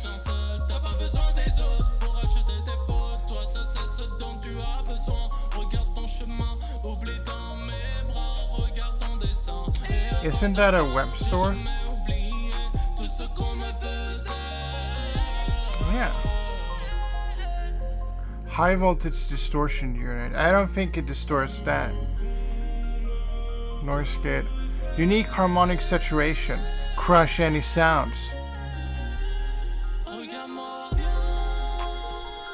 I mean, it's French. I don't blame you. You're not from Quebec then. I've narrowed it down to any of the other provinces in Canada.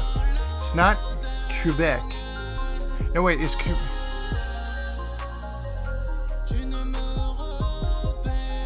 I mean, that's what I want.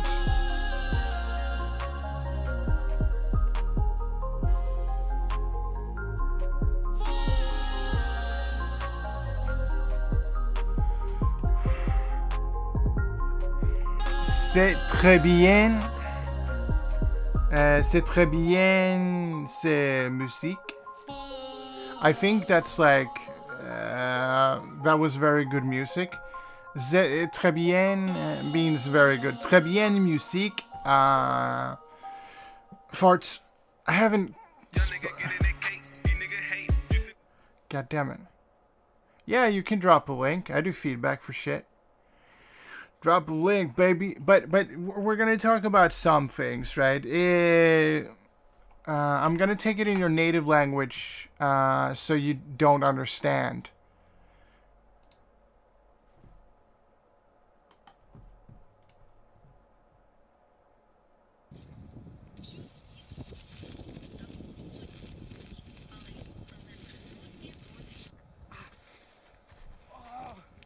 What the? Wait. Yeah, of course they're Russians. But let's talk about your. So we're gonna go from English to French. Your song is good, but vocals are a bit muffled by the beat. Ta chanson est bonne, mais les voix sont un peu assourdies par le rythme. Ta chanson est bonne, mais les voix sont un peu assourdies par le rythme. Right? So the beat is good, but it feels like the beat is kind of overpowering the vocals a bit. The vocals feel a bit muffled. How do you fix this? Yeah, how else would I know how to say this? Wait, I got it. How else would I know how to say this? Sinon, comment pourrais-je savoir comment dire ça? Simon comment pourrais savoir comment dire ça? I mean, like, how else would I know, right? But let's talk about how you can fix that. It's an easy fix. So let's say, yeah, I know. But I said I can make him not understand by speaking French because I'm terrible at French. I mean, like, don't you understand the joke here? I'm terrible at French and you're terrible at, where's Latvia? Show me. Okay. So let's say this is your vocal track. Just because I have a reverb here. This is your vocal track, right? And yeah, wait, I'm gonna do it properly. This is your vocal track. This is your vocal. Now, what you have done is, of course, added a second channel here. But let's say, okay, so this is your vocal track. This is your beat. Now, this is called rev.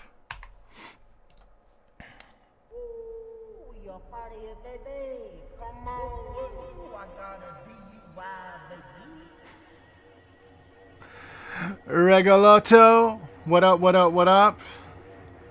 Wait, you made a new Twitch account? Did I ban you or anything? Because if I did... this is your brain. No, but let's say, so, what was your original account then? I don't remember. Can't log in. Who did I call Rigatoni? Who did I say regalato to? Regalato. It's not rigatoni. But you are kind of rigatoned. But, you know, you have beat, you have your vocal. Golem. Oh, right. I know who you are. Right. So, you can just, you know, go like, I forgot my fucking password, and then get that back. But I thank you for the follow. So this is your vocal. What you have done is, I'm just going to add a reverb onto here so you can hear, right? What you have done is more, right? And that overpowers this thing. So what you want to do is just bring your reverb down. Now, why I showed you doing this instead of doing the other thing is because I wanted to show you need to have it on a separate channel and then route the channel to that channel to send some dry signal to that channel to get a proper reverberation. Because mix should be at 100%. So if you do that, it will sound a bit less muddy. And that's a way to fix it. Now let's check out this video. I can take it in French. Why would you sign up to any account using a school email? That's just stupid. Let's check your face coloration. That too. Correction. Yeah, that too.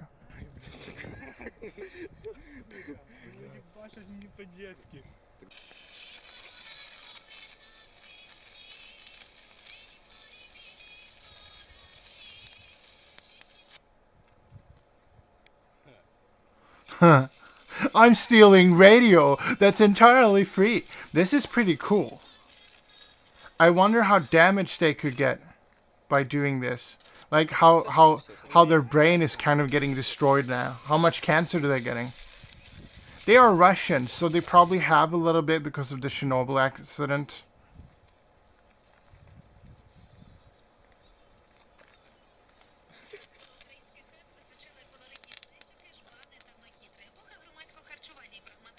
Kids, don't do this. Don't do this, right?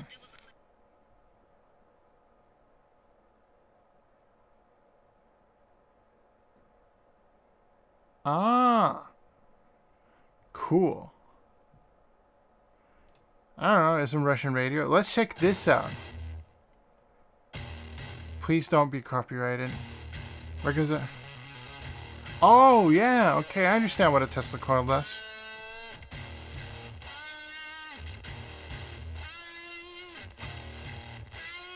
Could you max it out?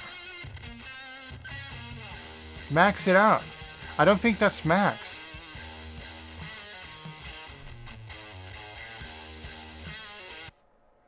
Damn it. Damn it. Let's check undertones. They had a video from undertones down here. Could you just max it out? I just want to hear it maxed.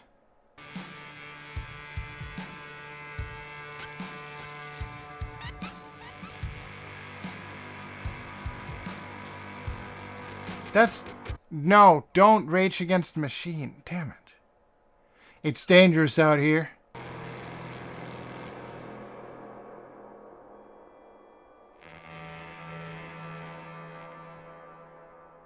If you have it, link it. If you don't have it, I'll Google it. But I just want to see how it sounds maxed out.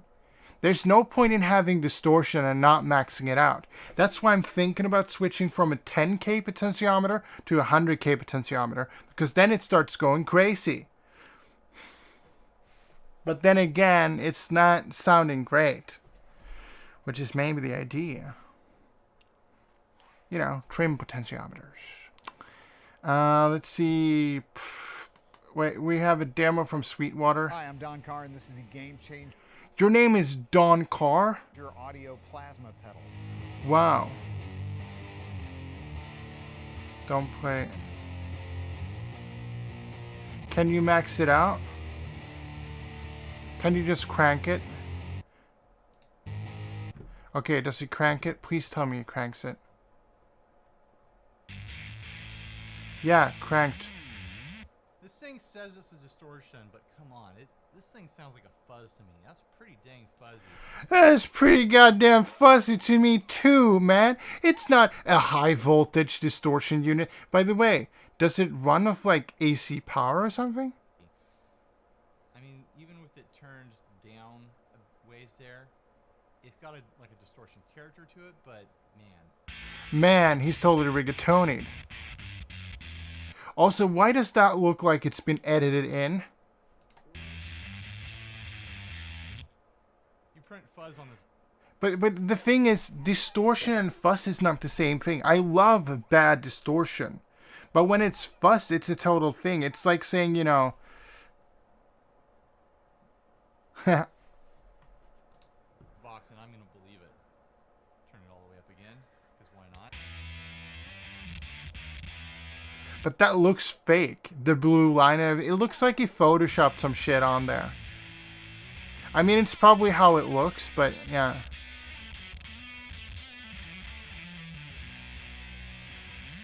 All right, blend knob. 3.5 kilovolts discharge. Axiom filling. Patent pending. Game changer audio. Is pretty interesting. Lets you blend out that distortion, fuzz, whatever you want to call it, and blend in some clean signal. Yeah, I also want to have a blend knob on my distortion. Mainly because I want to blend it in between two reverbs. Not two distortions. Yeah. It definitely can. Lose volume when you do that. You lose volume when you do that. Okay, so it doesn't sound great. And in that, I mean, it doesn't sound shitty enough. This sounds like something an actual, like, guitarist would buy and be like, this sounds good. I'm like, no, it doesn't. Because I want distortion that sounds like it's broken, it's fatiguing, it doesn't want to be there. This sounds like you could make a cool riff on it. I want distortion that, you know, I'm building my own distortion. But with that, I wanted it to sound like nothing that I've heard. It's going to sound broken down. If I could, I would. But always, always, kids, when making your pedal boards, put the reverb first, for God's sake.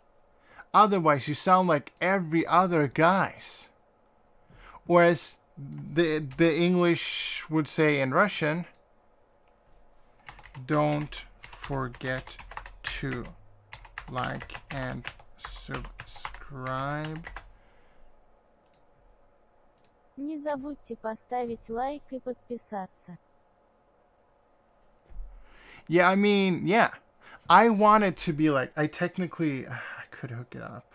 I mean, like, I'm a quick hook it up. just because I want to, you know, I could showcase it. Where's my 9-volt battery? Okay, it's over here. We're going to carefully move the circuit over here, which is not on a breadboard or a solar jet, but yeah. And then I turn this on. I go here. It's a distortion circuit. It goes. So like I have. Whoa, that's distorting even with it like that. Okay. It's always a new adventure. That's what. Oh, really?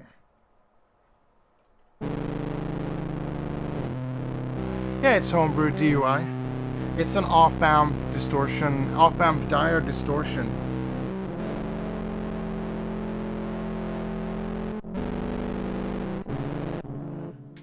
But sometimes it doesn't work properly, and sometimes it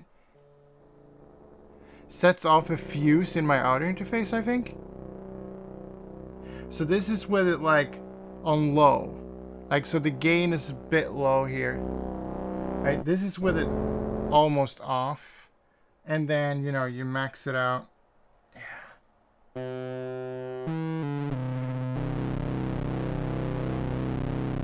Yes, I do. I can show you the schematics. Yes, I do. I can show you the schematics that I've been using for this. Of course, I'm not a fucking pleb that doesn't use schematics. Don't shame me for too many pages. I just haven't gotten around to closing shit down. And I don't know what I need yet. So I've been working off this schematic. So, but of course the op-amp is the real op-amp, so it doesn't input into the non-inverting input, right?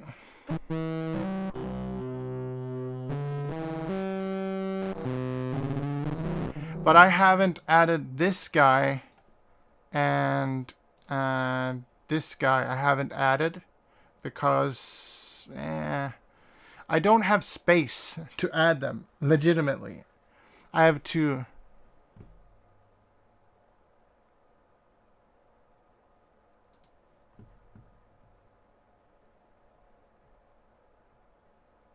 Yeah. I think I heard about this, and it looks to be really cool and stuff like that.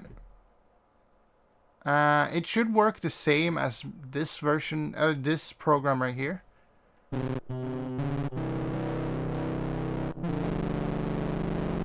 And then if you might hear a click and pop. I don't want to hear a click and pop. VST? Really?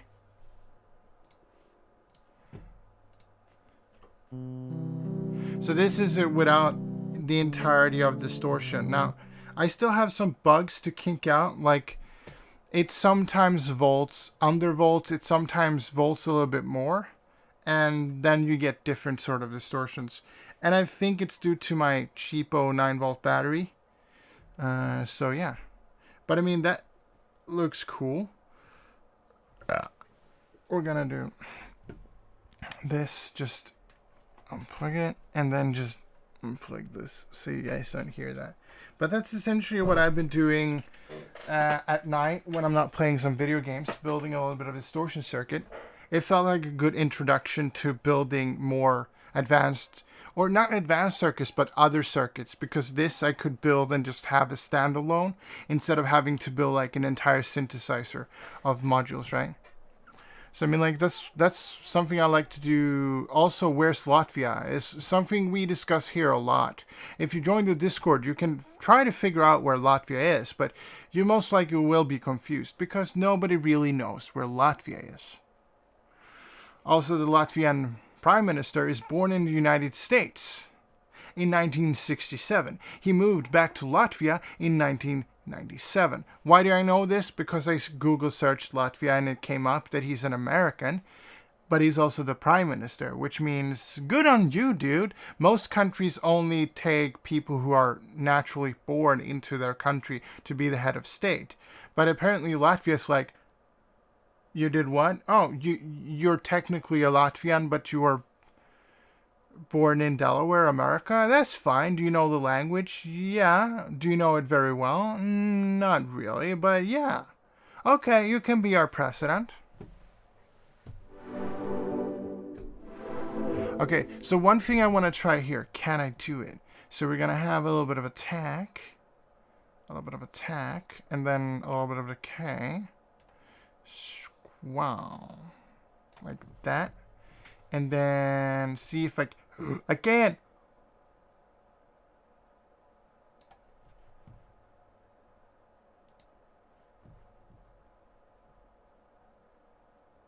Oh, I've seen this.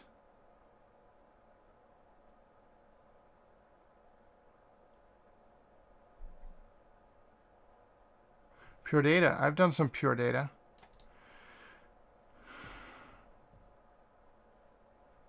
I think this board is something you need to buy to make the... Fuck, it goes around on r/synthesizers. If you hang around there, you know which synth I mean. The $99 build-it-yourself 10C synthesizer. I mean, if you know how to program pure data, you could make a synthesizer that runs on a Raspberry Pi, make a case for it with an Arduino that controls MIDI, and then you could make your own physical synthesizer, sell it for a couple $100. I'm just saying. But yeah, this one is cool.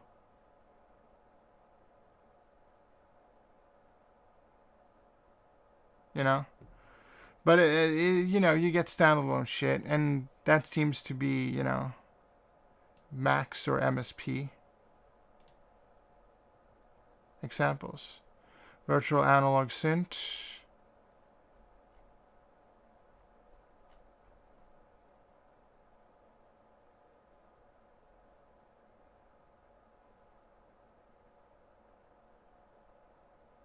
Ah, okay. But you can't... Ah, okay, I see what the problem is. It doesn't work well in the woods. Funny, so I was going to take Axolotl for a little walk in the forest.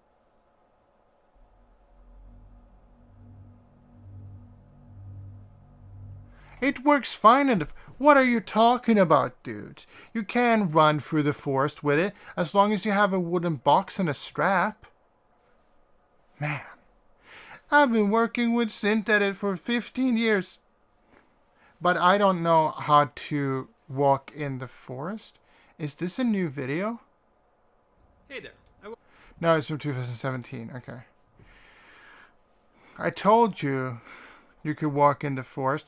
Oh, this is starting to look like the background picture of the introduction video to Genesis Pro. A bunch of modules with a bunch of drawn line. It doesn't export with the DAW, but yeah, it works like a physical synthesizer.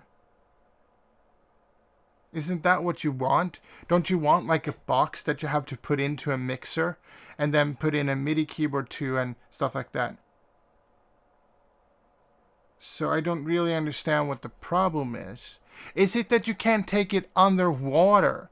It doesn't export underwater. No, it says DAW in my text chat. OPL? What the fuck is OPL?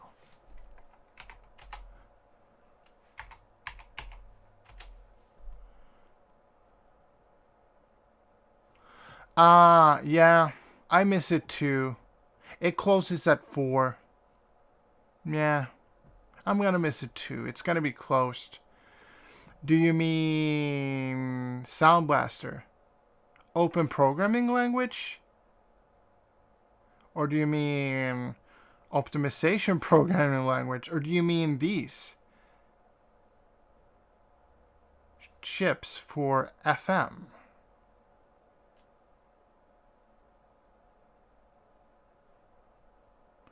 Ah.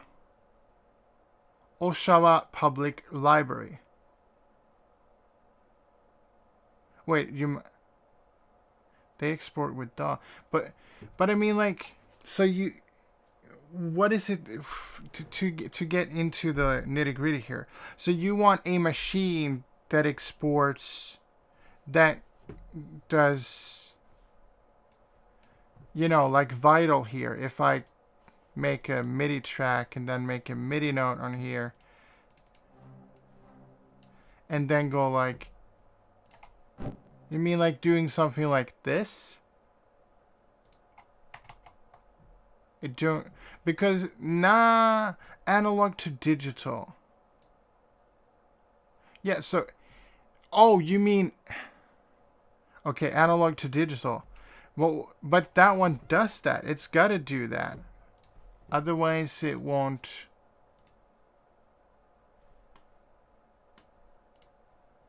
Because it does have an analog to digital. Because it has two outputs here. A 2.5 millimeter? Who the fuck uses that? It has MIDI built into it. It has a preferably a power.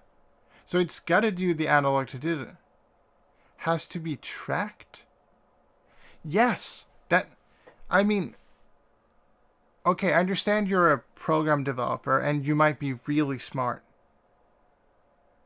Yes. But why would you want that? You want it to be, because then you can take this and run it through like a distortion pedal into your DAW, run it through like, it's like, as long as you have MIDI, I have 3 physical synthesizers, so I understand the problem that you're having. You're like, oh no, I have to like, I do this and record it. After doing it 15 times, you're like, well, this is no problem. It's not a problem, really. Live recording it is kind of the deal where you get the different things happening and what's the big idea, right? I do understand what you want out of it, but why? Why would you want a physical box that's just like a physical VST, but you have to have the physical box there? Why would you want an Apollo audio interface that you have to bring with you to use that sweet EQ you have, right? Why not just have something that's inside of your computer, like a PCI card or something like that? You know, tracking is not a problem. For me, at least. It's, if you're a good player of the piano, the piano.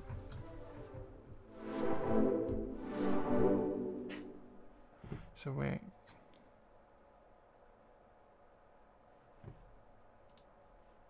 Is this the one I'm thinking of? No, but I have seen this one.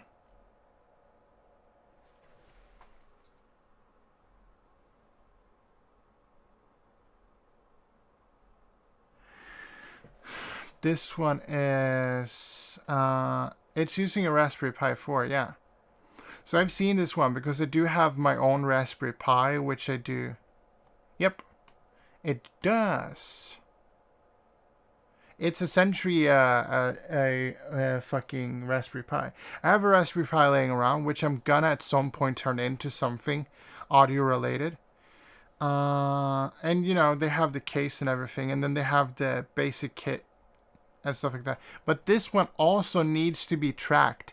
It doesn't save. It has to be tracked too. Because every physical thing has to be tracked in the audio world. But you could technically run anything on a Raspberry Pi. Because a Raspberry Pi is a small computer. So if you can get a Raspberry Pi to test it out, you could probably run SynthEdit on it if SynthEdit can run Linux. So if you can get SynthEdit to work on Linux, you could run whatever you have made over the 15 years you've been doing SynthEdit. Because, you know, it's a computer inside of a case which has MIDI. If you didn't know what a Raspberry Pi is. And I think this still has to be hooked up to something. Like a Raspberry Pi, I would assume.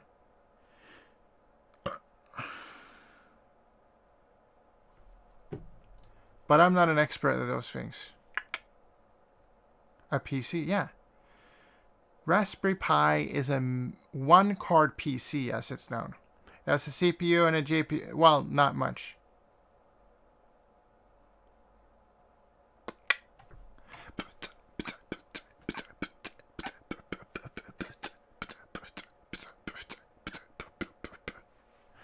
Right, so I mean, like, it could work great. It could work great. Wait, what did I... Okay, so we're gonna see.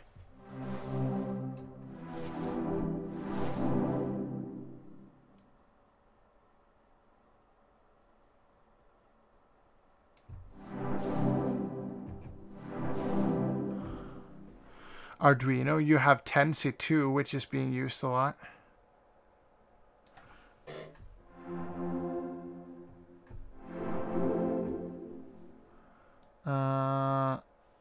I don't remember the name of that synth, but there is a synth that does. Can I go fine tune? No, I can't.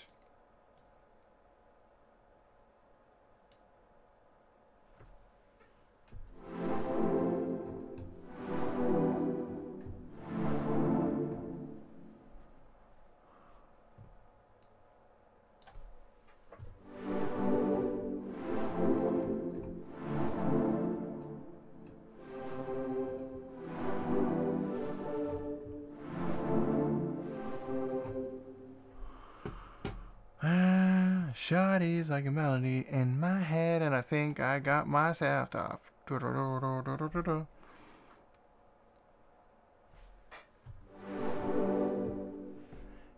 Da-do.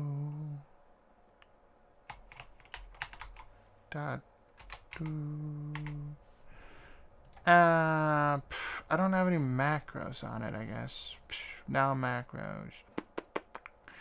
Deja vu, never been to this place before. Higher on the street, and I know what I'm supposed to be. Yeah. Calling you. Let's try and make a... cancel. Let's try and make a bass. See how good it is at making basses. Bass.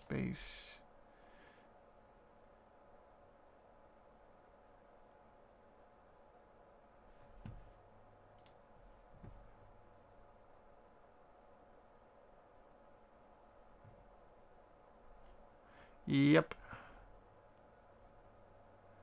This is...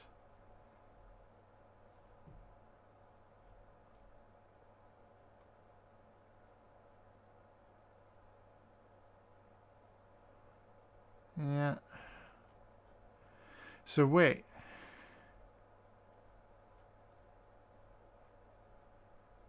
What? No. Find where to buy. Pretty good.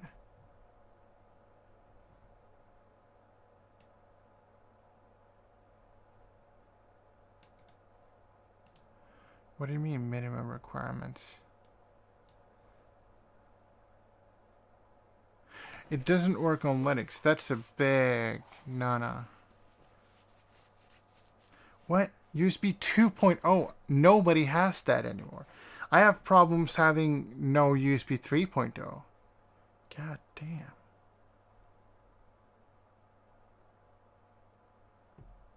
Huh. This looks pretty cool though. That it's inside of a USB stick sized thing.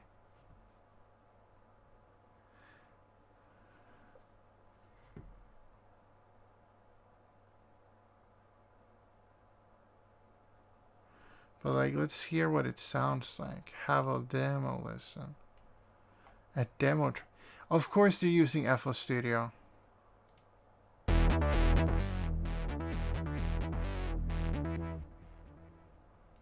Okay.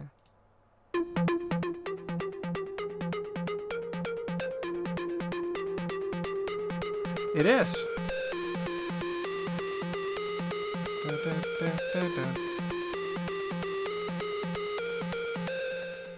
And then it goes doom, doom, doom.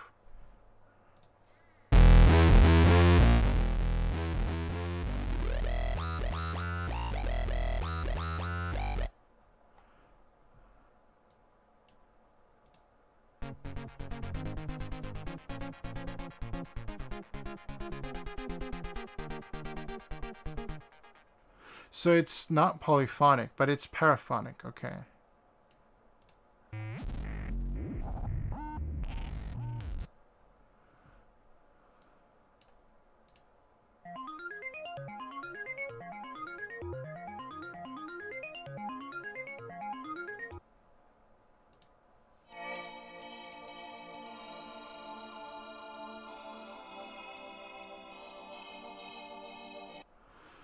I mean, this is cool. I mean, like, this is cool if they got this too. But then I'm like asking the question, why is it only available in Europe?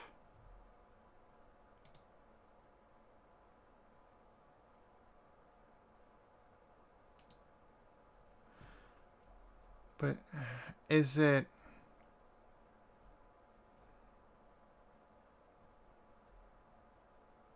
polyphonic though?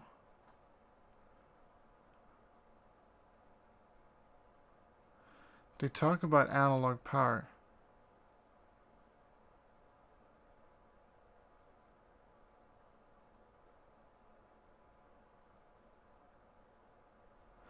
I don't know. I've never heard anybody ask for that function. But like, yeah, working like a VST, but having a physical thing. I've never been like, yeah, because I can't. Because I think I could. I not. I think you, depending on the DAW, you could set it up so when you export, it actually records anything that's MIDI. But I don't think anybody would want that. Because oftentimes you're using the same synth for multiple things. So, you know, take my DeepMind 12, for example. It's my master keyboard now. But, you know, sometimes I use it for a bass line, a lead sound, and a pad. So the entire track, essentially, because it's synthwave, right? I mean, like, and then I can't have it be like, oh, this MIDI's here. So I always record it. I always bounce it out, you know? Record it, record it, record it. And that's just a part of my process of making music, right? So we're going to make it...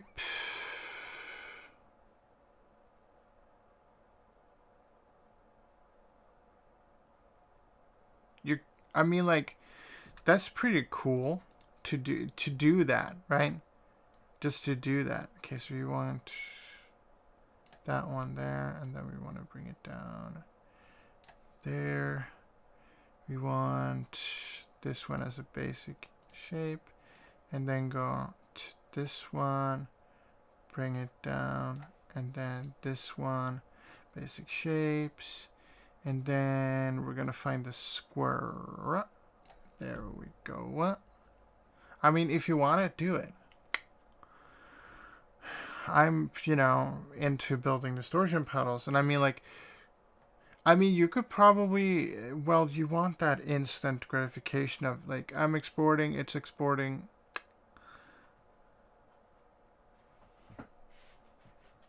Yeah. It sure does. I mean, like, it sure does. But it looks visually pleasing compared to Helm. Thank you. Because Helm looks kind of like, it looks like a free synthesizer. This looks like a paid synthesizer, right? I'm out of touch. Do, do, do, da, da, da, da, da. I'm out of...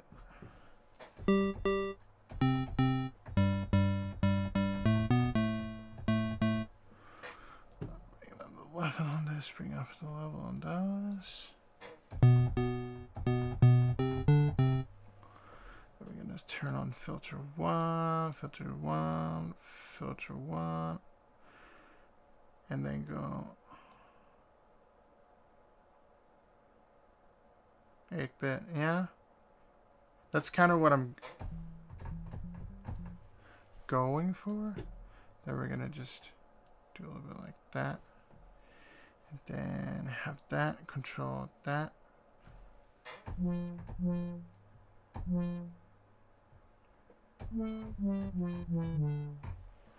we don't want it to open that much. Want it to open faster.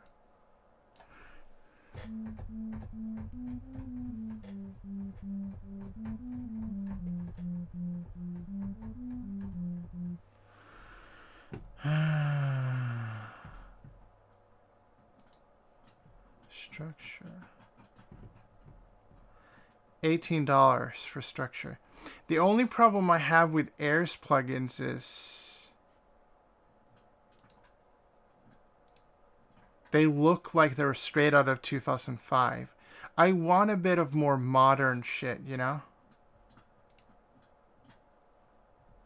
80% off, 42.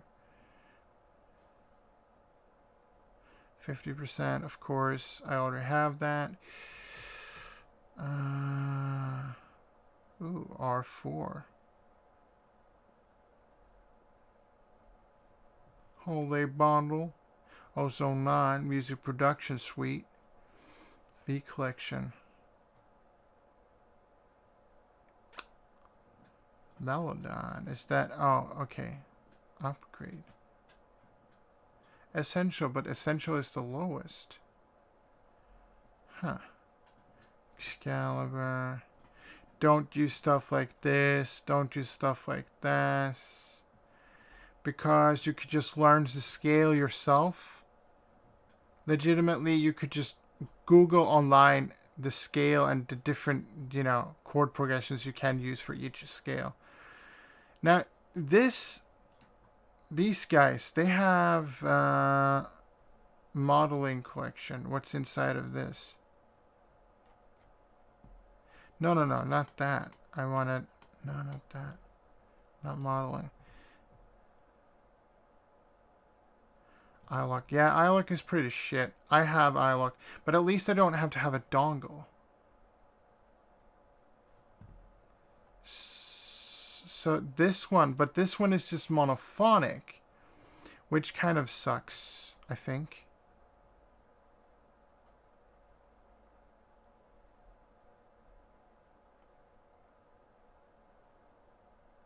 Because physical modeling synthesis sounds...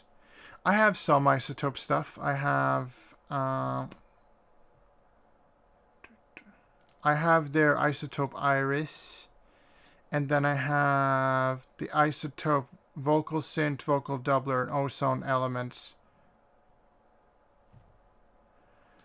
It's pretty cool. But this one, it looks so cool. But I would never pay this much for that, you know? For something that I'll use like one time and be like, this was cool. Yeah, I like it.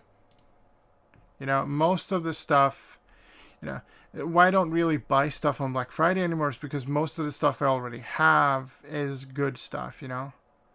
Maybe that you buy Antares Autotune to have the two Autotunes, right? This one I got for... this one you could get for free a while back. You know, if you're on the Discord, you find these sort of things a lot and then just share them there. Cherry Audio C8 2600, pretty cool. The FX collection by Atoria looks interesting to me.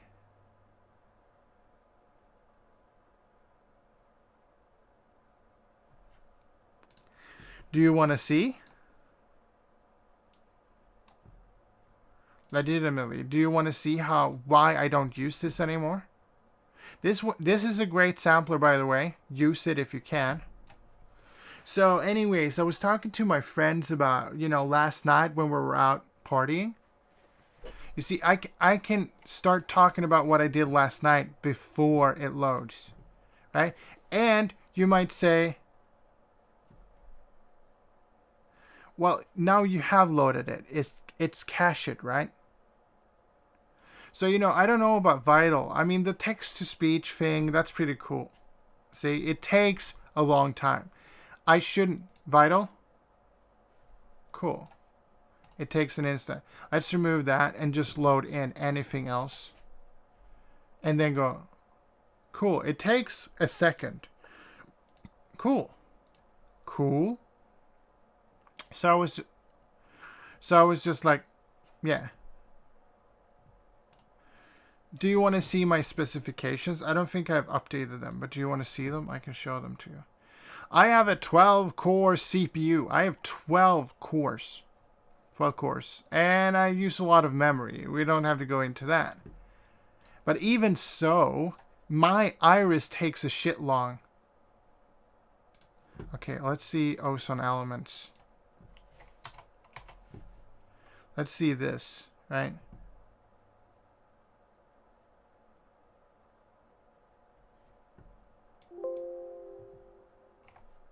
I have. I got it for free. Ah, damn it. I don't want to go and log in. That's why.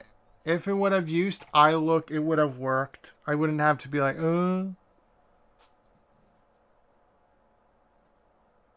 Yeah, and that's why it sucks, because I don't use iLook with these guys. It's insane, right? Wait, maybe I want to run those through filter too and have that opened a bit more. And then drive it. It's sort, yeah. That's why I don't really use that.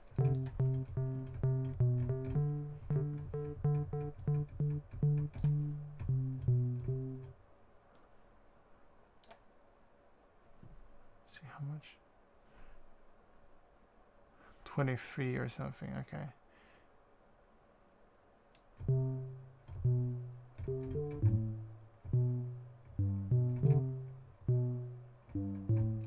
Yeah, I mean, yeah, their plugins aren't bad. I just can achieve the same result with other shit, you know? So I mean, like, having that loading time and stuff like that, it's not something that I have to go through, right?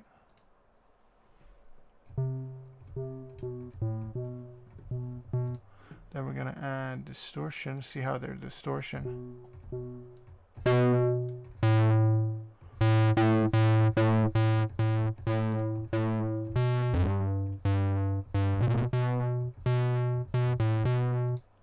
Soft clip.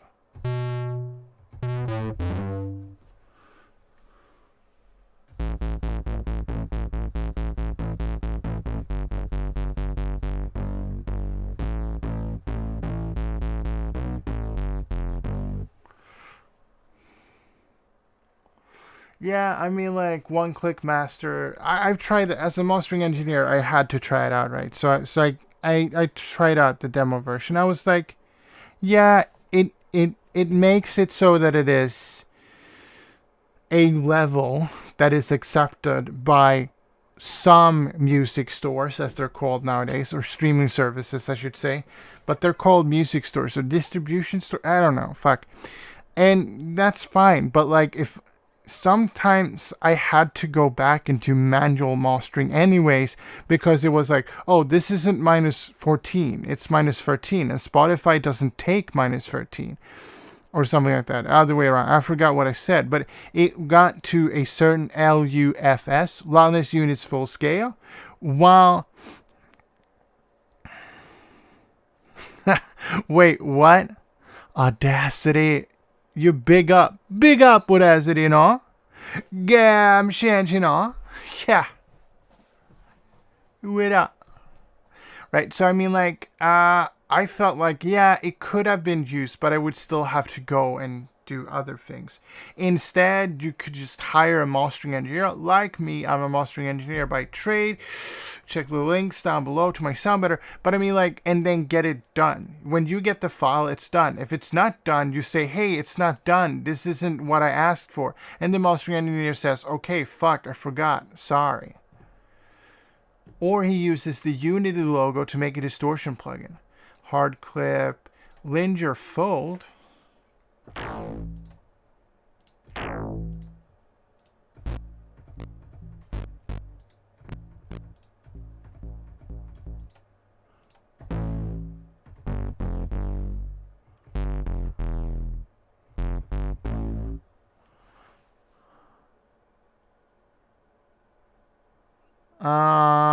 Nah. I mean, I charge $50 per track.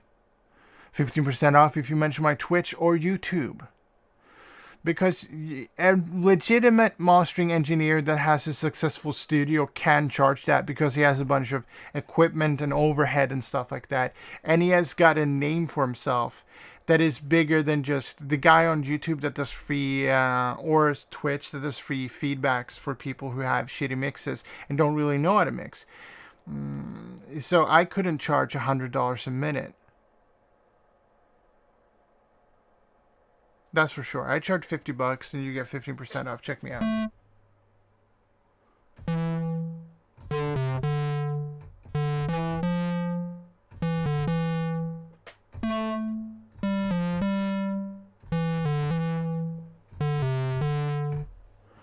Once there was nothing but a slow glowing dream.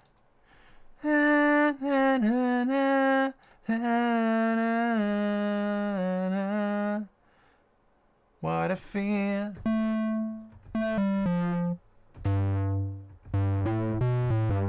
Yeah, I take off the brushes. Gonna pitch it down, pitch down. No, that didn't register anything because I would assume this would go. Slow glowing dream. I mean, like, there doesn't have to be a Mr. System. You could just hire me. And if you're wondering, why is he self-plugging himself so much? Because I can. You're talking about mastering all the time. And I am a mastering engineer.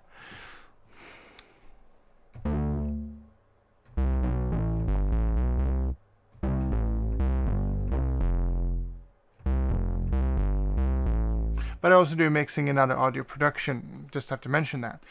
You'll find out more when the stream ends if you want to know more, because I've made a fucking shitty ass song so I don't have to say everything. Also, I didn't want to risk doing Semisonic Closing Time as my ending song. Please don't report me.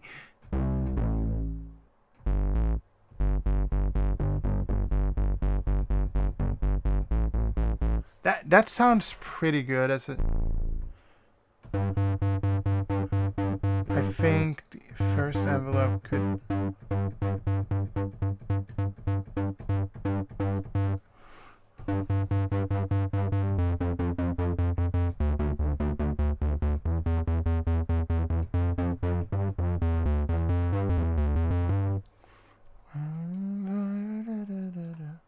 And we could try and do some unison on this guy. Just... Oh, whoa, whoa, baby, whoa, baby, no, we got you. I mean, like, I could never have a...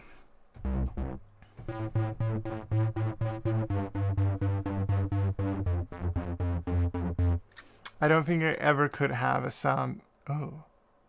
What? No, I changed something, but maybe. Let's see if I can't change the stereo. So now I know that one doesn't have a so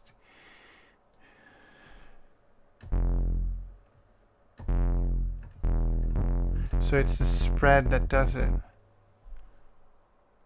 Yeah. I'll check it out. I'll check any beats out because I have no self-esteem to say no. No, that's not it. But I don't mind. Especially when I'm just doing stuff like this, I don't mind.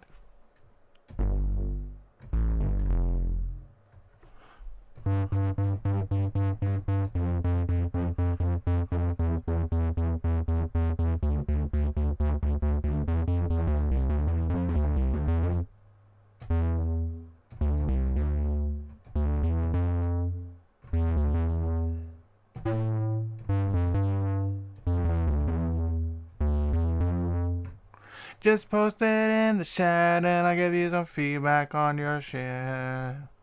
Cause I am the feedback king of Twitch. I could probably coin that because so many people come in here for feedback and they're like, oh my god, it's so fucking good. You're so detailed talking about all that shit. Really all the...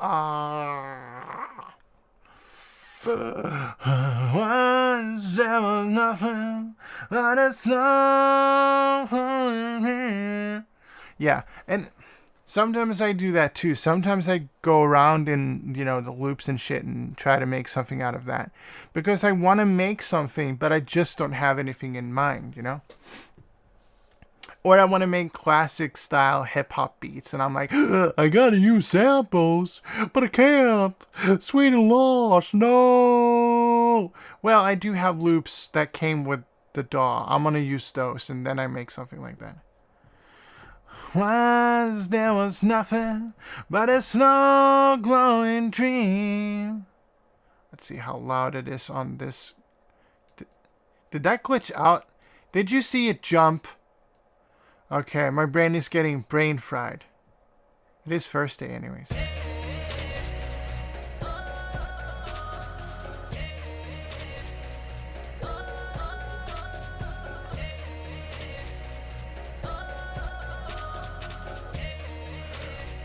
That's crazy, dude.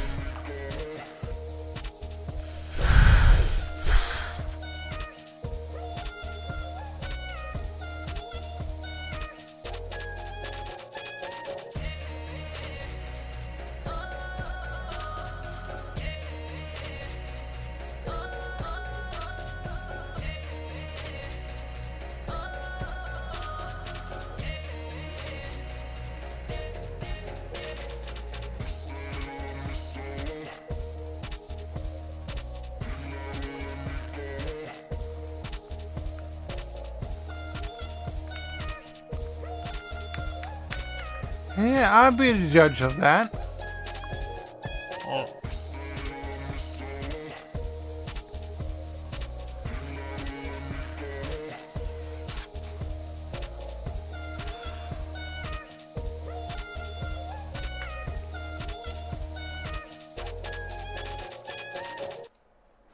Okay, so I like the beat.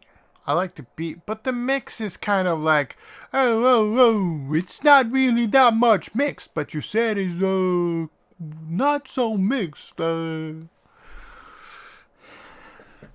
Okay, listen up, eh? I'm gonna speak it in a language you understand, eh? So got this horse around here, eh? So we're gonna talk about the beat, eh? So the beat is great, eh? But the mix is kind of bad, eh? And a lot of A. I mean, the side thingy hi-hats felt like they were a lot louder than everything else. But why was that, eh? Well, that was because they were stereo panned while everything else wasn't. So the perceived loudness of the things in the stereo field is a little bit louder than the things in the mono field. Because they're not being as drowned out with other frequencies as everything else. Also, there wasn't as much highs to drown it out from the middle. So therefore, you could lower them a little bit. Wait, why? So they don't sound so loud? Ah, you're a genius, eh? Well, I'm most likely a hoser, but I don't know. I don't know Canadian hoser culture, but I presume I am. Now, you're still thinking, boy, is there anything else I can do? Well, level match everything again, and just try to find a good level where everything sits nice and tight. You want a lot, excuse my French here, you want it sound like cow dung out of cow dung out of cow dung. You see, the cow dung is still going to smell cow dung if there's cow dung in it, and then the third cow dung is still going to smell like cow dung. Want everything to sound the same, smell the same. See?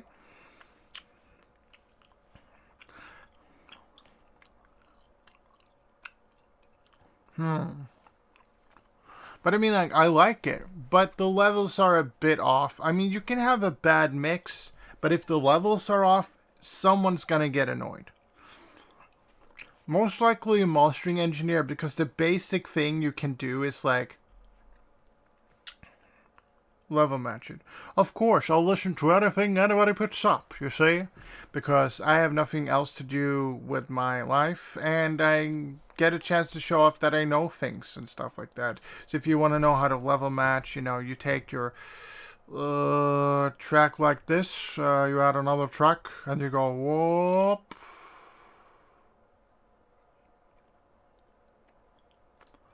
Stock bass sound like riding long mate. Yeah. You see, when I walk down the street, gain station, right? When you go like, let's say this, you have this sound too loud, man.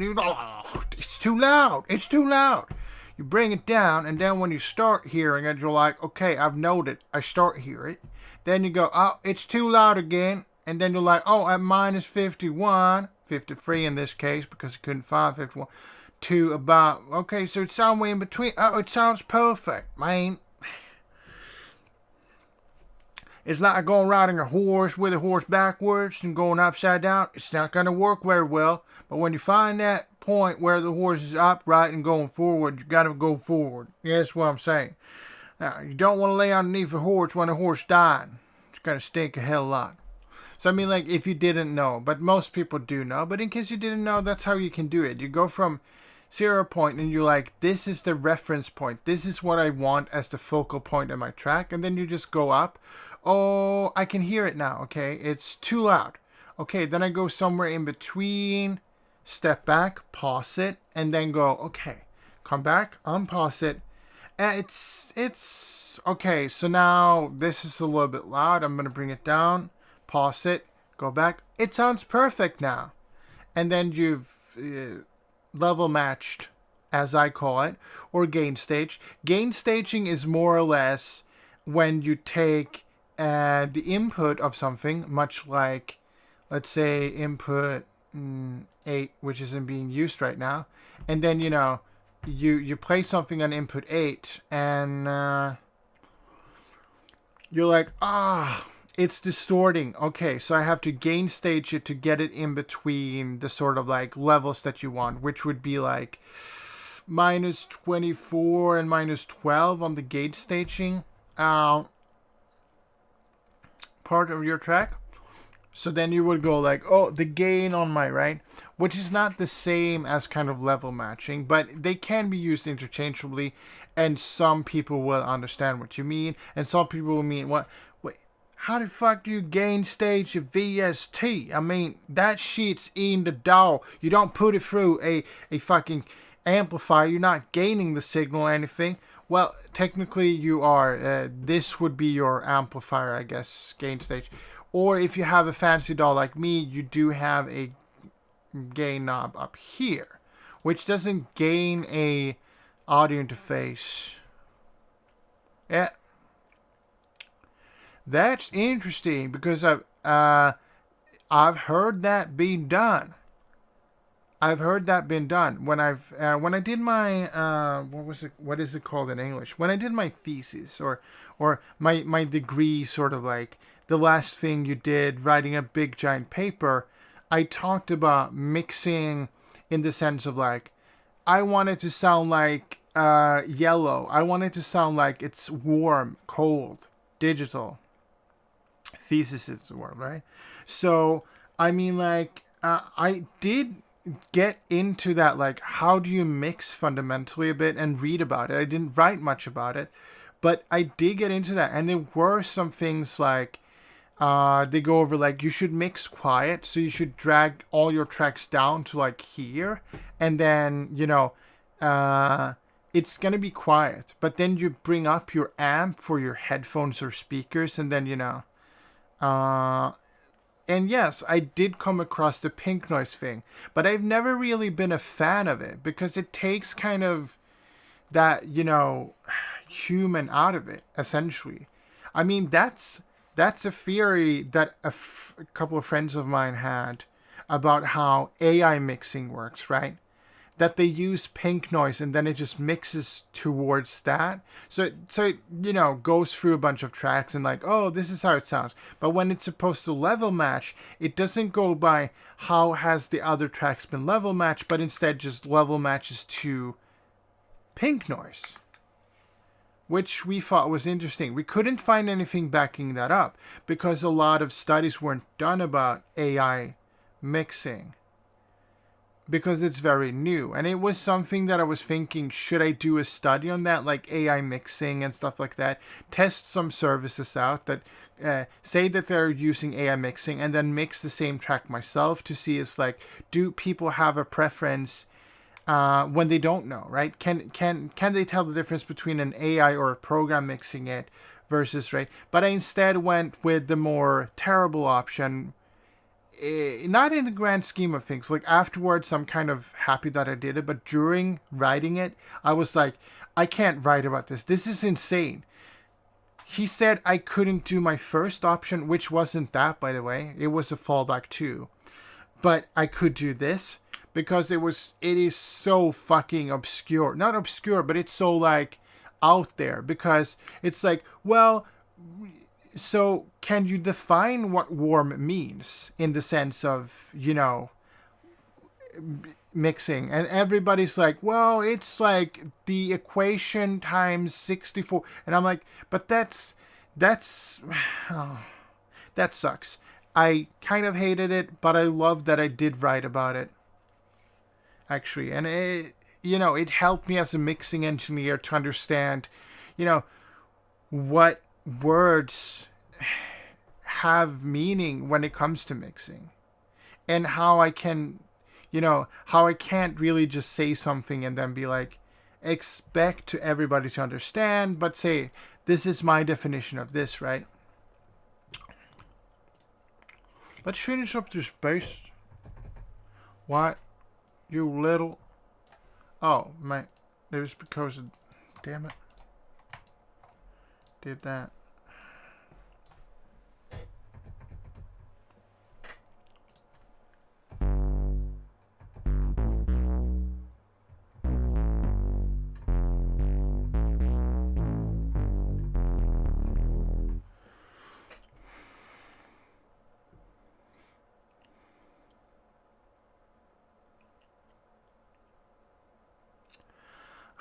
Yeah, that is something that I actually had to go into too. Not that specific thing with the Nyquist effects.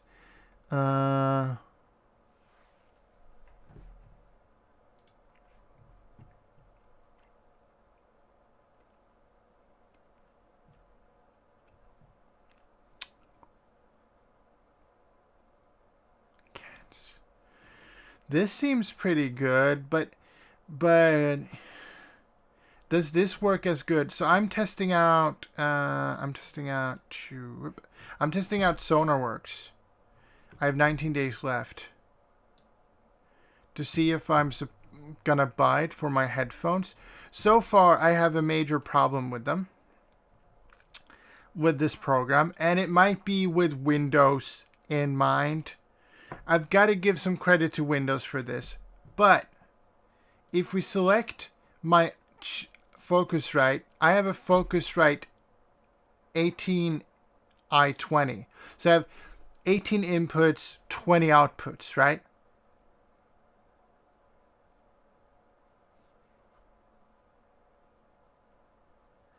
Yeah, but here's the thing. Here's the thing. Yeah, and that's why I'm trying it out to see if it does make it better. But like, this is... But people also say that they do work. Specifically SonarWorks, people say that it works because it corrects, things. Oh, it is.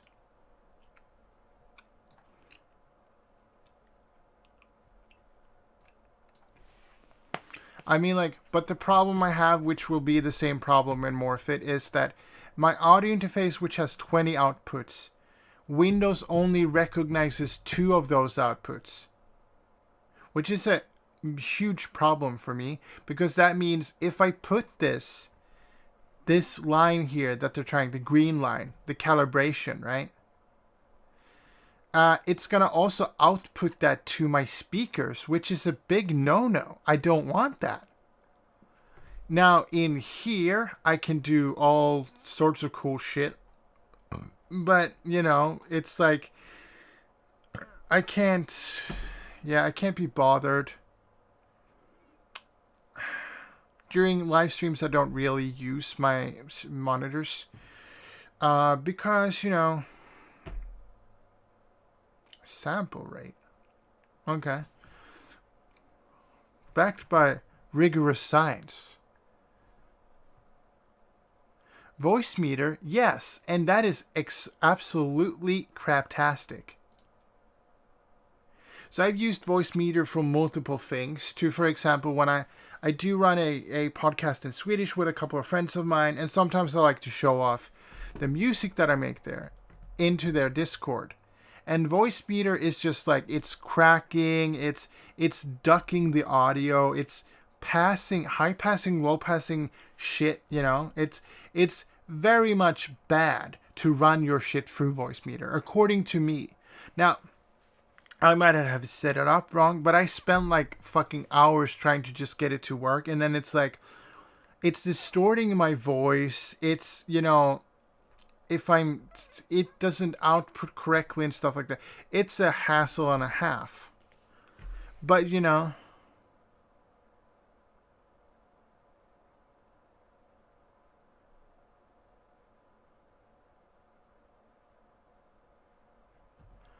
with the curves it has, and they didn't sound the same. So what you're saying is there was this guy, let's say call him Guy, and then he had headphone A and headphone B. Now headphone A and headphone B are two different headphones. So headphone A is a pair of Sennheiser 600 Hertz, 600 HDs, right? And headphone B is a pair of Barodynamic 990 Pros, right? And you're saying that he had a correction curve that might have looked like this. This was the correction curve. So he had two headphones with two different responses, right? Originally. And then he had a target curve or a calibration that was exactly the same, and it didn't sound the same? Oh my God. Flat. But so just to take an example, right? So let's say this is the headphone A and this is the headphone B, right? When you then calibrate this, they're not going to sound the same because you don't want to calibrate them sounding the same.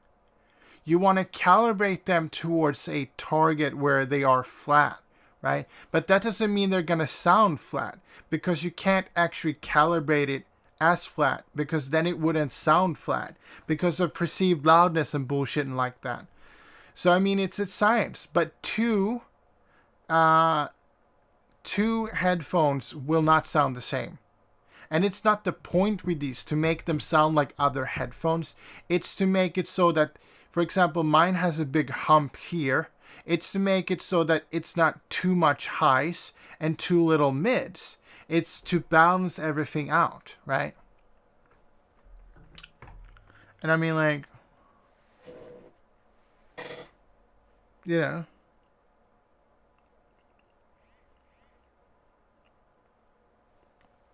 it's an interesting thing, these things. You know?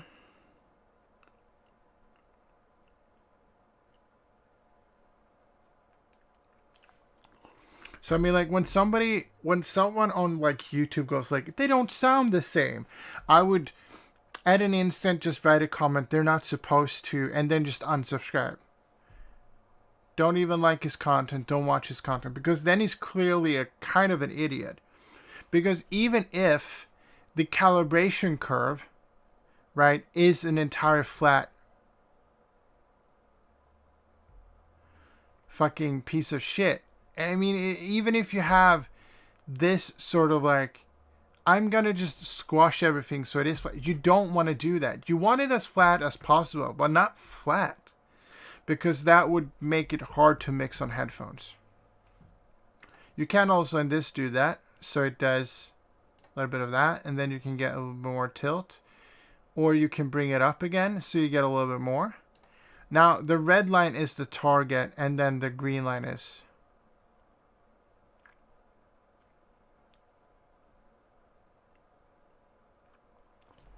Exactly. And I mean, it's supposed to be like that because speakers have different characteristics. So every speaker does not sound the same. And with a program, you can't make them sound the same, but you can correct some things in headphones at least without having a separate microphone.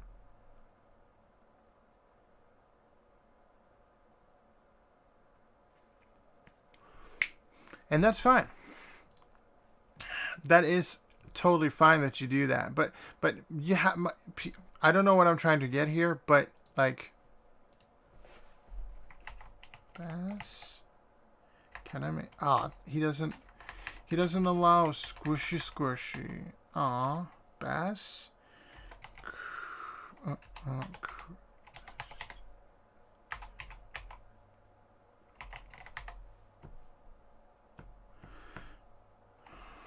Then I think you hit the mark, right? Nah. Just a bass. But also, like, I can do this because I own the music, or I think I can because I own the music. But like, if you want to sound trash, distortion. Distortion is your friend. Distortion. More different distortion. Distortion. No distortion. I'm disappointed in myself. Yeah, he's a good engineer, I would say. Distortion? Yeah, distortion. Just distort everything and it will sound bad, and then people will be like, oh, that sounds bad. Yep. It's amazing. I mean, like, yeah. But when you have as much experience as he has, I'm not surprised, right? I'm not surprised.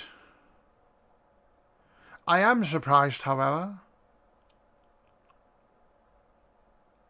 Yeah.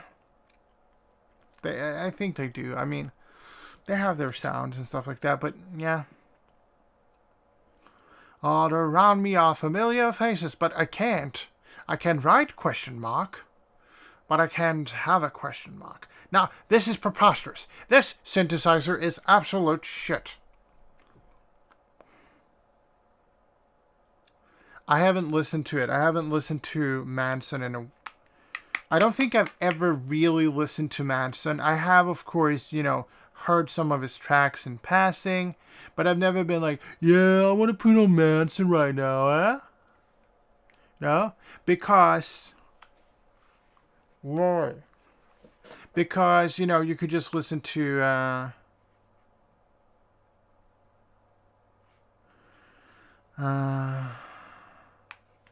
Chicago. I mean, like, Chicago, best band ever. I'm sorry. Did you say Chicago? Yeah, I did. What about it, eh? Chicago's the best. You see, kid, Chicago has been around for longer than you have been editing synthesizers. And that's why. They are the best. No, not necessarily, but they are really good. If you haven't checked out Chicago, listen to all the District of Africa before 90. Because I think after 92, it was kind of like, eh. It's still good, but it's not as good as the early stuff. You know, if you want some of that yeah stuff, you go 68 to like 78, and then 79 to like 90. You get that synth pop stuff, right? Tattooed on My Brain by Naseret? Is that a new track? I listened to Naseret back in the day. I don't know if they're... Lovers, life's grace, lovers, and oh, they did release a new album in... What the fuck? They're still active? 2018, baby! But I mean, like, nothing beats their self-titled... No, I think it is on Rasmus Ass. It is... Isn't it that? No, it isn't. It is on Hair of the Dog, isn't it? Love Hurts. Hair of the Dog. Rasmanas is good. Nasret's, and Exercises. Those are really good albums. I don't fancy Rampart and Loud and Proud as much. And after like 75, I haven't really listened to too much. I think I've listened to the Full Circle once because it had an interesting picture. But like this is very unfamiliar to me. Like I might have heard some singles from those albums, but most Dream On, Dream On. Wait, so I'm not outputting this audio to you guys now.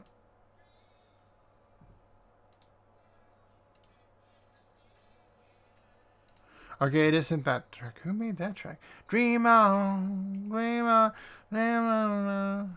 But I mean, like, if you want, you know, cool music. No, not why. Oh. What? I've pressed O. Thank you. This is cool.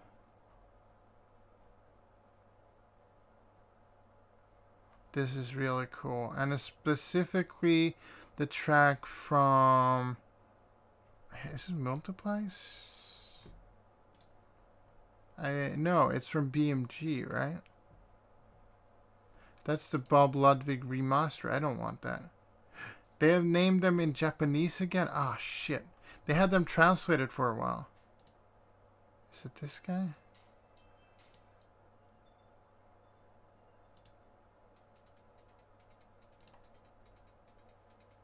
Damn it. This one is pretty good. But I think it's of BMG.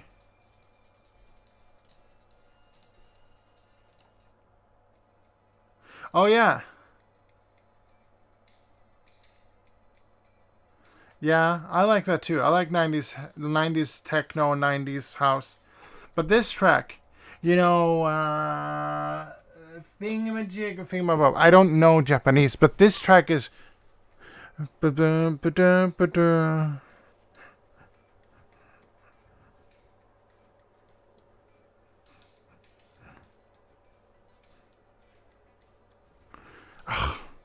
This sort of stuff is awesome. You have, you know, John Michael Yer with, you know, Oxygen is pretty good, but Revolutions is, ooh, I have this one on vinyl. This is a pretty good one. That has kind of the same feel as that track of the BMG. But you can't hear it, because that would be major copyright. I mean, probably not, because I also like stuff like, you know, old school hip hop. You know, I don't know if you know these guys. Peter Gabriel. Let's see, Peter Gabriel, yeah. I mean, that guy's pretty cool. I don't know if you know these guys. They're called Wu-Tang Clan. I don't know if you know Wu-Tang Clan, but they're pretty good, you know. They did, you know, hip hop, you know.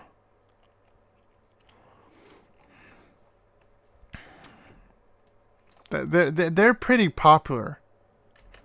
I know. I don't know if a new season has come out yet, but they do on Hulu.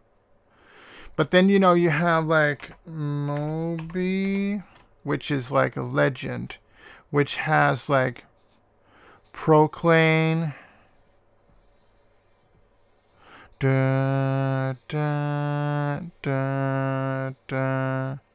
Late 2021. Oh, come on. The first season was good, I think. Because I like those.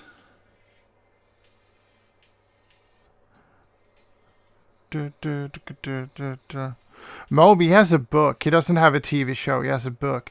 But like, Moby's also good. I have this album on vinyl.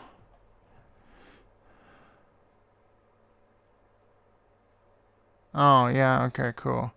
I mean, then we have stuff like Frankie.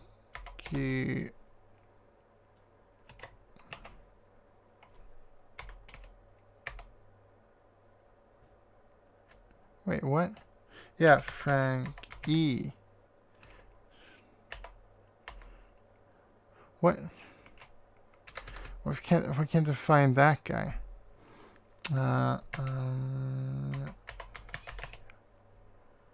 And then I think it is Mr. Fingers. This is just amazing. I did too. But like I listened to a lot of random shit as a kid. Hardstyle hip hop, house, techno, trance, drum and bass, dubstep, classic rock, 80s pop. Now it's synthwave and all that shit. Like I love almost all music that exists. Almost, you know. Big Room House can go fuck himself, but Mr. Fingers is really good. This album is really good. Inner Acid is just so like... Yeah, I guess, you know, world music I don't really listen to. And polka and like three-step. I don't know what you call it in English. It's called vals in Swedish. But that dance where you dance to 1, 2, 3, 1, 2, 3, 1, 2, 3. I don't really, you know, listen to that. But other than like Big Room House, that, and maybe some other, you know, subgenres of house I don't really like. Rhythm I'm not a huge fan of because it's very uniform. The new dubstep, I don't really listen to dubstep anymore, but I did listen to, so I might, you know, listen to some of the old stuff that I did listen to and still feel nice about it. But, you know, it goes in waves for me. At certain points I'm like only listening to like System of a Down. The next point, I'm only listening to synthwave. Then I'm like, oh, hardstyle, dirty electro. Yeah, I kind of like that. That was pretty cool, you know. That was pretty cool. Well, I think it's time for me to say goodbye. Now, don't forget to follow the stream. Check out my social medias down below because I have to go do the dishes. Because as an adult, you have to do the dishes because you ate food for lunch. So I'm going to go do the dishes. Well, I hope you all had a good time. We checked out Vital today. We made some patches. We got about, I don't know, fucking 4 patches done. No problem, my dude. We got about, yeah, I don't know. But that one didn't get a thing. Dandu. Right. We made a bunch of pads, and I think Dandu is a patch too. Can I play it? Just... Yeah, that's a pad, so we're gonna just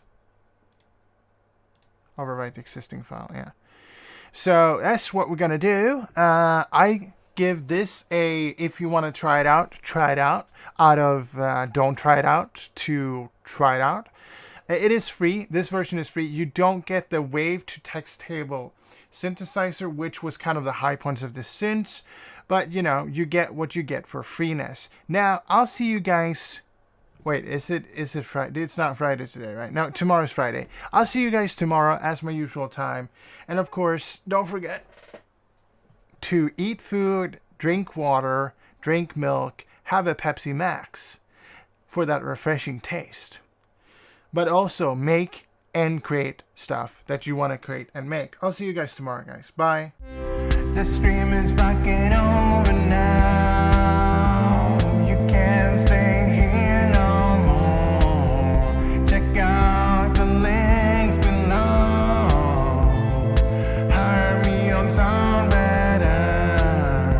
I'm a mixing mastering engineer. I do all that shit. You can find the link below on all that other shit.